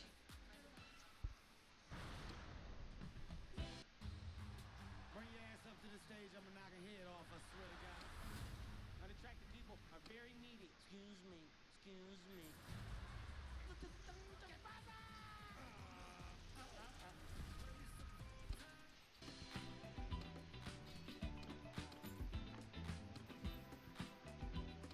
Continuing on our spicy K-Town journey, we're on to Ita. We're going to Soban, which specializes in fermented crab. We're gonna dig in on some crabs. Let's go. Hi! Thanks for joining me. 안녕하세요. 주인님이세요? 네. 네, 만나서 반갑습니다. 반갑습니다. 네. 여기 스페셜티가 간장게장. 네, 맞습니다. 네, 간장게장이랑 we like it spicy. 네. Spicy extra. I got the spicy one and then regular, just so we can have a comparison. We're Korean. We can handle it. You can handle anything. I think this is the best Korean restaurant in America. Like a Yeah. traditional Korean restaurant. Out of everything that I've tried, this is my favorite. Really crazy coming from Matt. Yeah, no, right? that really Because is. Matt, you're like the king of Koreatown. You've in eaten LA. everything. No. You've tried everything. I think I saw this like K-pop thing on TikTok where this K-pop star was like, I think the Korean food in LA is better than in Korea. And I don't think that's like all really? true, but like you can find really, really good Korean food here. I go to Korea a lot. I love the food in Korea. And obviously, it's the birthplace. It's Yeah. Korea. Of course, the food's good. There's like millions of Well, restaurants. that's the problem. right? Because there's so many restaurants, You're you can walk in. overwhelmed. Yeah, you can yeah. walk into a bad place. Yeah. Whereas LA, everything's kind of concentrated. It has to be good to survive. And this place, Yeah. the 간장게장 and the 게장 in general, the crabs, are it. 깍두기, 이건 연분, 브로콜리, 이건 땅콩 멸치, 김치, 무시래기. 감사합니다. 너무 맛있겠어요. 네. So banchan is the little side dishes you get in a Korean restaurant. It's usually seasonal, pickles, kimchi. Well, that looks really. That looks amazing. Oh my god. 감사합니다. 감사합니다. Thank you. Is it spicy? Wait, how do I get a? Oh, it's got a kick. Yeah. So gaejang is a fermented crab, usually in a soy brine or a spicy gochujang brine. It's fermented for a few days, and the flesh kind of turns a little gelatinous. Super delicious. It has the most umami, and it comes from the crab. Kind of like eating fish sauce. Crazy, intense depth of flavor. The real special gaejang is definitely the soy one, because that's where you can really have the eggs, and it's kind of like the more traditional kind. When you didn't have like real nice crabs, you would then kind of cut it up and make the spicy version and hide all the imperfections.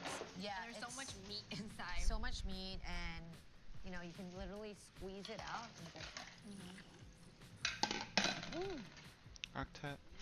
This is the ramyeon gaejang, which I don't is think a he's spicy coming. crab. Different flavor profile, I don't but think so similar either. flesh. It's so good, right? And then that with the spicy sauce. The spicy sauce is like kind of sweet. I mean, the crab itself is really sweet, but then the sauce has like, Doesn't it taste like some apple maybe? oh man, the chili is really intense. This is one of the best burgers I've ever had. It is Yeah. delicious. The thing with Korean spice is like, it's maybe not as intense, but it has a slow burn and Yeah. it keeps building. It's not immediate. Yeah. It's very like deep. It's like more fermented well-rounded, very, very balanced. What is that balance that you're trying to achieve with like a particular Korean marinade or sauce? Usually you want the balance between a salty and the spice, and you want umami, and you want sweetness. So I think that the fermentation combined with the spice makes Korean food very unique. My like nose is running. Yeah, me too. I'm like, I have to pull my nose. God, you But, like, guys, it's funny. See, On the- what?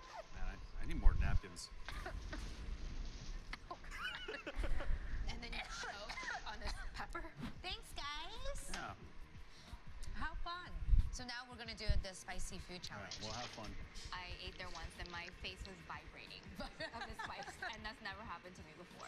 I have a pretty high spice tolerance, but their spice is on another level. That kind of spicy food that you're going into, I don't touch that.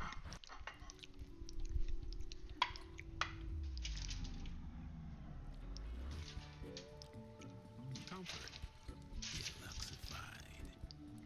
Bread, mac and cheese, deluxe. How much time? 15 seconds.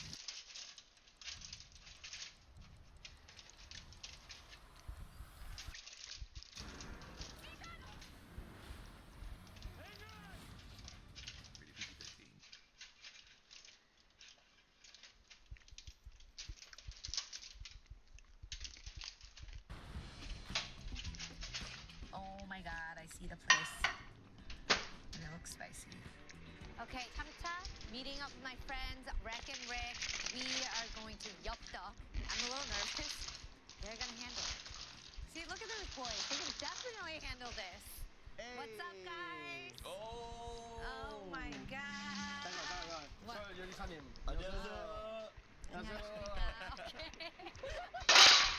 Yeah, what's up? Irish style is different, you know? Oh yeah, that's true K-Town style. Let's go. That's the true greeting, right? We actually don't do this. We Yeah. just, you know, we have Okay, fun. should we do it to the camera? Let's do it. Okay. 안녕하세요. Huh? What should we say? Heat eaters. Heat eaters입니다. Okay, heat eaters입니다. 안녕하세요. This is Yeopdeok. It's the place of really, really bizarrely spicy rice cakes. Okay, I'm nervous. I'm a little nervous. Yeah. Alright. I feel like we have to do the highest. Like, Yeah. Like hello. If I don't taste sweat and hair product, it's a failure today. You know what I mean? Like that's I'm ready. I'm just letting you know right now. We're here for the challenge. Tteokbokki is such like a friendship type of dish. You know what I mean? Yeah. Like after a concert, you eat it on the streets. Yeah, This and is- in Korea, like, you know, you're on your way home after school, you go to tteokbokki stand. Yeah. I mean, that's my memories of eating tteokbokki. Yeah. It was always with my girlfriend, and we would always eat it after school. What is it about tteokbokki? Is just like it's so chewy. It's chewy, it's spicy, and I Yeah. think that Korean girls do really like spicy food. Yeah. Like it's a thing, but it's also because it de-stresses you, right? Or we're going for it. We're doing Going the for the challenge. Yeah. You see the eyes, his pupils. This show is called Heat Eaters. I want my soul to lift out of my body. Yeah. Talk to me about spicy challenges. You guys have done your fair share of spicy challenges. Have you ever done like eating ones? Like, you know how in Korea they do a lot of mukbang? Yeah. Oh, we have to finish the whole thing? Yeah, duh, that's why I brought you guys. I mean, that's like the real thing about mukbang is like the amount of food you eat. It's Yeah. not just about the spiciness, you know. People think Korean is- mukbang is all about like just eating in front of the camera. No, mukbang is you have to challenge yourself. Yeah. Or show something like that's not really seen. That's what makes it a challenge because, yeah, anyone can take, you know, a tiny bite of something spicy because it Yeah. goes away. But can you eat the entire thing? Why are you doing this? Why? So- What prompted you to start this journey, Esther? Okay, well, I love spicy food. Yeah. That And much? Like this that is- much. So would that you much. I would you really love order spicy this food. challenge like Postmates to your crib? Like where you buy No, yourself? not really. Yeah. You do it because you want to suffer together and Yeah. create a Right, right. bond. You know I'm nervous because I've been readjusting my I know. So 20 nervous right now. times already. I'm calm, man. My butthole's been through the war. Any last words or what? Pray to your gods. I'm ready to the Spice Lords. Amen. Wow. And then the soup there? So we have duck, which is these rice cakes. Yep. The udeng, which are fish cakes. there's some cabbage, and this is what we ordered it with, which is the 중국 당면, which is the Chinese flat noodles. And this is very trendy in Korea. Yeah, I've never seen that before. Oh yeah, that's the very, very trendy shit right now. That looks like it sops up all the hot sauce. Like all the mukbang girls, it's all about the flat 중국 당면. Yeah. And then we have the assorted 튀김, which is the tempura. Yeah, you got something with it. Oh, and this, the fave, There you kimari, go. Let's which go. is basically seaweed rice rolled with some noodles inside. All right, so tteokbokki traditionally made with gochujang. It's fermented, so it's that more deep spice. It's more like flavorful spice. But Yeopdeok special because they have like 8 different types of chili powders, and then it's a blend of them, and then they add that to the tteokbokki, and that's what makes it really spicy. And they use 청양 고춧가루, and you guys know 청양 고추? It's the spiciest Korean chili. Yeah. The real spicy one. I don't know about. They look mean as shit, dude. It's kind of like equivalent to ghost pepper, and they take that, ground it up, and add that to this, which is gonna give it that real intense heat. Yeah. Cheers. Cheers. Yeah, that's kind of.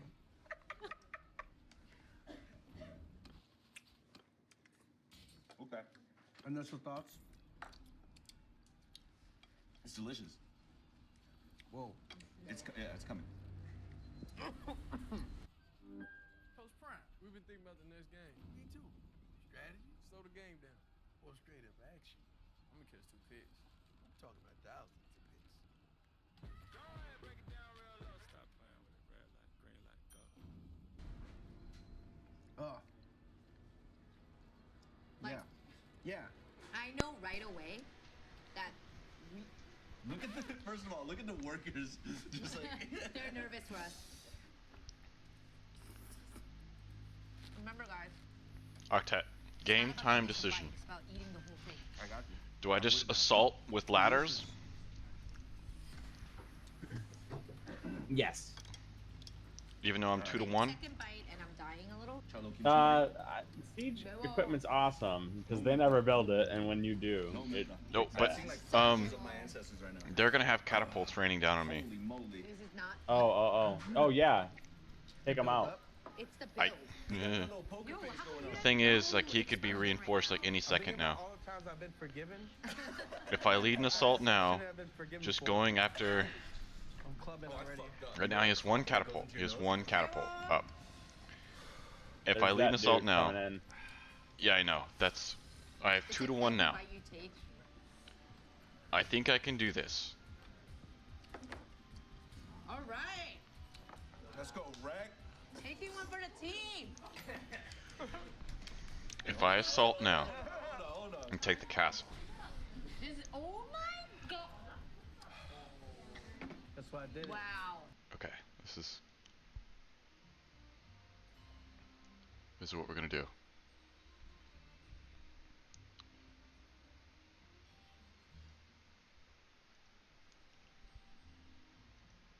We're gonna go in. We are going to lead an assault. You liar. If we get the ladders up, we have plenty of archer coverage. Let's go. He only has 1 catapult on us. If we take this castle, it's huge.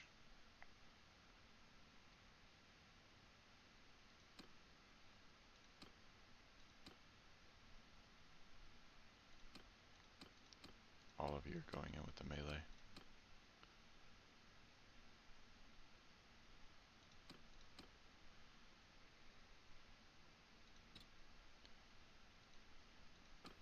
Go.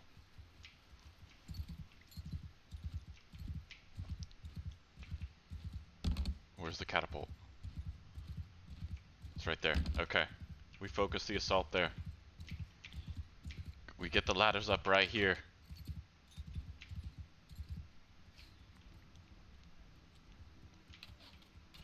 Shit. Fuck you. Where'd that even come from? Yeah.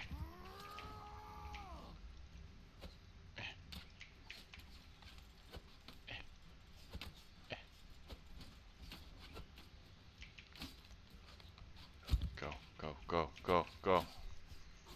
Get to the ladders. Keep moving. Keep moving. Lead them on, Aragon. Yes. Yes. Mash rush over here. Get him up. Get up, boys. Get him up. Archers, support the infantry. Bombard them. Get up. What? You're going down. Okay. Let's go. We're doing this. We're going up. Excuse me. Let's do this, Octet. For death and glory, strength and honor. Yes. Good job, men. Okay. To the catapult. Follow me. Cheeky bastard.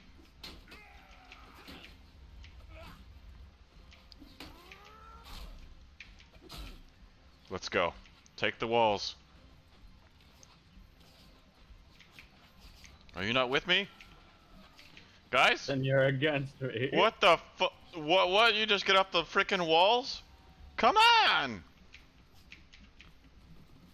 Oh, now you go after him. What is wrong with y'all? Let's go. Charge.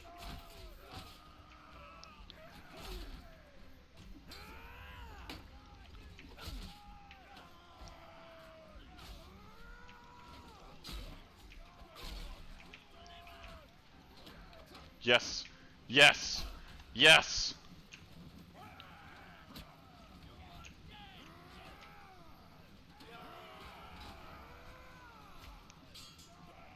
Is there any guys up here?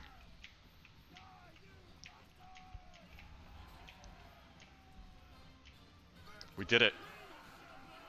We have a castle. Oh my god.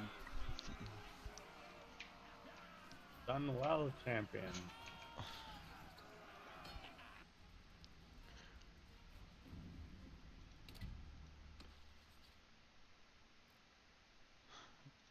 Did you say you've done well, champion? Yes.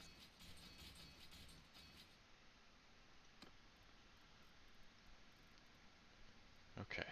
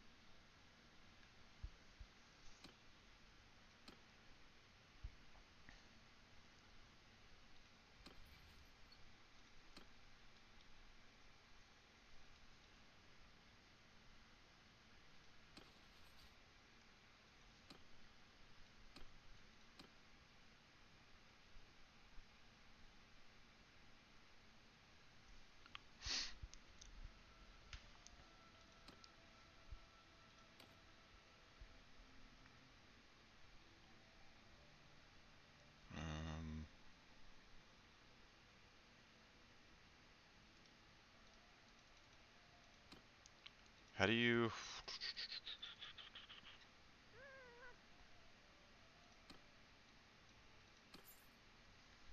How do you clear the queue? I don't know. You just click on the ones that are already building, and then they're like the negative. Because I want to just build loyalty.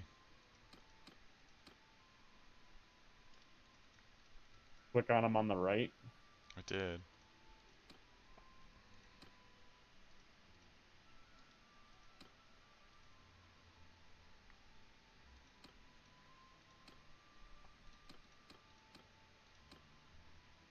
Okay. That was weird. Okay.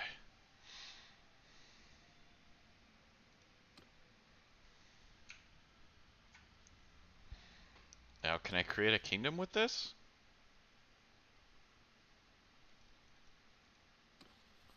I am my kingdom.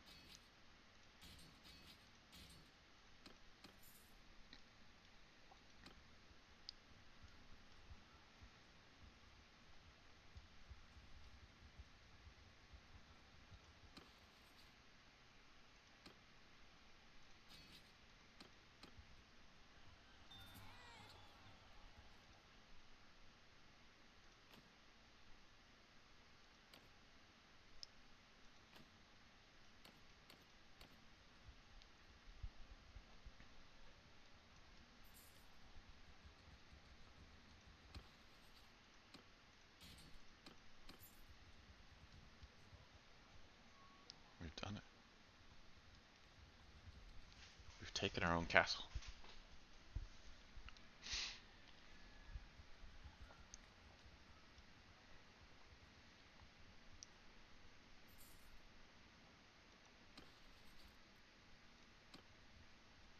We need to be a part of a kingdom. No.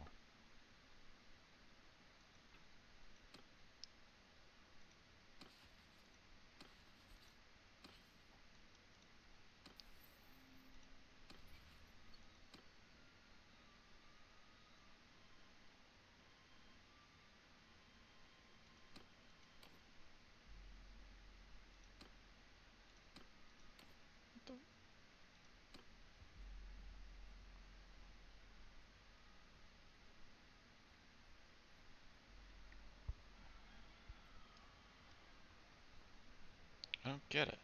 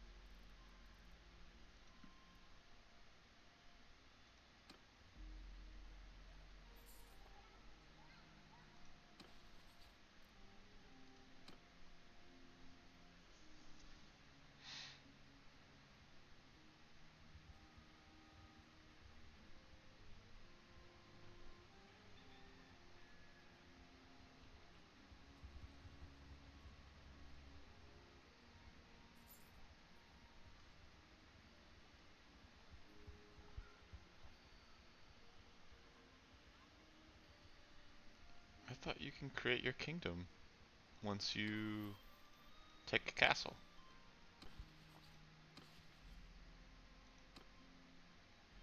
Settlement. Own an imperial settlement?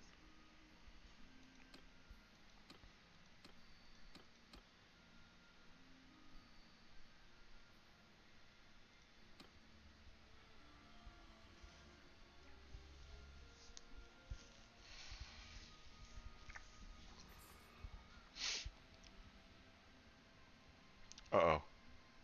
Oh, he coming. Oh, he coming. He came. Now the real test, Octet.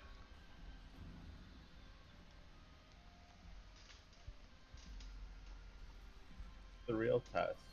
Now the real journey begins. The great journey. One would call this the great journey, yes. We have taken a castle, but now we must hold it.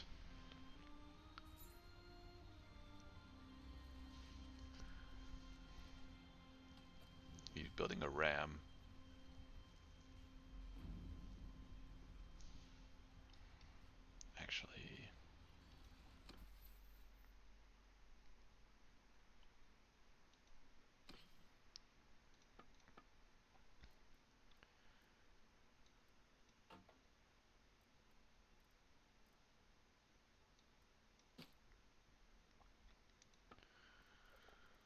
Swords are no longer use here. We use. Ooh.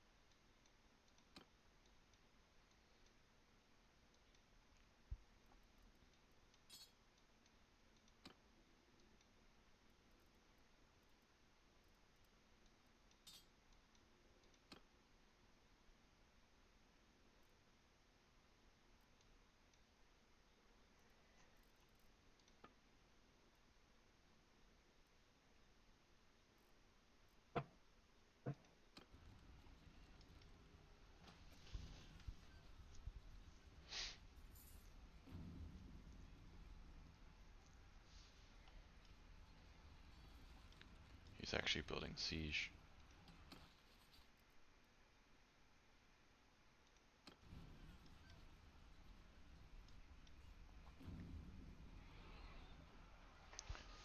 He began the assault. Are you ready, Octet?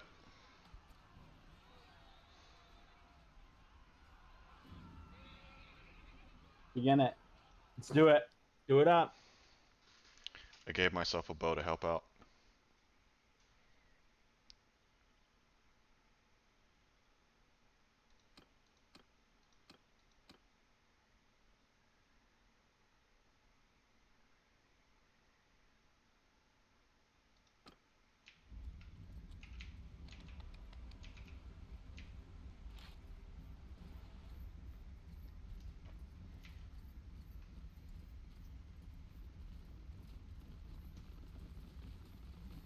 I'm gonna need you guys to unfuck this situation real fast. Let's go. Let's get up. Get up. Whatever is happening here needs to stop.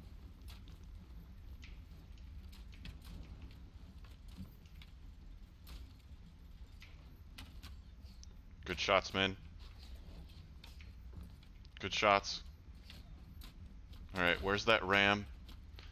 Kill the guys on the ram. Oh! Dedicated mega hit. Good.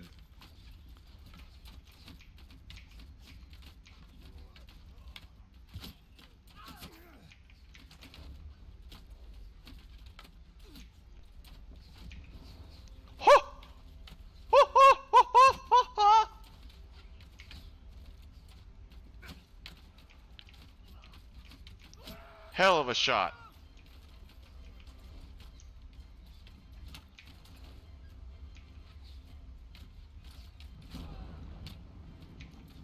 Siege tower down. Aim for the ram.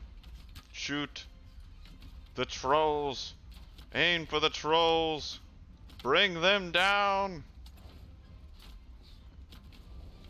Fuck yeah, Dad. Hell of a shot.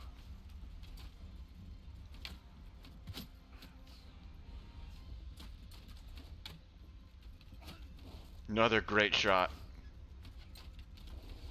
Epic.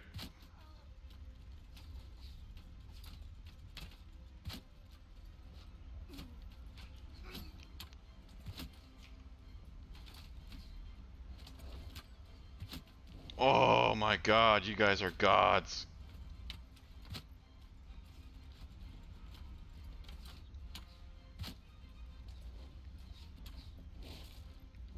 Beautiful.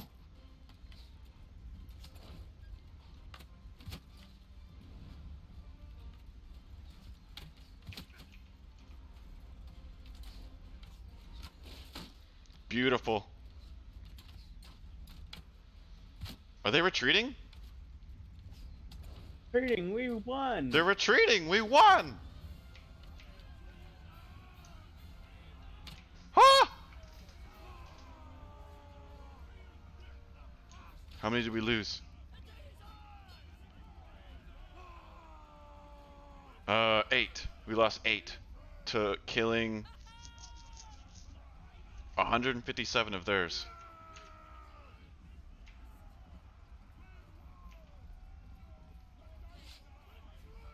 Bring me my horse.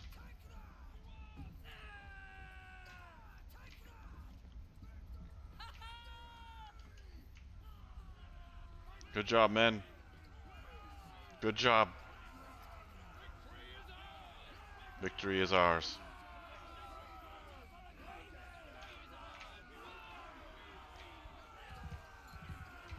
Victory is ours.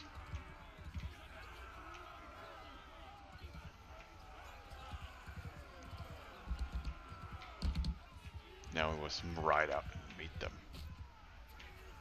Hey, can you open the gate? Hello?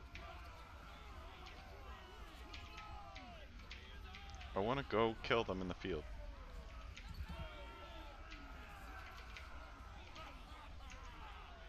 Whatever. That was awesome.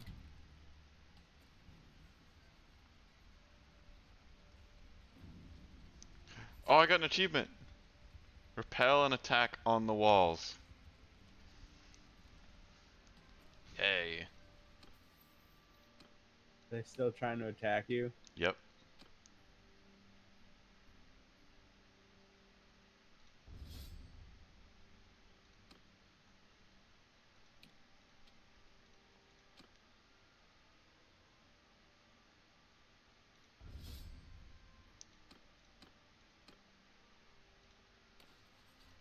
But look at all this. Boom, boom, boom.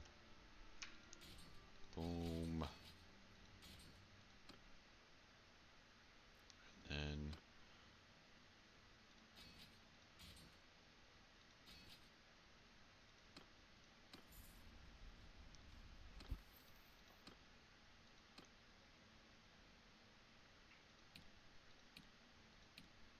does anyone have skill points that they need?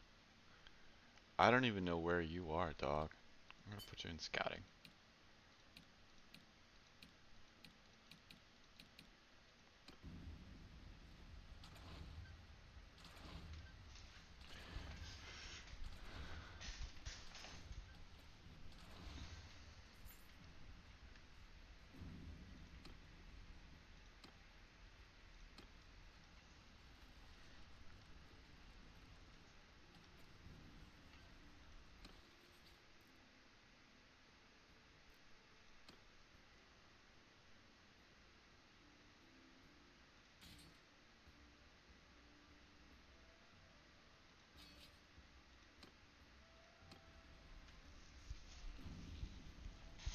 I have a ton of prisoners I can recruit if they want to prolong a siege.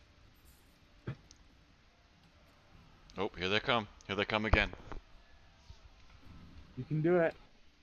409 though to your 200. They had more last time.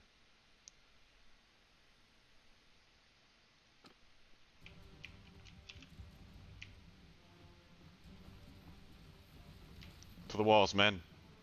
To the walls. Strength and honor. Strength and honor. Get up to that catapult. Archers to the marks. There is arrow barrels everywhere. Whoa, hey, sir, can I use this? I want to use this. You. Whoever just launched that gets a golden medal. Launch it.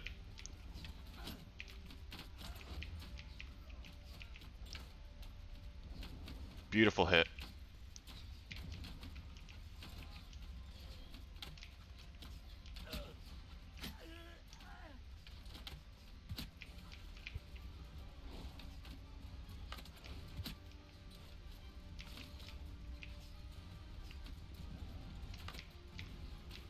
Ooh, that's not good. Hey, sir.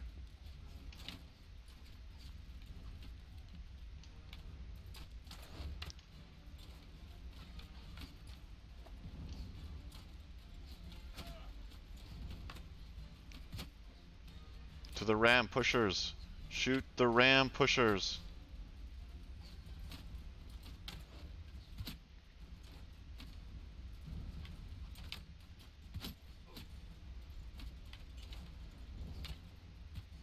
They really do target siege though, which is nice. Shit. Aim for one in the middle or the back, and you're more likely to hit them in the head.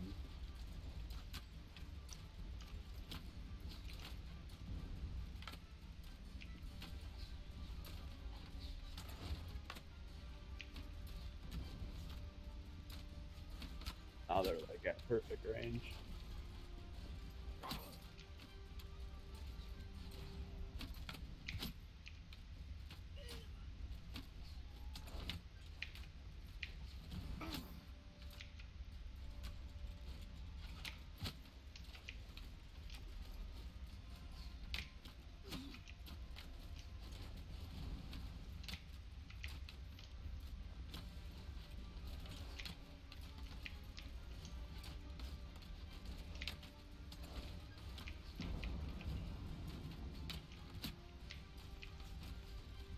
Him at his feet. They're retreating. We won.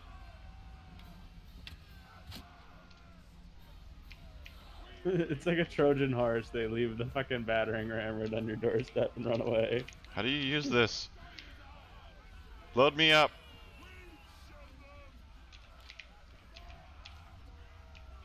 Probably can like go pick up stones, put it on. It's broken. That's why. No, it's not.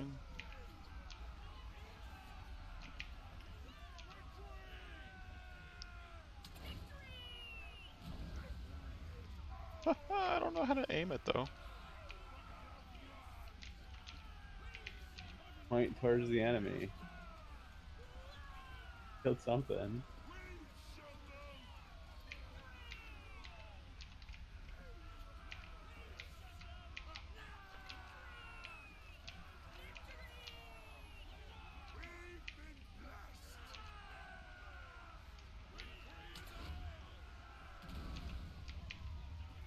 I wanted to get on this.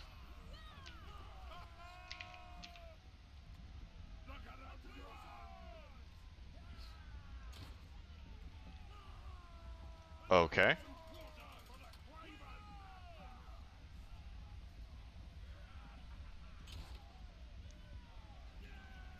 don't know how close that was.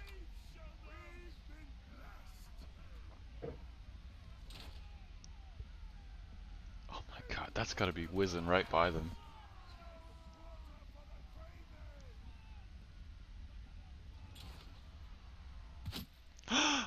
$595 damage.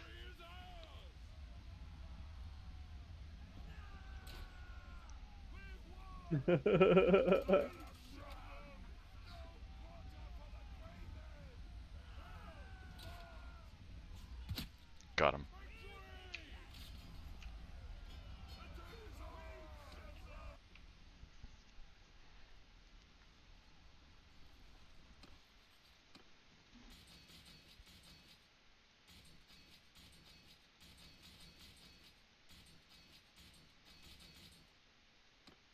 Still wants to siege you? Mm-hmm.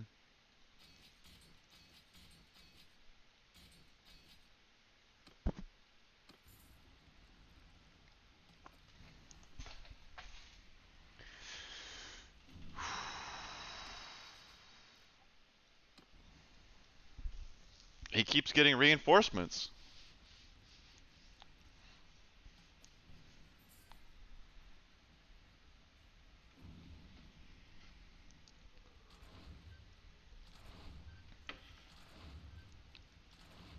He's got to rebuild as a ram.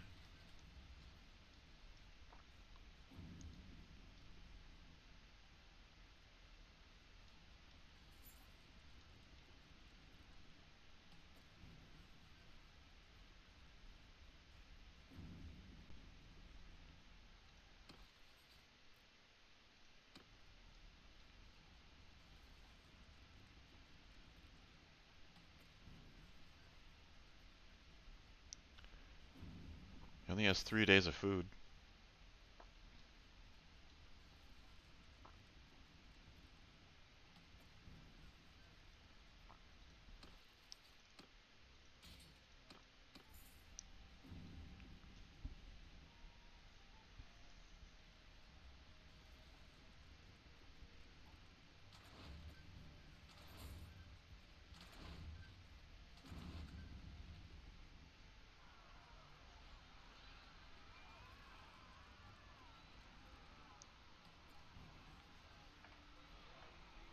begins again.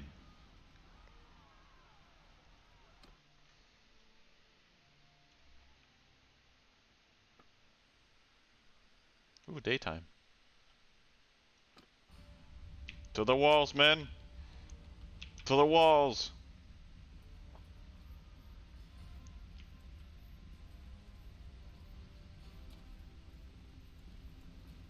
Okay, get up. Get up. What's nice is all these guys have been getting super XP, so, like, they're all just getting better.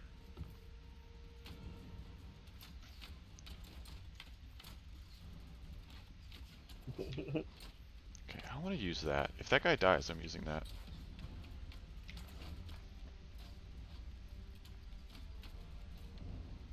Yes, good shot. See that guy?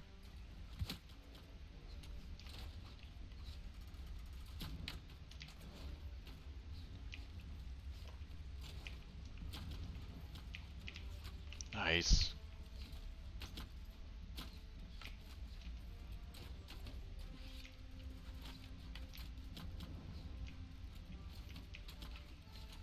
Launch it. Send it.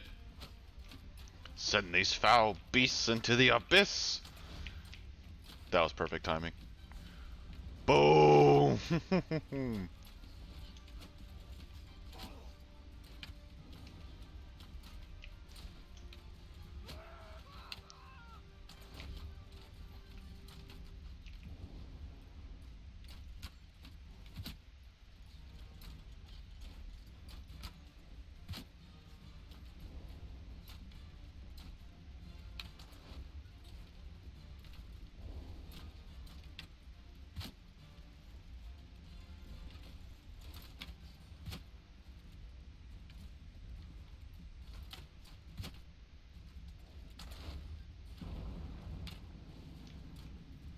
To the pushers!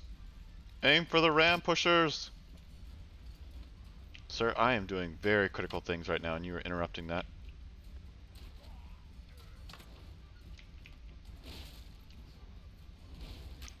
They're retreating!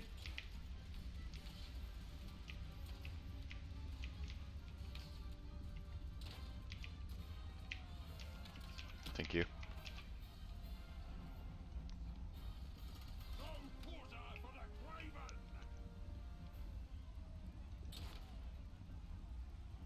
How did I miss?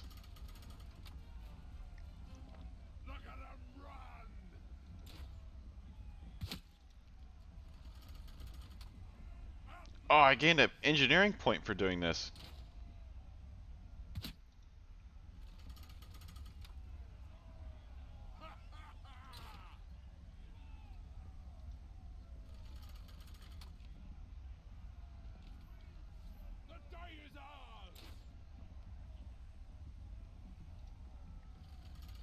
Their volunteer army. You're just raining fucking ballistic bolts at them. They're trying to kill me!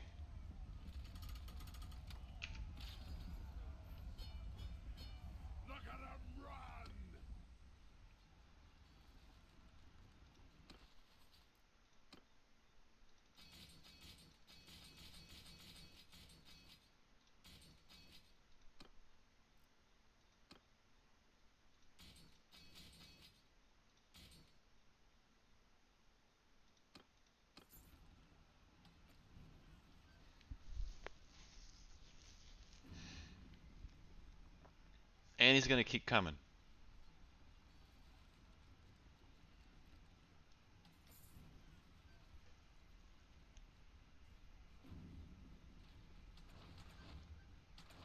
I don't know why.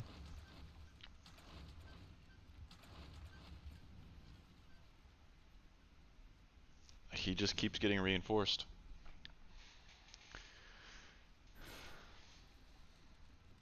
I am farming XP off this guy.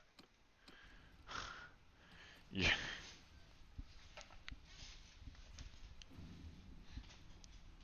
Like, all my troops are gonna be the elite, like, top elite by the end of this, if they just keep doing this. Oh. Oh. Here we go again.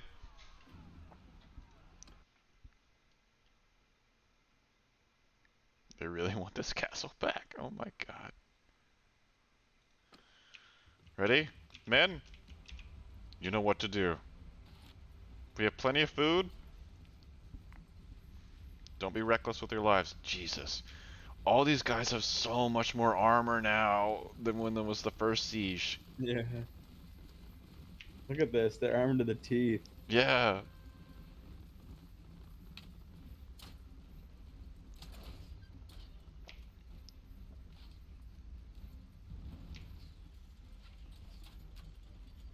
Oh, it's different up here.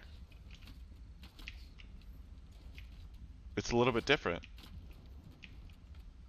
Oh, Is it's your because walls they... finished? No, this got changed. They killed it with their trebuchet.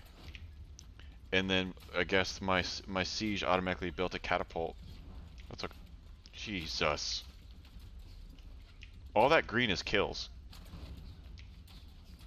I have 1, 2, 3, 4 catapults firing.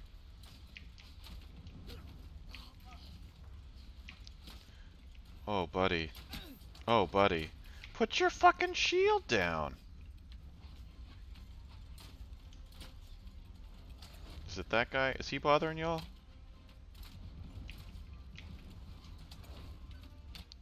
Oh my god. Are you guys getting, like, points for this? They're getting way better at it. Yeah, look at this. Jesus. The whole right of your screen is green. Is green. Oh my. Just wait.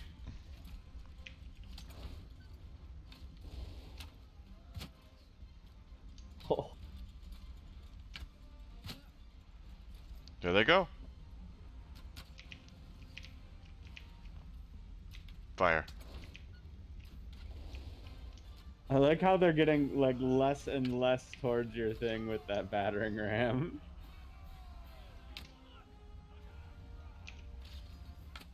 We lost 8 again. Killed 100. My morale is 90. 90. Jesus.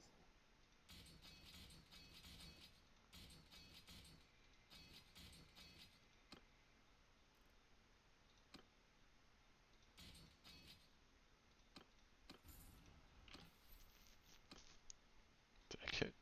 Oh, I got leadership points.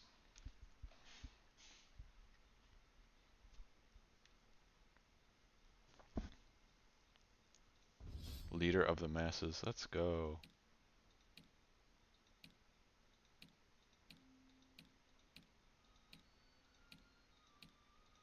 None of y'all have got any other points? What the hell are y'all doing?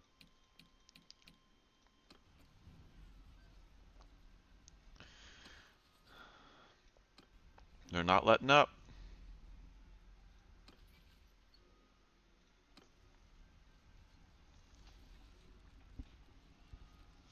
They got 2 days of food.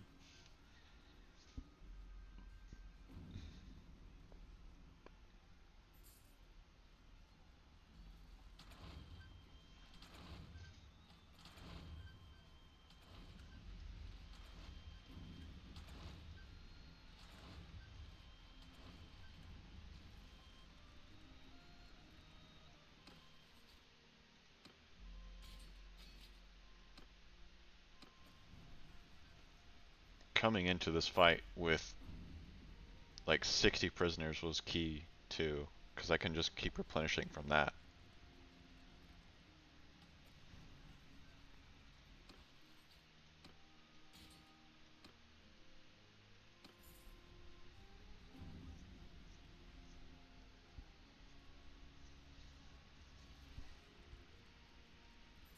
Oop, buddy? Buddy, you okay out there?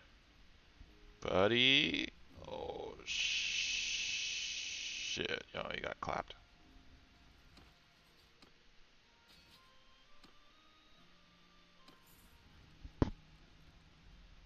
Run, Fenton. Run.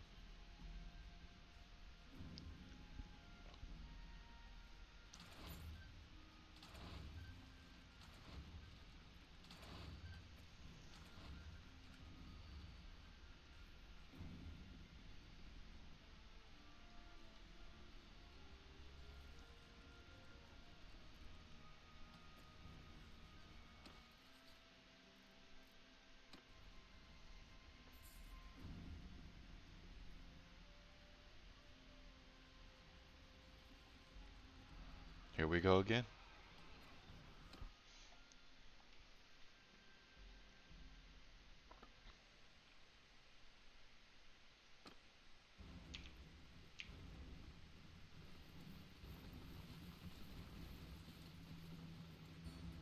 They all look so much more shiny.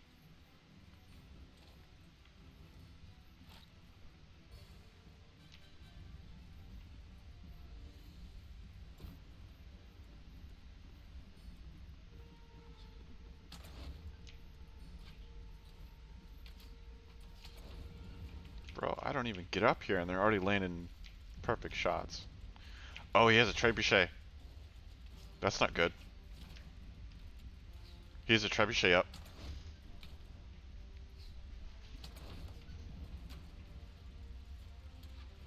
Jesus, not for long. Incoming.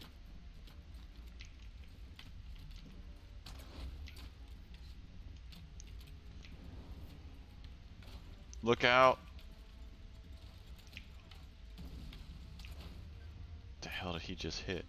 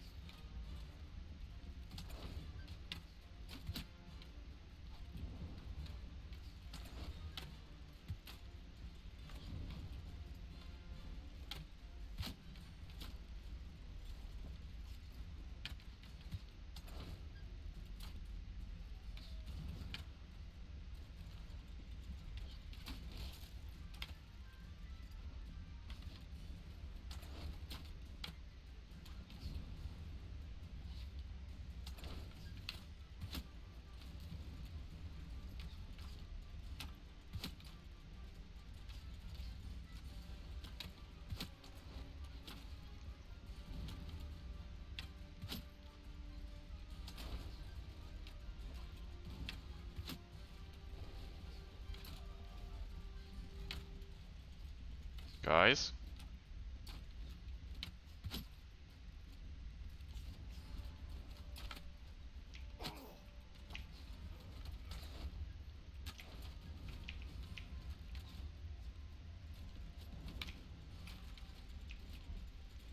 Can I shoot through this thing? Oh, good job, Gerda.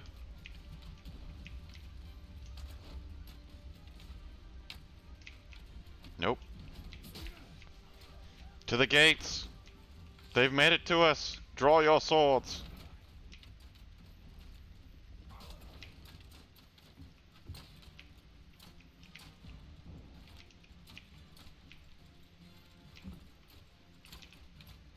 Ooh. Wait, what? They're retreating, we won! You can throw rocks on them, Octet. If they would have gotten inside.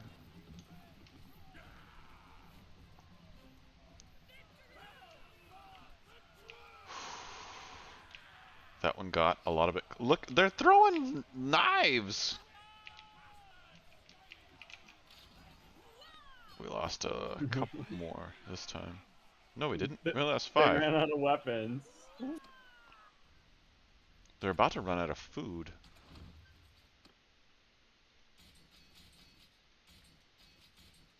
Your people or their people? Their people. Oh, wait. Ooh.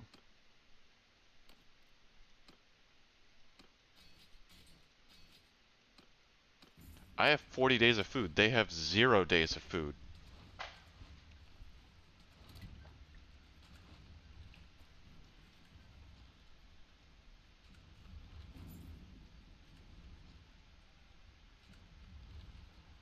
Uh-oh. Uh-oh. Octet? Oh, shit. Oh no. Oh my god. They have a wall down.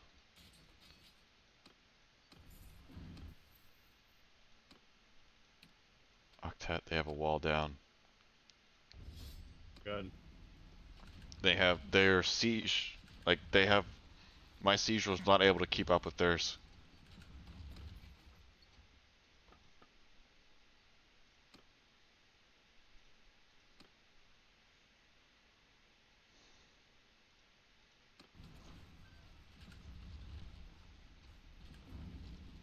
We have 2 walls down.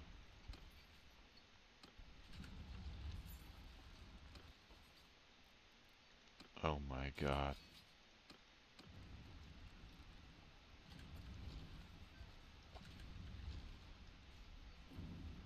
They're coming. This is it.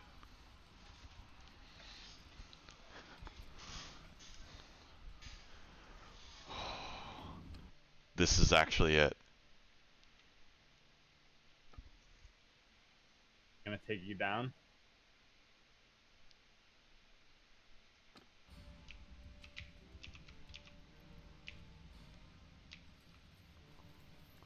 Men to the walls.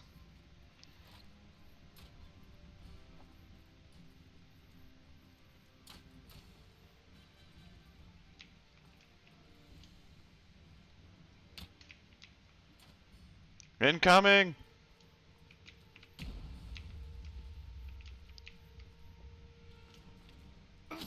Jesus Christ.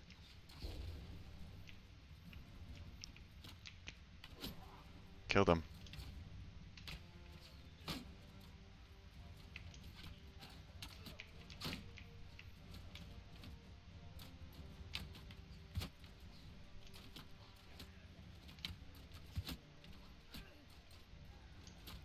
They're just rushing for the walls. Prepare!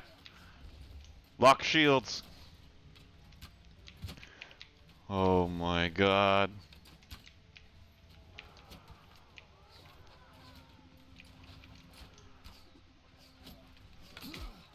He's throwing fucking axes at me. Deserved it. What?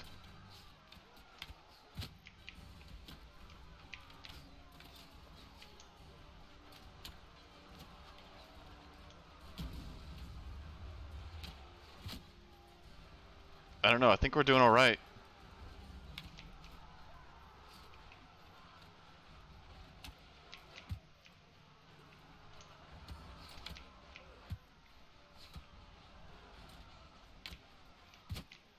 Look at...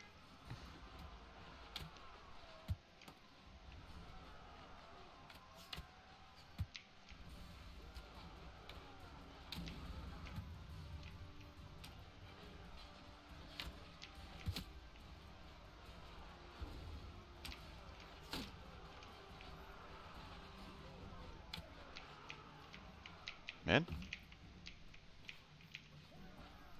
Men? They're in the walls. They're in the walls, Octet. They're in the walls, they're throwing axes. Like bitches.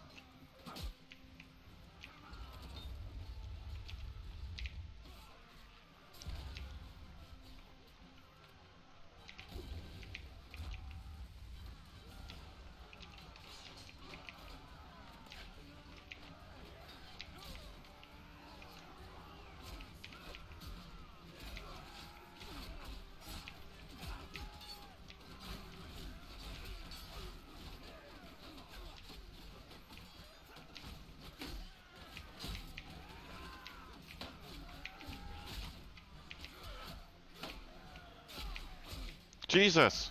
No! My boys!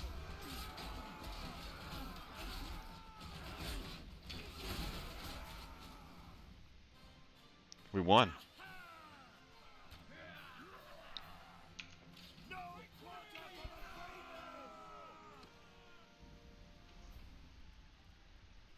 We won.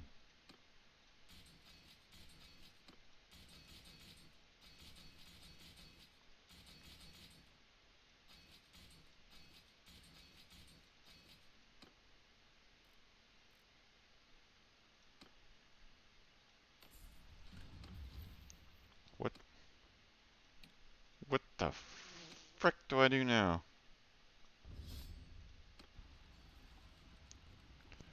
Yeah.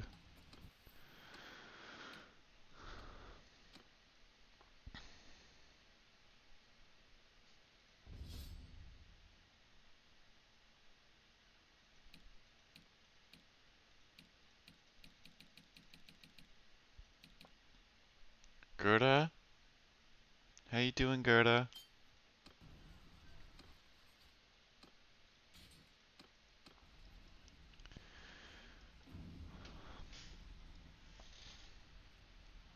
They're coming again. Oh my god.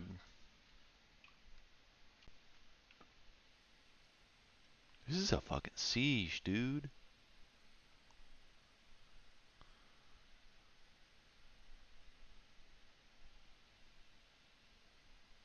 Hold on, I want you leading them.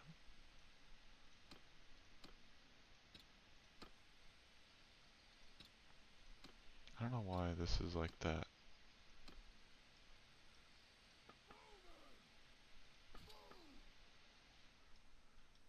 Oh, okay, I see.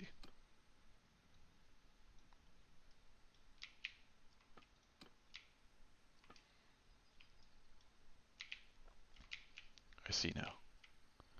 Hug's here. Hello. Hello. Sorry, it took me a while to get home.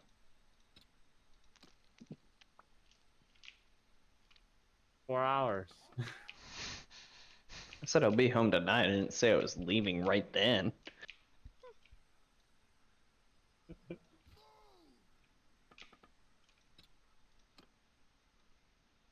I was just letting y'all know that I was gonna be home versus just like not gonna show up ever.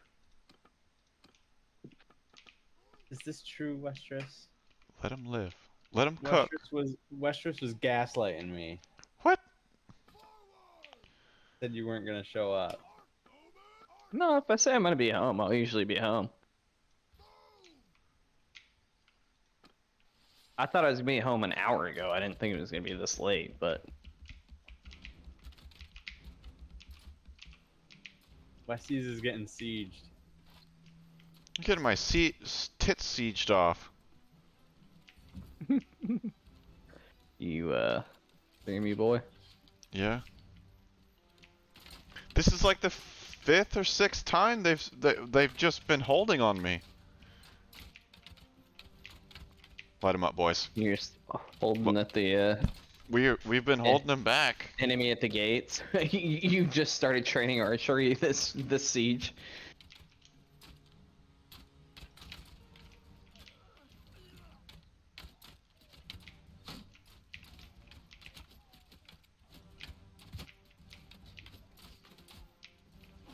My god, your archery skills suck.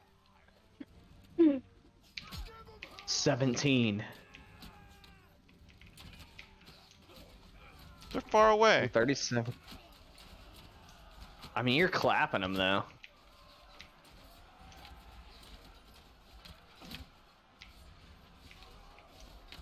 It's one of those where you're just constantly getting sieged. Oh, fuck yeah, now you're losing cavalry and shit. Actually don't know, I might be way behind.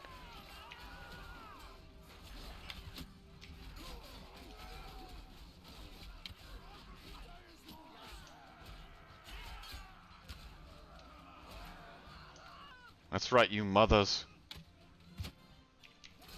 Okay, you're going in now.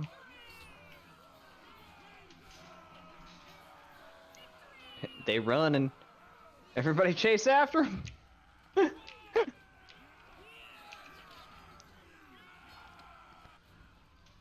Run. Run. Right, you mothers.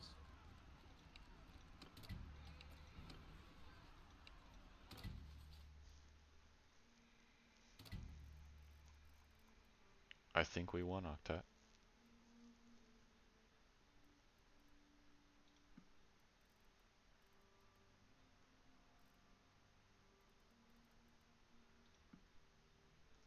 We want to play something tonight? Yeah.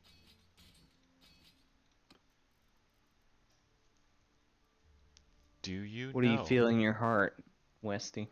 the Muffin Man? I usually just call them your mother, but The Muffin Man? The Muffin Man! well, yeah, with that muffin top.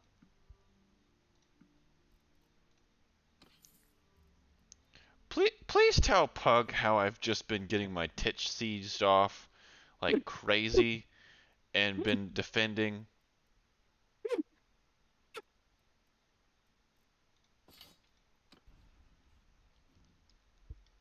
That was a long. That was like 6 battles of just sieging. Okay, how do you make a kingdom? You have to have a town. Son of a fucking bitch.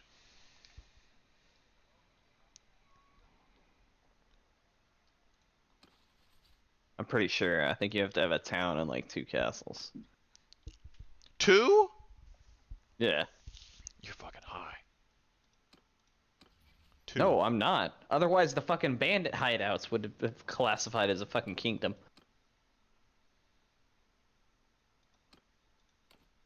2. Yes. Do you want me to say it a 3rd time? Would that help?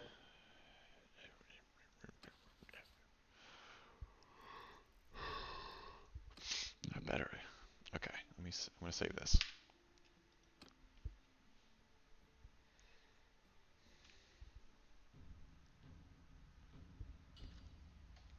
Why do you have to go away from Pug?